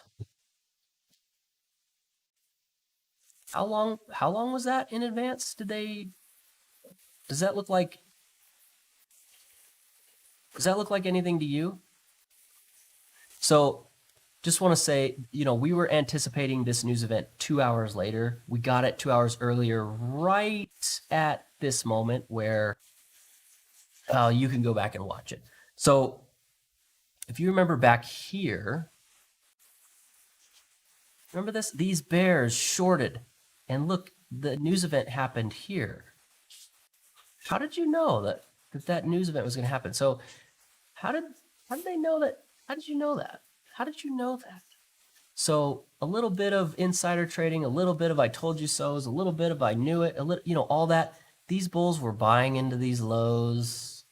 These guys liquidated because they pathetic. What's the trade here? What's going on? The trade here isn't liquidity. The trade here isn't bulls, bears. The trade here is the bulls knew it. They had an ace in the hole. They knew that the whole time. Their objective, I think, all the way back up to where this whole thing started. And that's how we roll. I mean, so if you like to trade a little entry, it's entry with stop loss and stuff like that, you could do that. But for me, this was an awesome trade. I absolutely love this trade. It's got all the drama and the dramatic and the ups and the downs and the kicks and the punches it's got it all. So this is the type of narrative that I like to look for. This is the type of stuff that I like. This today was a really good example of what it's like to pick out what's going on. We still got an hour left. I was reading this wrong. I'm looking at my charts all backwards. So we got an hour. Plenty of time. We could actually get up there. I don't know. I think it would make more sense to wait, but sure, we can get there. So we're getting all the drama stuff that we wanted. Now I think the market has made it clear what the crap is going on, and now you don't have a chance. Like you wouldn't have bought that dip. You didn't buy that dip. I know you didn't buy that dip. If you'd have bought this dip here, you've been a crazy person. You'd have had to have some idea that's been holding together all day that might have got you to think that was just fine. So hopefully you understand how this trade sort of set up. You have to go through and look at all the bits and pieces. We got ourselves a little dip, our trapped orders, and you can see the demand as soon as those orders showed up. It was just like, yes, please. Yes, yes, yes, yes, yes, yes, yes. Eat, yum, eat up everything, all. And do you remember the rule here? It was event 1 or event 0, nothing. Event 1, again, nothing. And then here, event 2, all. And we're getting that mentality again, eat everything, all of it. And so that's sort of the idea is that I was seeing these guys aren't doing enough for the situation they have. And that's where I think we're at. I think we're getting just exactly what the bulls wanted all day, and there is an hour left to just go ahead and reach targets. For some reason, I don't know, where did I see it? 2, the 12? I don't know. I thought it was on. I've got family over here. That's where I was going. So I was sort of just sitting on this while things were developing, having a chin wag, as they say in Canada. So here we go. See what we can pull off. We get to the 30-40, 3040 is still just, it's in this little meat and potatoes zone where the bears did a lot of pushing. The last place that I remember was right here. It's that decay retest, the wide short. They popped in. This is the last place I remember bulls getting failure. There's the origin of all this elasticity, and it happens to line up with an expansion bar. I still think that's the most reasonable place for this to go.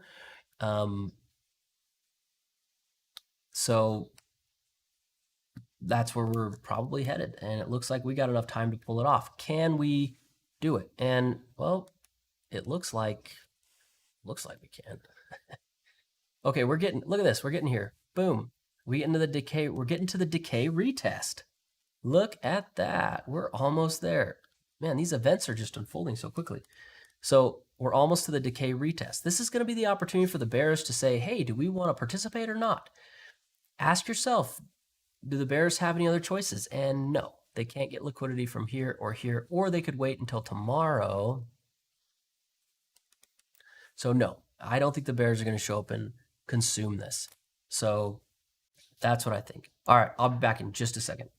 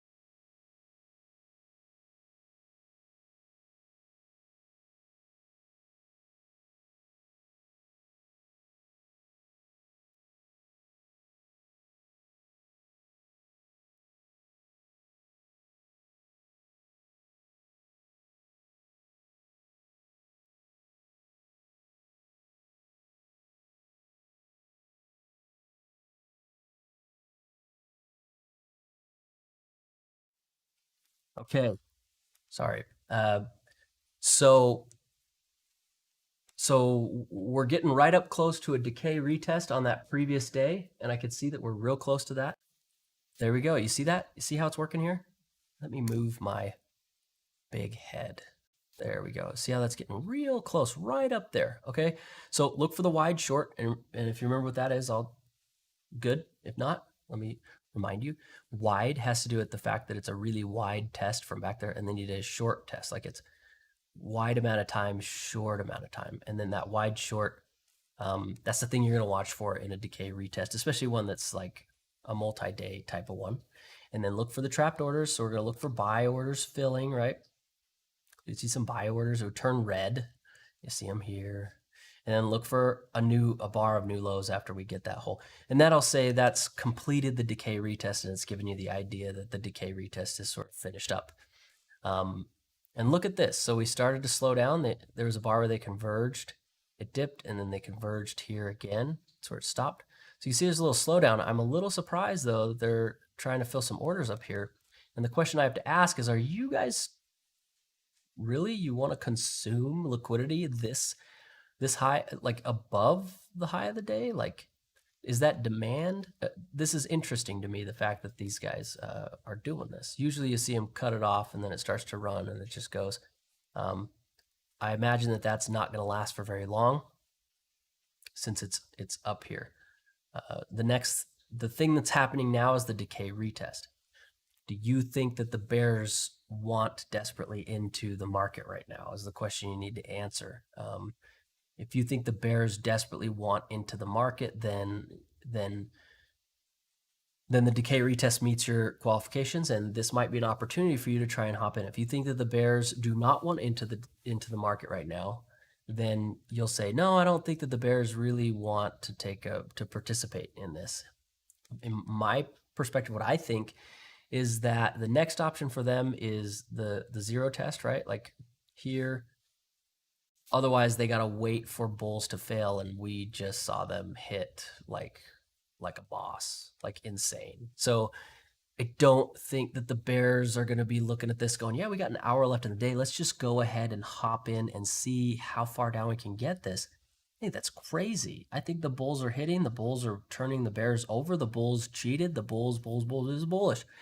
So I don't think this looks great for the bears. I don't think that they should be trying to pop into this decay retest. I don't think this looks like a good opportunity for the bears. And of course, my opinion, and that's just, I'm looking at all the data here and I'm looking at how they're punching each other and stuff like that. And I'm saying, no. You guys don't want it.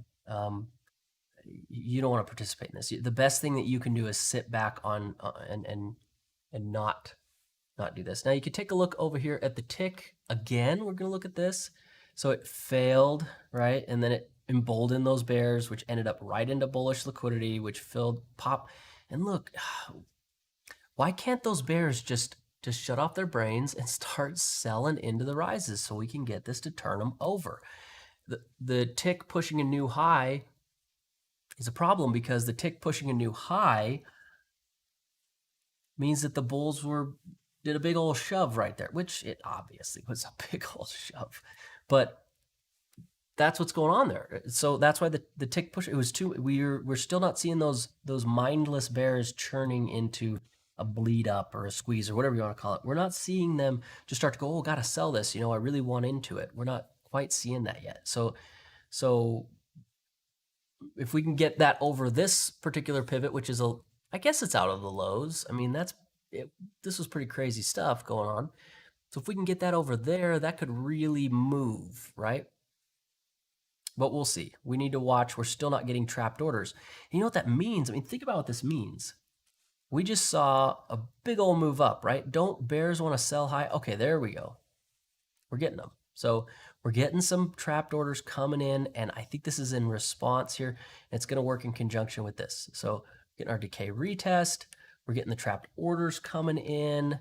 Let's see how this works. 20%, see if we can get this to move, maybe that finish up. And then I would love to see these guys get stopped out, because part of consuming a decay retest means exposing your stop. It's a risk reduction. And if you're not serious about it, then mostly the market's probably just going to eat up your stop. So I think that my expectation is to see that happen. I don't expect the bears to be looking at this saying, I see great opportunities. Expect the bears to be looking at this saying, this really sucks. And they just want to sit on their hands. So a decay retest could potentially be a way for us to pop through that high, hit those stops, get a little demand, and get this a little bit higher. And maybe get the market to close us about here. Maybe higher. What is that going to be, like a 17%, we'll say? Yeah. Maybe something like that. How high? I think that what the bulls want to do, remember, is how's this going to work next week? And we get our 30-minute back. And I think closing about here, if we got this all the way up to here, man, we could gap that up and go. I think 17 is a little far. So it could totally be that if we, oh, hi. Sure. Let me get him going on that so I can finish up the day with you guys, and then I'll be back just a second.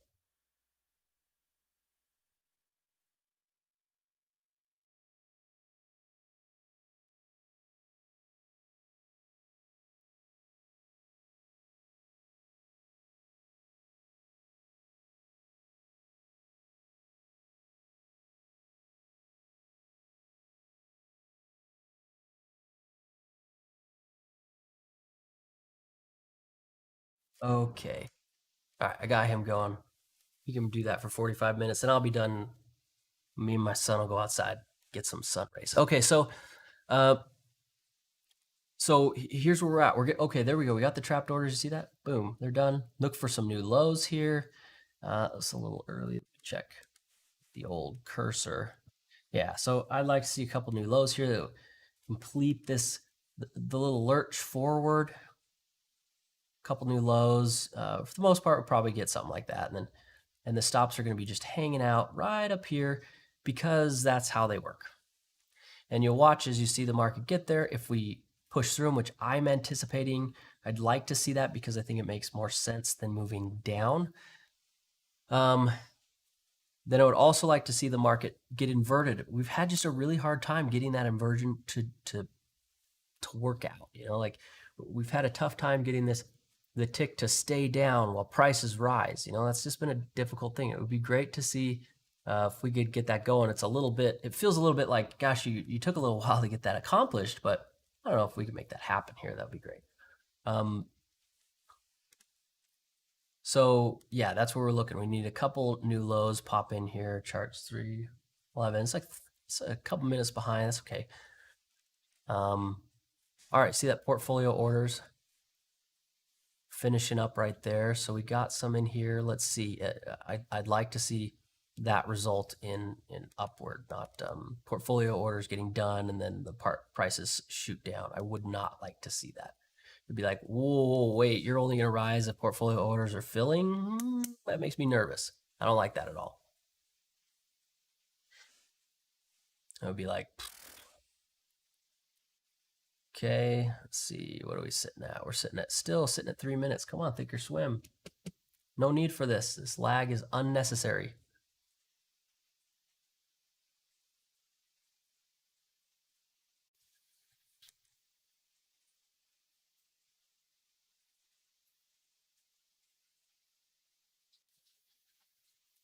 Got up real close to this cash pivot too from yesterday. Yesterday's cash pivot, right up to it.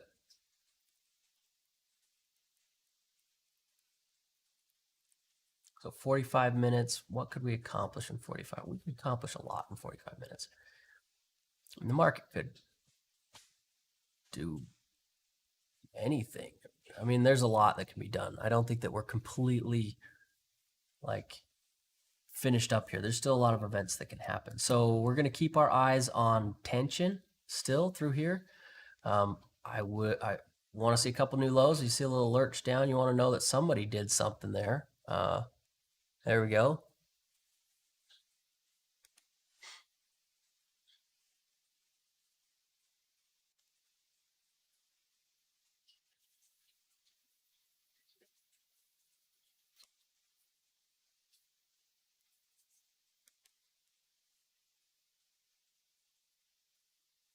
As chart, see that 311. There's no need for this. There we go, 316. Just it all shows up at once.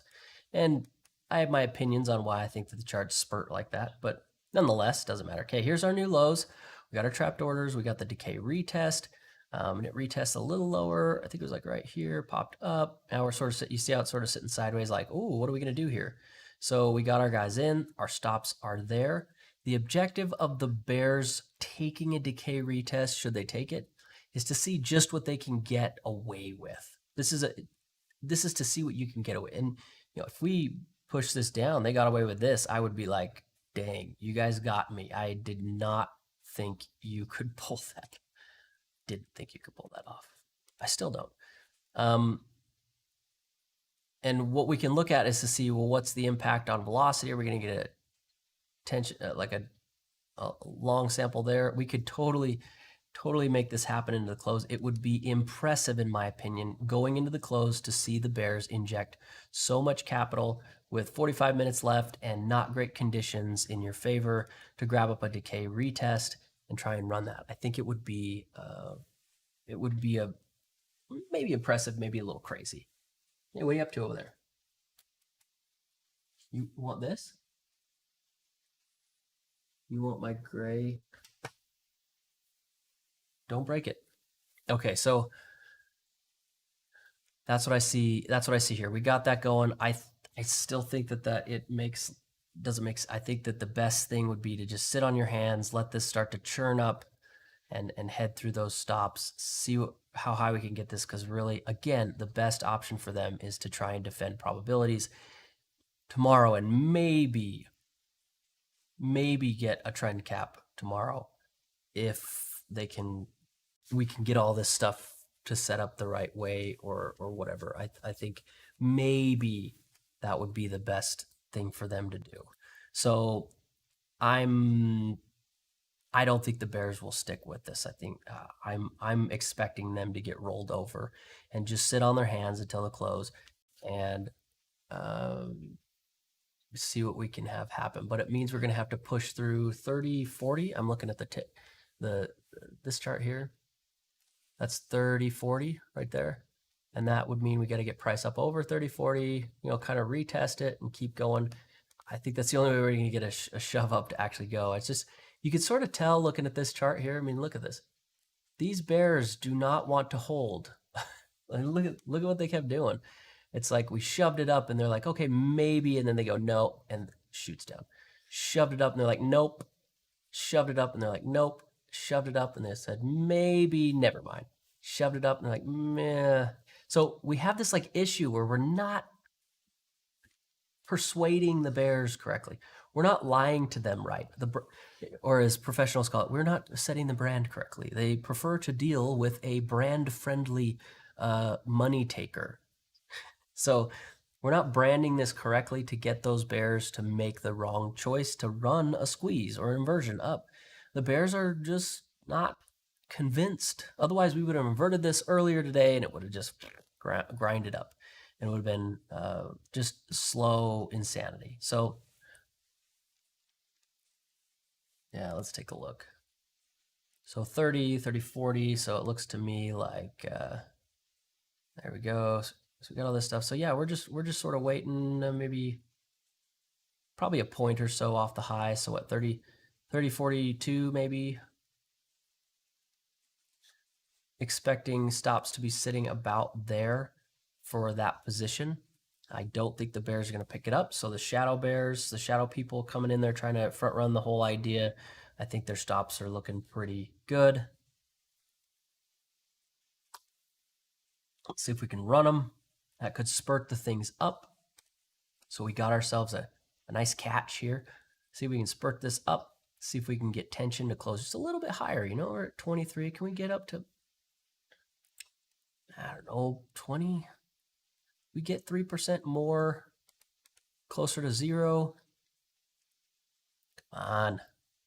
We got this cash pivot right here. See that 30, 46 from yesterday. So it's a cash pivot. It's a cash average. So it's the, I'm not going to go into that. If you want to know about it, you can ask me. I need to do some stuff. So that's what I'm anticipating.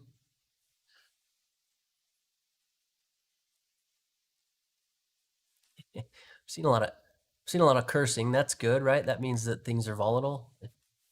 If there's no traders cursing, there's no trending. That's the rule. So, okay, so we're 35. We just got a little bit ways to go. We could pop this up. Let's just get over that area. Let's just invert this. You got 40 minutes left. We could slow grind this into the close. Beautiful. Everything's great. All the investors are happy except for that one side, the bears. And then we hit our target, close up shop, and go home happy. Or not, why not? How could we ruin everyone's day? I mean, we already did the ruin everyone's day thing here. It was intense. Now all we got to do is see if we can get this inversion to run. I mean, it's like, hey, how long are you guys going to just play games? At what point are you guys going to stop with the games? That's kind of how I'm feeling. Like, we had things set up. We had a moment, a time in there where things looked good. And ever since that just feels like a lot of games. The dips and the sweeps and the pops and the stops and the runs and the numbers and the turns and the words and the Twitter. Come on. Like, just quit with the games. I know what's going on. We can see what's going on. Just quit with all the sillies. And let's just get this moving. But then at the same time, I'm like, maybe I'm just annoyed because I see what's happening. And then I look at the tick, this whole thing, and I'm thinking, oh, okay, well, it's that we're not branding this correctly. The bears don't buy it or something. I'm like, well, that doesn't quite make sense because we've seen bears here and we saw them here and here and here. And we've seen them make the choices, so it's like, well, I think we've actually convinced the bears to do quite a bit today. They've been pretty active, right? And the bulls had their thing that they did today. So I'm just like, come on. We don't need any more games. I get it. Okay, the pops, the drops. It's like we got a half hour into the close. Let's just get the chore done. But that's just because I'm not an institution and I'm not constantly filling orders and trying to position myself using all sorts of things. I'm just a selfish little shadow trader who wants to pop in and take their hard work and turn it into money and say thank you, and they hate my guts for it, I'm sure. Or maybe they don't. I don't know. Okay, so I think stops probably, let's just go 30, 45-ish, right about here for that decay retest. Again, watch that. If you have a footprint chart, that'd be a good place to put your cash, or not your cash, but put your eyes when we get up there. Only once we get up there, don't sit and stare at a footprint chart. You'll go crazy. So once it gets up through that high, take a look at your footprint chart, look for a sweep. Consecutive fills on one side, so you want your footprint chart bars to be, limited to how much is in there, or you won't be able to quite see it. But yeah, so just keep your eye on that. You should be able to see those stops get run. Watch tension to see just how many there were. I don't think there's going to be a whole lot. I don't think the bears should be selling this. I think that's a silly idea with what we got. Like, you're not going to get ground. You're not going to make progress. The best thing you can do is just wait. So, okay, so that's my opinion about this. So we got up to the 40 here, which is the inversion, right? That's that level here. We want to see it go boop on the other side and then take off, not hang out on this side. That's not what meets my expectations.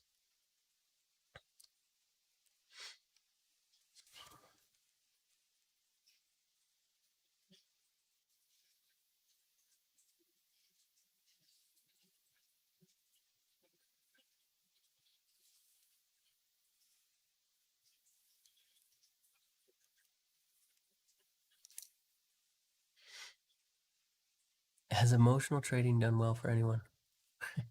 That one guy, that one time. Let's see. Fix failed, 3K, yeah.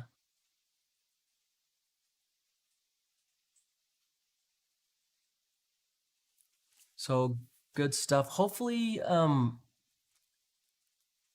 it'll close. We just get our expectations met, that we're done with all the fun, the games. These are all just games. I think the conclusion was made about 11 Eastern. I was coming to conclusions about it. And that everything else since then is just, call it whatever you want. It looks like games to me. So I would love to just start getting our expectations met and to be a little bit done with the games. I think we had some stress, some issue, all the pressure, the stop runs, the fear, all that fun stuff that's great to pack into markets to help optimize your profit targets by helping people move their stops. I think that's great, but I think I'm ready for just a nice slow grind that just is slow grind. Let's just go ahead. I'm ready for that. This has been just a up and down roller coaster, and I don't think it needed to be. I don't think it needed to be. But if you don't have a roller coaster, you're not trading. So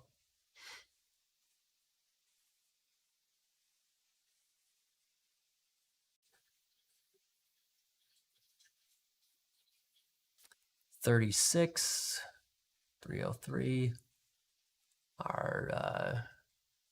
We're at 20 here, so we still got that holding. Whoops.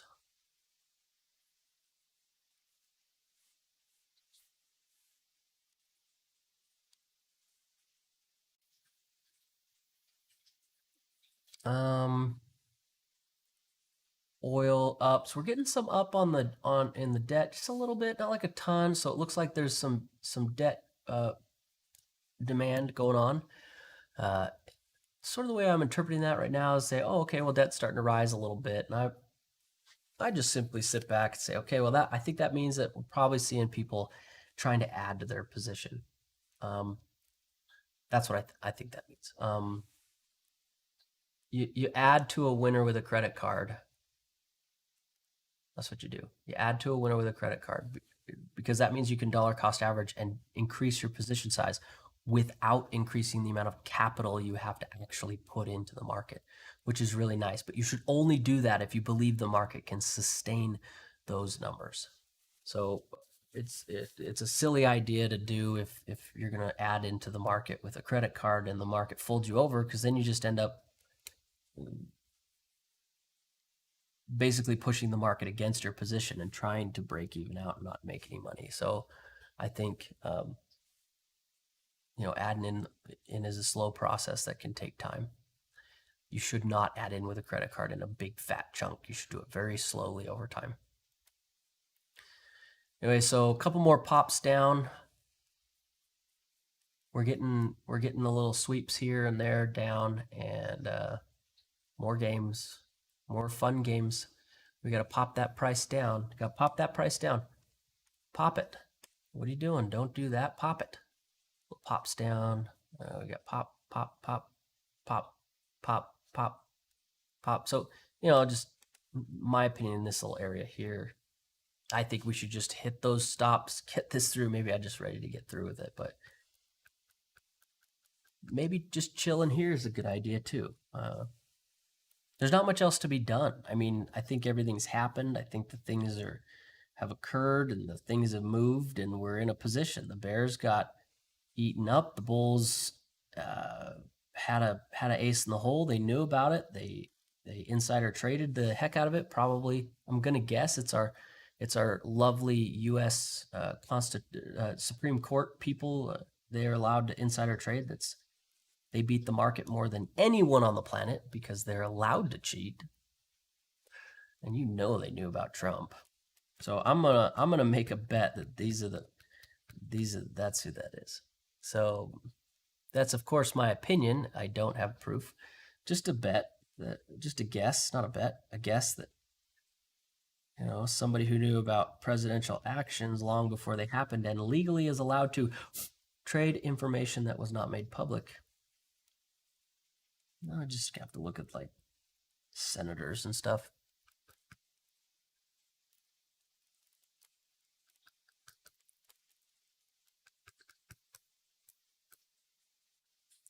China's names are going up. What? Why is China going up? I think we ought to kick them off the exchange if they don't. That's just me. I don't think that our engaging with China has improved their republic and voting mentality at all. I think it's just given them more tools to be what they are.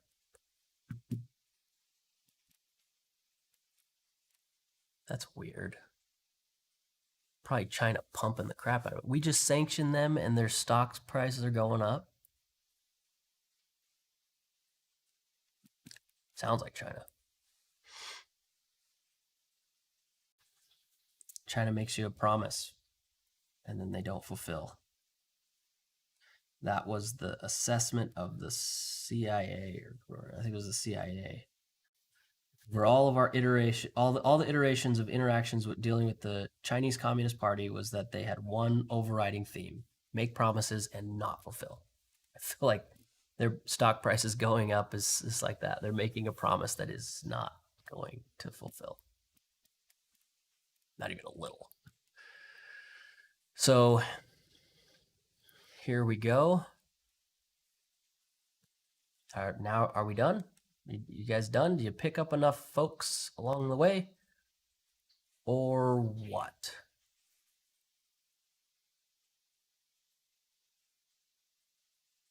Just sort of waiting for this to pop up through those stops. See what kind of reach we can get out of the bulls into the close. I mean, you got the weekend, guys. Come on, let's do something really cool. Or do nothing. I don't know. It's up to you. I think something really cool looks a little better right now, though. So do that. Do the cool thing. It looks better. It'll be better. It'll pay better. Okay, so we got back up again to the 30, 38, 39, and it's going for more. They just can't help themselves here. They just want. It's like, how many people you got to chew up?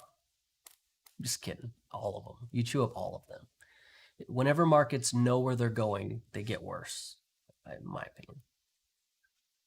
Of course, that's after the entry, because if they know where they're going at an entry, there's just a lot of demand and it gets crazy. But if the entry's over, the market has this idea about what it wants to do. Okay, anyway, so look at this, our tension sort of, I don't know, all over the place, I guess, a little bit as we get up here. The decay retest is hanging out. There's our parts and pieces. Stops just above, we could use those, but the market has decided more games is better. So I think probably going to get tension to close right about here, plus 21%, and that is going to likely be about where we close. This is just being a pain. It's just, and a lot of it has to do with the fact the bears can't really justify much. It's really hard to justify buying, and this, I think this was similar to the issue we had a little bit ago, which was it's hard to justify selling into this market. And it's an interesting predicament to be in. If you can't justify the bears selling, markets have a hard time going against the bears. And it's not that the bulls can't push it up. It's just you want to buy into a market that does all the work for you. You want to buy, and then the other side just draws the market up with their horrible decision making, and that's the work. The pain turns into the work, and the work turns into the payment. The person who is on the right side. And I think what the bulls really wanted, a nice long trade you can hop into, and the bears do all the work. But clearly, the bears are not just doing that. Looking at tension, or sorry, the tick, looking at tick, you see this, it's just, we're not inverting them upside down. We're not convincing all the sellers to just mindlessly sell so we can squeeze the market up. That's a little annoying. I mean, these guys get paid pretty good money, right? To like publish news stories, run social media bot accounts, and pay Facebook to tell people stuff. Maybe there's the 50-cent army that China pays to go out and spread misinformation. They get paid pretty good, I think. What's the deal? Why are you guys having such a hard time doing your job? I'm just messing. So we're just waiting on this. How long are you guys to make us wait? You're gonna spike it down first, aren't you? I just get that feeling, right? The Wamo, is that what it is? I can't say it. Yeah, that's what it is. Yeah, the Wamo army, the 50. Yeah, those guys, or whatever it is. Yeah, those fellas. Go around and spread the information. Come on, put them to work. I'll bet they take money from anyone. I'll bet you don't have to be Chinese and in the Chinese government. Just give them a little money. They'll do the work.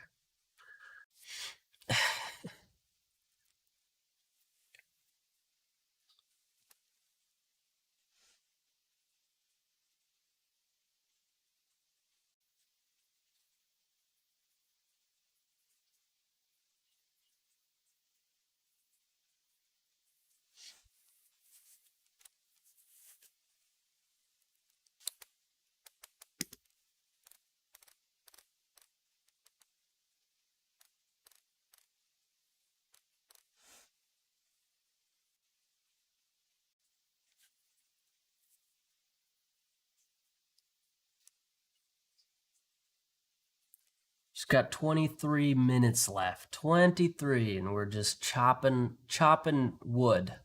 We're just chopping wood. Okay.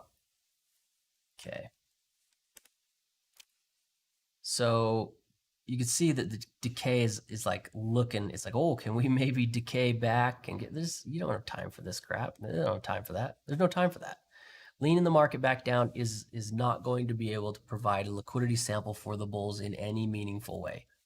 Leading the market, I mean, in order to do that, I mean, it could just really aggressive. Like, we'd be back at 3,000, and I'd be like, okay, that was a flop. Yeah, I know, Jim. Yeah, they have a whole division. It's like a branch of their government. And you're like, there's something wrong with that. Here's the Justice Department, the executive branch, legislative, and the lying branch. This is where we do all of our lying. It's like, come on, be like the rest of the world. Don't admit it before you do it. Everyone else, they lie like a real politician. Do it, Don't ask questions, and if nobody asks, you never lied. Don't say it up front. Sheesh. Otherwise, people might think you're lying to them.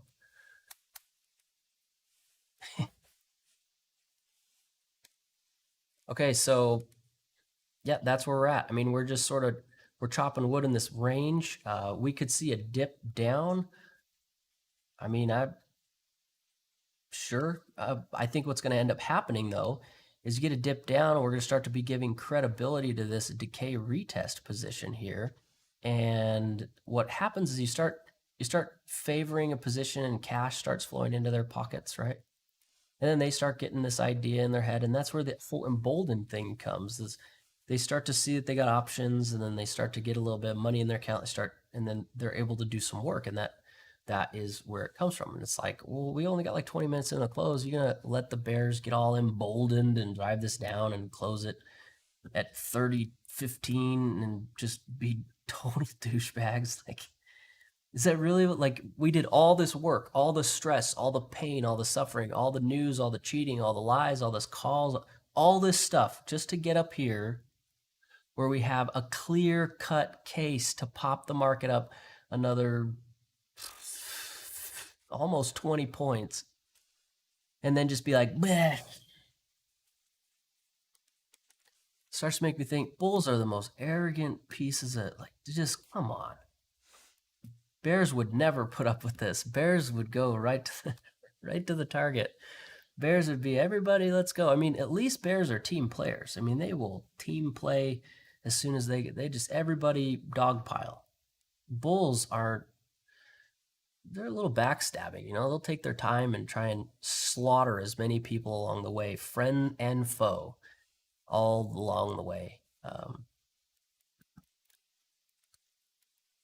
Even after, bears are like, once they get going, they done.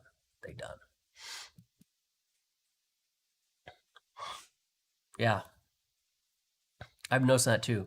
Like, the bears had this run-in, and it was just to the news. It was just down to the news, and then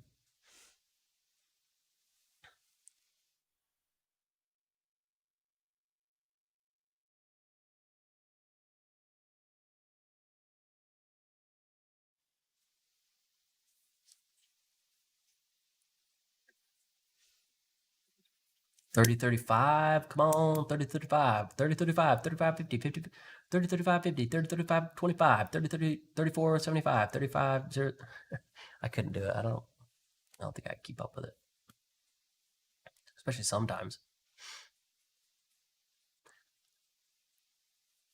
Do I have a seller? 30, 34.50, 30, 34.50. Anybody? 30, 34.75, 30, 34, 35. We have a seller coming in. Anybody want to buy? The buy, 30, 35, 20. I can't do it. I can't do it fast enough. Trying to. I'd love to get a professional one of those guys sit and read the numbers to me for a day or something. That'd be awesome.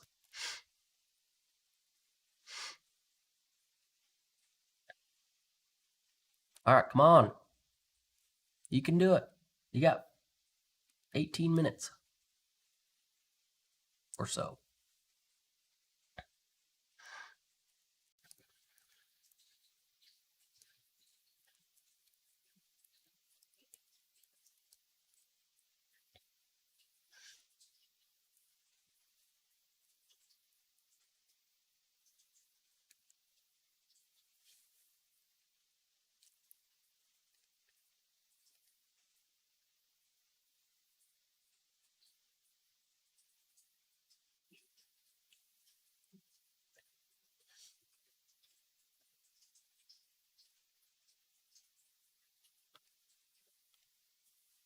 Okay, come on, tension.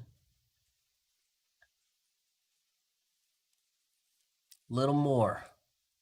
Just a little bit more. Just a couple more people.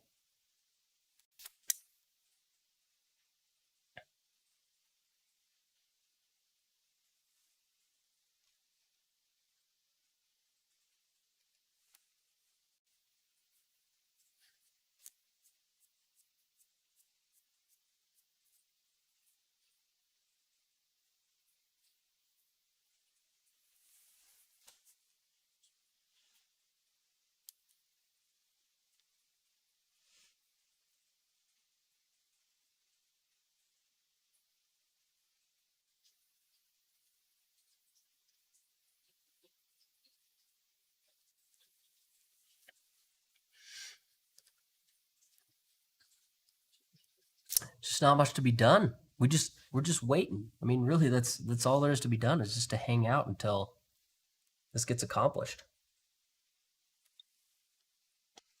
whatever that may be.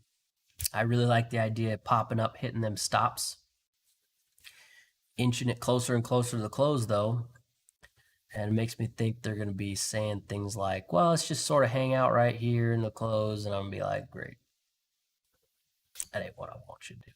So I think pushing up, hitting the stops still is the most sensible thing to do, because I think it's just the wrong choice to sell into this. I think the bears selling into this just early. It's just really early. And it will be very detrimental for them to do that. And maybe that's why it's going sideways. Hard to convince somebody to do something that's obviously jumping off a cliff. But that's what branding is for. Branding helps you engage with things like jumping off of cliffs and shooting yourself in the face. That's the best, you know? You got to brand it right. Otherwise, people don't go with the herd. Maybe that's what we're just trying to do here. And that has been the issue with the tick, so that might be just exactly what's going on.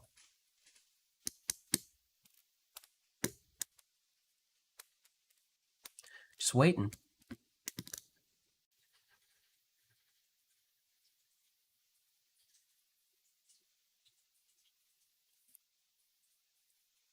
All right, so going into Monday, last 15 minutes while we wait, let's look at what's going on Monday. What do they want to happen? What do the bulls and bears want? That's the thing we're going to be looking at. Well, the bears, well, they really would love to see this down and this down. I mean, really, at the end of the day, that's going to be great. But going into the close today, the bears got liquidated. They're in a decay retest that I really think should get its pockets turned out here. But they're not going to be able to really turn this down. I don't think that makes, unless there's some sort of news event over the weekend, it makes much more sense for this to pop up and open probably higher, and then they'll be able to either defend or push down. So what they'll want is during the first little while there, we're gonna be seeing activity probably showing up, and what they're gonna want to see is to get bearish positions that can continually fold over the bulls. At this point where we are right now, if the bears can get, price popped up to here and it did this and the bears were able to come in and fold over the bulls and bring this down, would just be the best, because that could possibly be a zero test, and it could give them a little room to maybe get both over it. Like tomorrow, they could totally be able to get both over if they play their cards right. Currently, they're gonna need to see bulls fail. So tomorrow or Monday we'll need to see bulls fail first.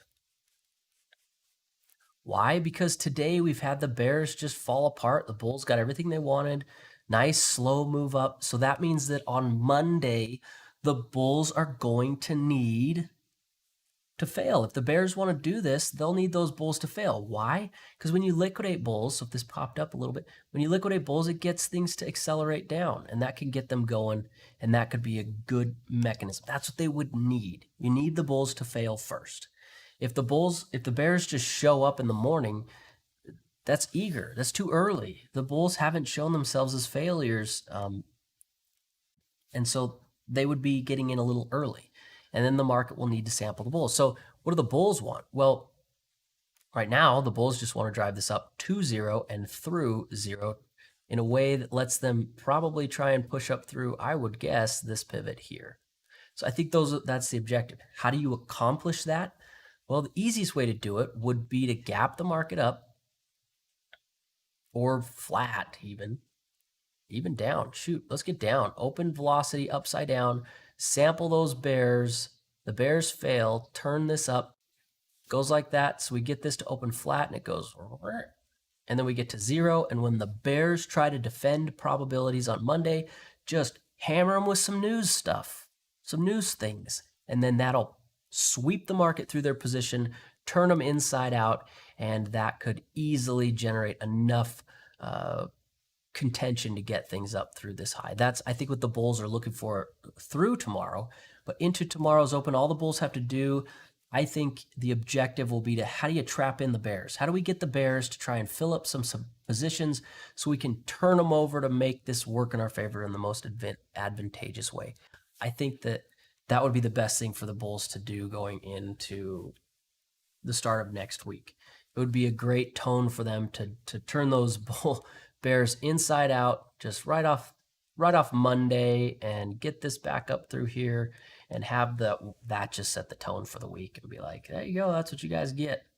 So that's what I think would make the most sense on Monday. Having a gap down would not bother me even a little bit.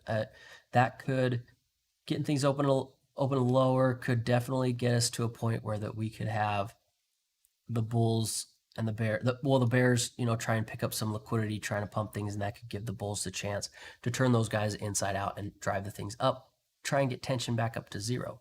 That's going to be, I think, really the objective for the bulls. So we need to not just pick up liquidity, but also to trap in the other side. You got to see that, or they won't be able to, otherwise it'll look like this. If they trap in some bears and liquidate them, we'll see it look like that. No bears trapped, just trying to push, doing way too much work. Trap in the bears, lie to them, sell them branding stuff. There you go. Boom, we could get that up to zero. And then some sort of news event to get us through there. Keep that daily tension up nice and high. That's what the bears want to maybe pop this up, get the bulls to come in and liquidate them. We could see that come down. And at the same time, they need to see this crossover. So we're gonna have to wait to see really which scenario is gonna play out.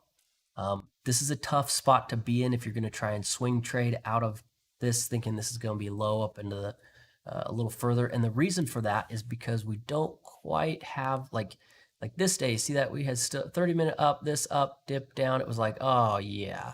But this one we're gonna be running into this. And you see last time when this was down here, it popped up, it crossed over right here, and you can see the bears did what they could, and so it gave you trouble. So getting this up here is going to give us trouble. I mean, price sure could move up, sure, but I think the bears will probably give us trouble here, even if it pushes on through, and that's why I think swinging out of this low is going to give a little more trouble maybe than you want, because of the possibility for that zero test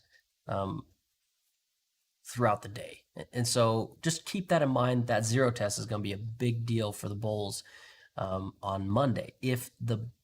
Otherwise, if the bears maybe get this setting up the way that they want it, then the bears are going to be able to take out the bulls, and they'll drive this a little bit lower. And the clear objective for them would be, can we get daily tension through zero? This would be, if you wake up on Monday and you get to the market and the bulls have failed, this is the thing that's coming. So just remember that. All right, 42 finally. Sheesh, the games. 30, 45, I think would look good. Keep your eye on those numbers so that you can see. So 40, be right about here. 43. Oh, come on, you do 43. Also, could you please update the charts, Thinkorswim? At some point today, I know you can do it all the time. We get no lag in the charts. Just for some reason, this nice slow market is killing you. I personally don't think there's any good reason for it, but I didn't code the platform. But thank you for making the platform. If Thinkorswim's watching, I really do appreciate it.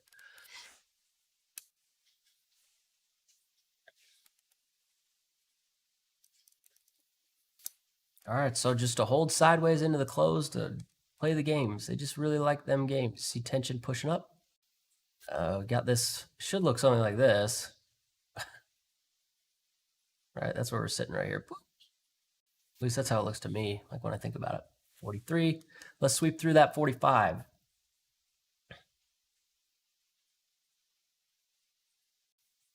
I've already got it in my head to dump my position at 47, or,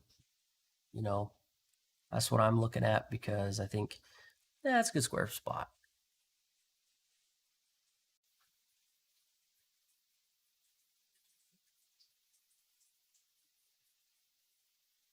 Anyway, so going into Monday, remember that the Bears, before the Bears can really do a whole lot, they're going to need to find some bulls, see them fail before they would have the chance of pumping tension down, because today they just got their pockets turned inside out.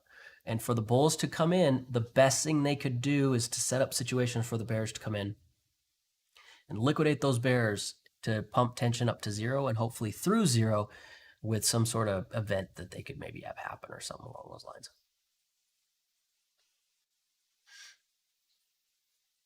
That's what I see coming up on through Monday.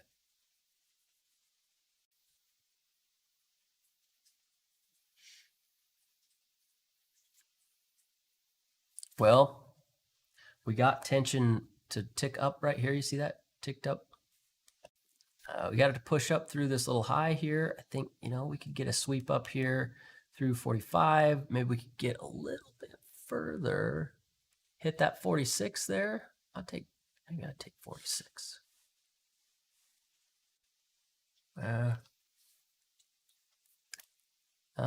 57 looks like probably still on the docket, but maybe not today.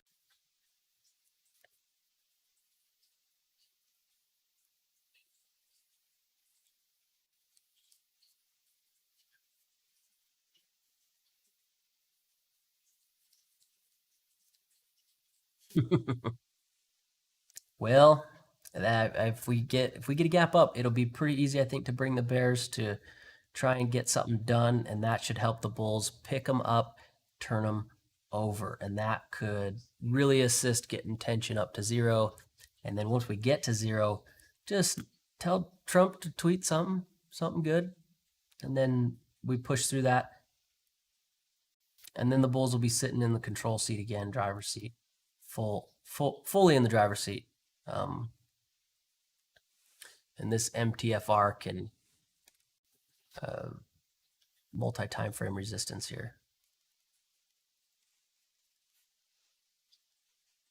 You can see, so we could start to see that play out. And hopefully this whole situation and how difficult it was and the way it's set up and all the struggles can get us through the highs. It is conflict. It is confusion. It is action during uncertainty that really are the catalysts for price movements. It was the Bears who were emboldened when they didn't have a whole lot of conflict that enabled the market to turn them over so well. It was the Bulls cheating. I mean, this is all conflict stuff that really is the catalyst to getting things to move. So I really like to wait till there's some conflict, till there's some reason for things to get interesting. And that's the time where I like to participate. And it's a unique strategy. I realize that. I do stuff and I have ideas about what I want to risk and what I don't want to risk and what I want to do. And it's really revolves a lot around what's going on in the market. Yeah. See you later. Someone in the Discord saying bye. Market's almost there. A couple minutes.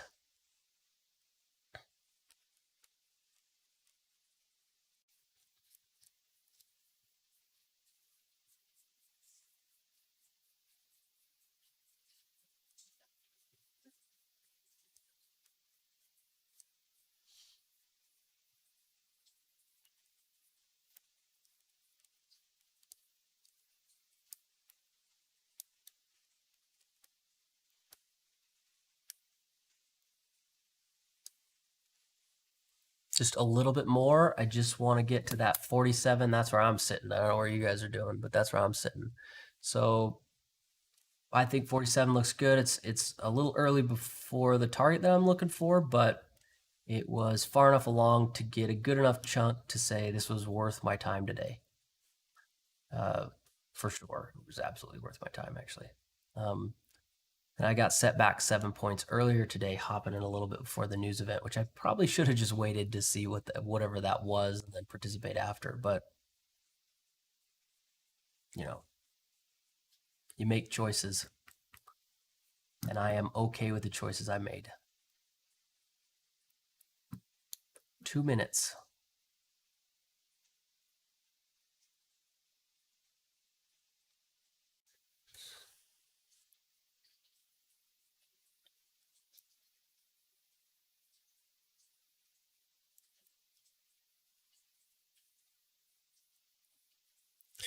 Look at that.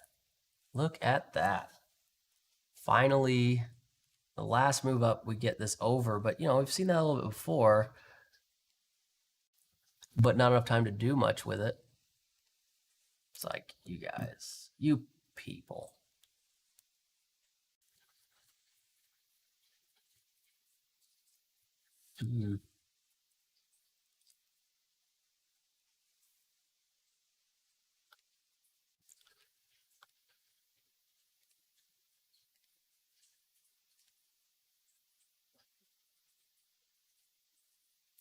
Lean back and retest the 30-40 line. That's what you're going to do, huh?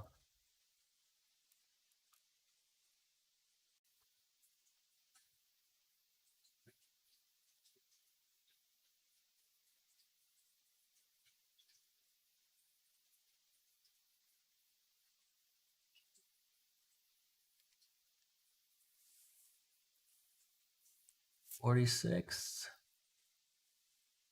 Come on. No. Okay. Ouch.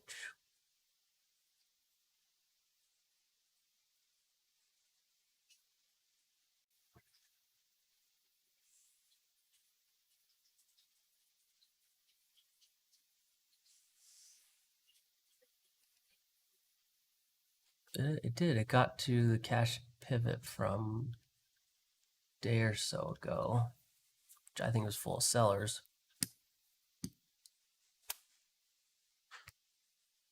Two o'clock. All right.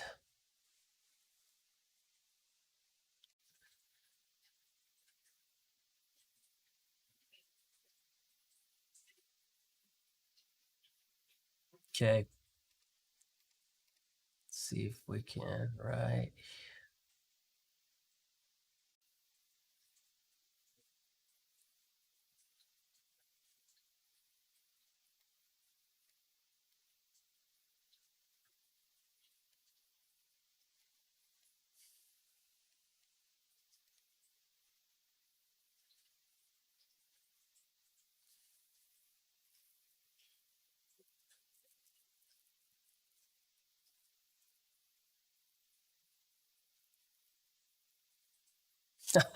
Yes!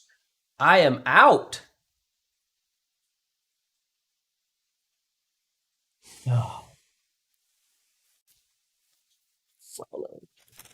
Okay, there we go. Okay, I'm done. That was intense. So I'm all out. I'm flat. I'm neutral.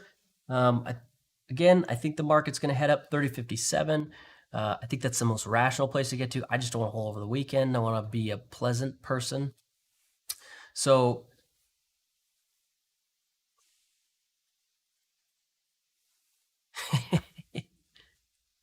thanks. So that I'm happy. I'm gonna be a nice guy this weekend. My kids are gonna love me. I'm gonna go get some sun with my son, and I'm gonna round up the rest of the family wherever the heck they are. I always tell them be quiet, although I don't need to anymore because this cool NVIDIA program that I got going here is pretty sweet. Okay, so done. That was great. I think that was just that was probably one of my favorite trades I've done so far in live, because the way that it sort of like worked, you know. Okay, so anyway, 57. Remember, next week we want to see those bulls and the bears. We're gonna go up. The bulls need to trap in some bears to get that tension to zero and through it. If we're gonna go down, the bulls will need to fail, and then the bears will need to get in and start pumping against them for liquidation. So that's where we're at. I hope this was useful for you guys. If you have questions, and I'm sure you do, shoot me messages wherever you find me. Have a good weekend, guys. See ya.